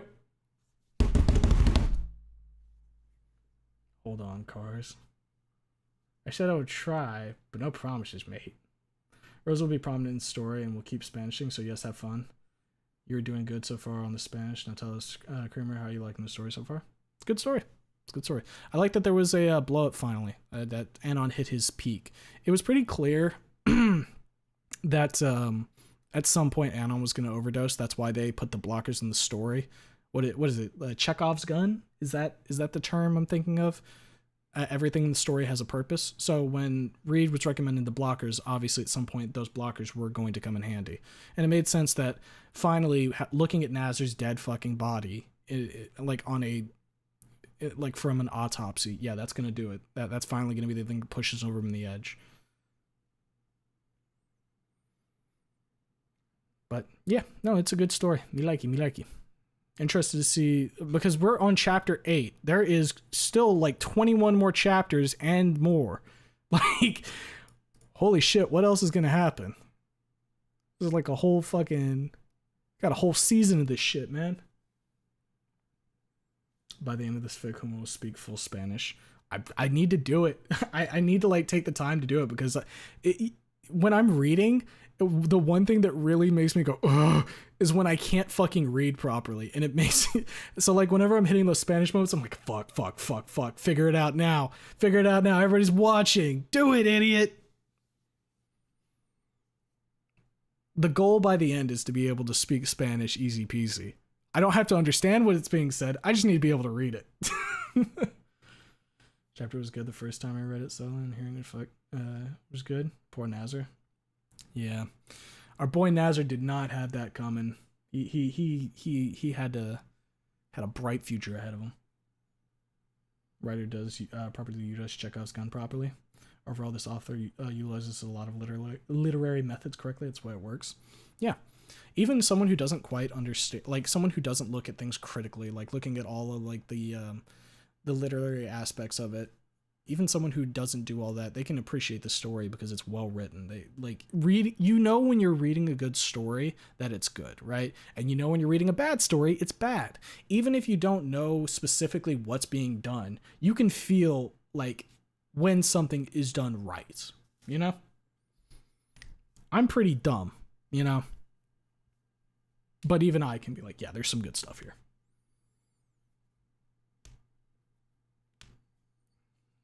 Peak or low point, and yes, however the fuck you spell Chekhov's gun. Dude, Chekhov needs to stop leaving his gun laying out. Dude's gonna hurt somebody. This needs to be in a comic form, in NTS as well. There's a lot to work with here. I mean, if somebody wanted to take that up, I'm sure that people would be all over that shit. That would be more emotional roller coasters like this. Well, yeah, like I said, 21 fucking chapters, and we aren't even at the trial yet. In E1, was Nazar considered a friend to Anon? Nazar was always a bro to Anon. Even if they weren't close, Nazar was never, like, outright, like, hostile, I don't think. Without reason. Nazar got shot. He certainly did, didn't he? Twice. Not a close friend, but probably still a friend, if I recall correctly. Don't worry, it's fun hearing your broken Spanish. It's funny for you, not for me. It makes me feel angry. Well, proper pronunciation is, I don't know. Dude, I don't know how to read that. Those are fun. There's a 4 out front. Nazar was a bro in general, but him and Fang got no resolution between them in E1, and Fang had a breakdown, obviously. Yeah, I mean, that's, you gotta remember how, like, at the beginning of the game, how Fang thinks of Nazar. She internalizes all of that grief and guilt as, like, anger towards Nazar. Since Chekhov was Ruski.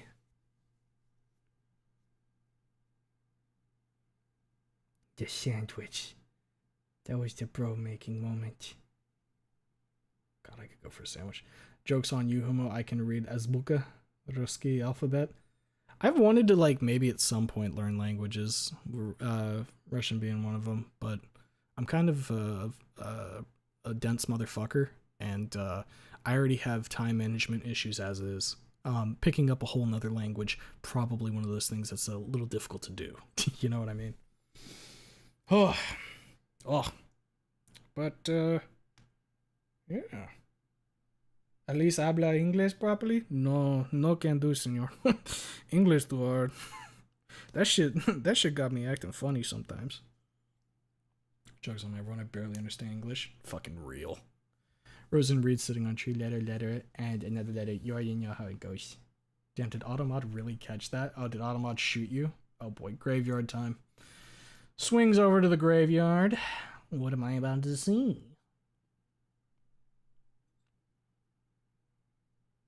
I'd shoot Nazar too. It's okay, Fang.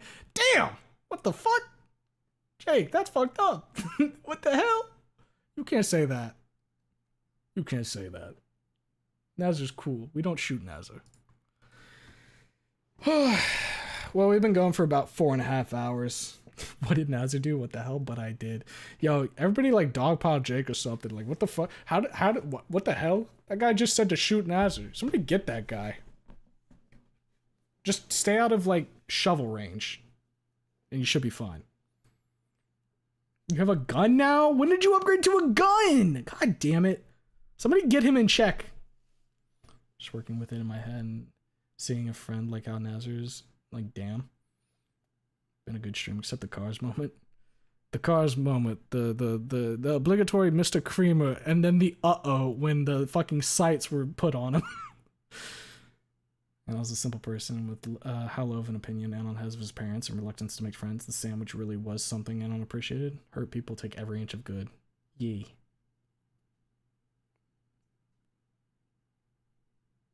Did Nazar kick your dog? Alright, y'all can fight Jake.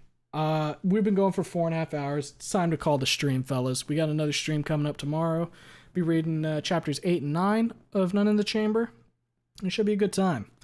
Hopefully we'll be starting around, you know, our usual time period, 10:45 to 11:15 p.m. EST. I know we've been averaging later on in the nights for the streams recently. That's just because sleep schedule and all that. I want to try and start reeling it back towards what we had before, but, you know, slow process. As long as I'm getting up for the streams and everything, you know, that's good enough for me at the end of the day. I'm going to be real with you. But yeah, we'll be, I'll see you guys tomorrow then. Anybody who's in chat, be you lurking or otherwise, hope you have a good rest of your day, night, evening, whatever time it is for you. And until tomorrow, take care. Drag the finger to the middle of the screen. Give her a boop. Give the dino nuggie now. Where's the dino nuggie? Give the dino... Oh, there it was. Fuck. Well, rip.